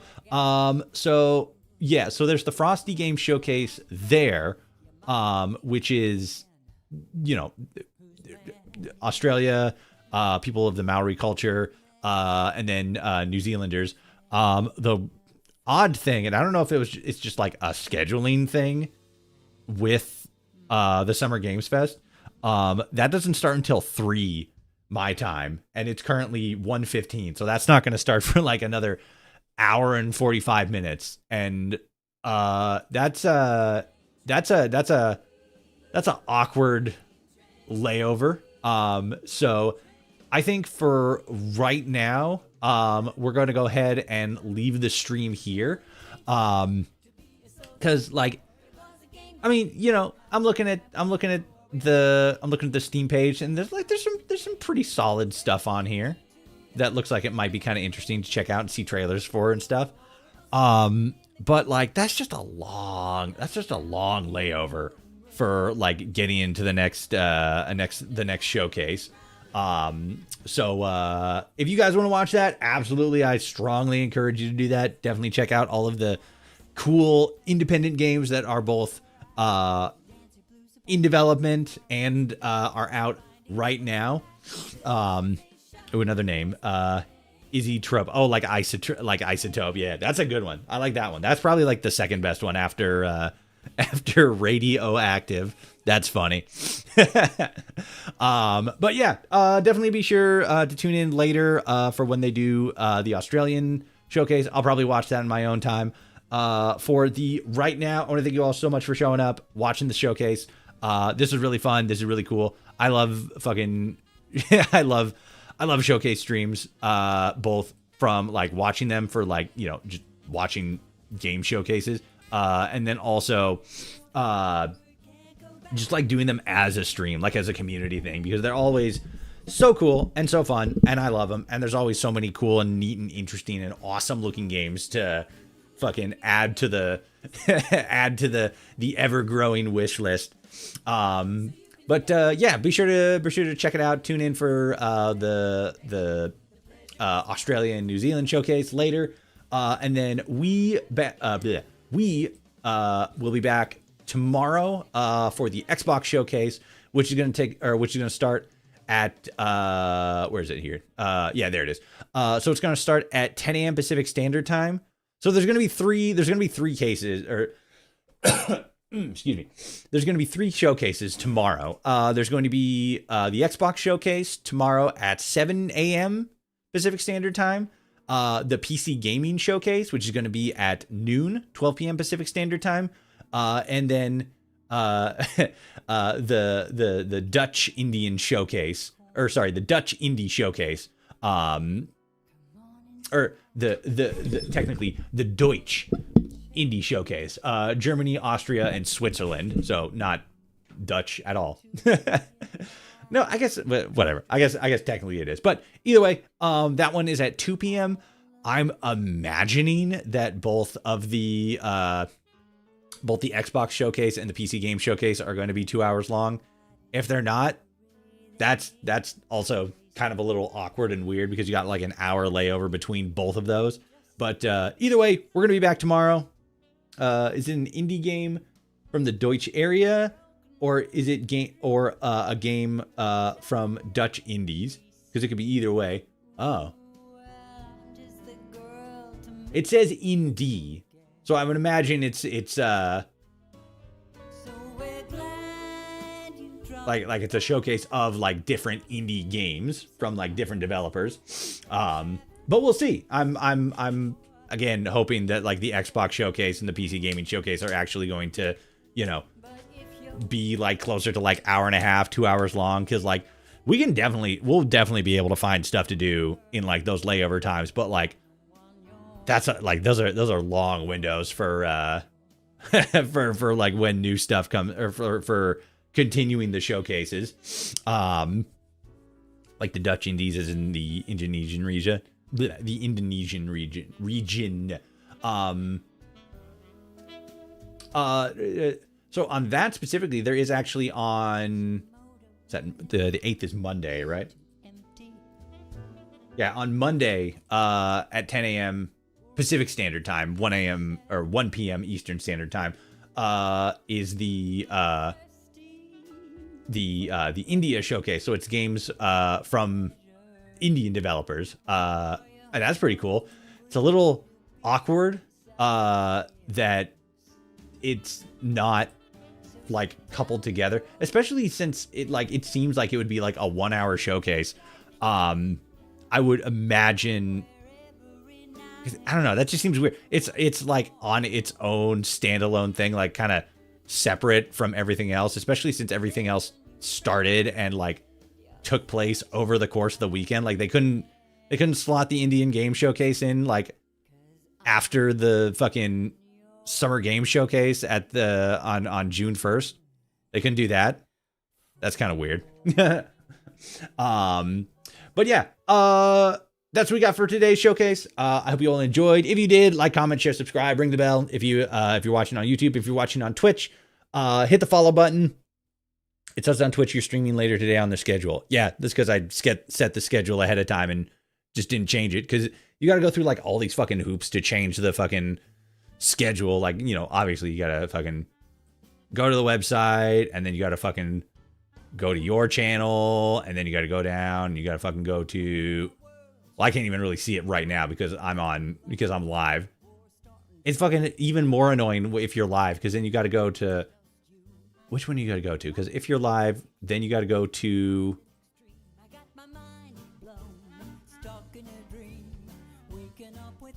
I don't even fucking know. Anyway, point is, this is the wrap for today. Yeah, because I don't want to come back in fucking like an hour and a half and just do like another short stream just for like this last showcase. Weird scheduling. Point is, we're gonna pick up another live stream tomorrow, 10 a.m. Pacific Standard Time. That's when the Xbox showcase starts, and we're gonna have a whole lot of fun with that because it's Xbox games, fucking PC games. We'll see what Germany, Austria, and Switzerland got cooking up. If you enjoyed watching the stream on Twitch, hit the follow button. If you enjoy watching on TikTok, also hit the follow button. If you want to see more from me, YouTube, Twitch, TikTok, Blue Sky, Discord, and the podcast, the Adamcast podcast, long form interview style content, where I sit down and chit chat with noteworthy individuals, characters, personalities across the Fallout universe, modders, creators, artists, content creators, YouTubers, all kinds of crazy shit. They're gonna announce Fallout 5 tomorrow. Hell yeah. There was something that got mentioned briefly in chat that was like a lot more likely than something else. I can't remember what it was though, but I'm not expecting anything like super crazy as far as like what's gonna get announced. Hollow Knight Silksong. I mean, that's already out, but like no, it was something else. It's something like from Bethesda. I can't remember specifically. Point is though, we are I feel like we might get something, but it's probably not going to be anything like super crazy. June 2nd is the Talangan Day. They're like 12 hours ahead of us. So we had stuff on June 1st. It was a holiday for them. Oh, okay. That makes sense. That makes a little bit more sense. Let me see here. They couldn't have done like, they didn't have anything for June 3rd. Like I'm looking at the schedule here and they had, yeah, all Wednesday. They had nothing. June 1st, June 2nd, June 4th, June 5th. That's weird. They couldn't have slotted them on Wednesday? Weird. Whatever. Fallout 4 releasing now in the text on Texas Instrument calculators. Hell yeah. They'd probably release Skyrim on the TIs instead of, or before they do Fallout 4, but that'd be crazy. New podcast dropped yesterday. New podcast episode dropped yesterday. We sat down and talked with Arccharger, well-known modder in the Fallout New Vegas modding community. Great interview. Really, really interesting. We got to dig a little bit deeper into like the what's the word? Like the community of Fallout, which is always definitely something to talk about. But yeah, thank you all so much for watching. If you enjoyed, like, comment, share, subscribe, ring the bell, all that good shit. If you want to, go and check out all my other links, all the other socials. We will be back tomorrow, 10 a.m. Pacific Standard Time for the Xbox Showcase. Really excited to see what comes out of that. On the advertisement stuff, they have like listings for E-Day, which is it has to do with like the next Gears of War game. So I think that's actually what the next one is called, Gears of War E-Day. So we're probably going to see stuff about that. Maybe we'll get something from Bethesda. That'd be kind of cool. I'm not really expecting anything though. So, you know, and then we get the PC gaming showcase, and then we're going to see what the Deutsches have for us in terms of new and independent video games. But for now, again, thank you so much for watching. I hope you have a great day. Hope you have a great weekend. I hope you've been enjoying the game showcase. I hope you found a whole lot of games that you're going to add to your wish list and maybe potentially pick up later. Fingers crossed. Unless you're like me and then you just build like a fucking massive wish list of games that you just like either are just like constantly like, oh, it's gonna come out, or just never end up buying, but like it looks cool. All right, everybody, you take it easy. Have a good weekend. Have a good day. Take the rest of the day. Go outside. Enjoy the sunshine. Yeah. All right. Get hype, everybody. We got a lot more video games to watch. I'll see you guys tomorrow. The sun wants to kill me. Fight the sun. Do it. Show the sun who's boss. Get high, everybody. I said get hype. Stop being mean to me. I fought the sun, and the sun won. Yeah, that's fair. That's fair. It is pretty toasty. All right, goodbye, everybody. Take it easy. I'll see you tomorrow.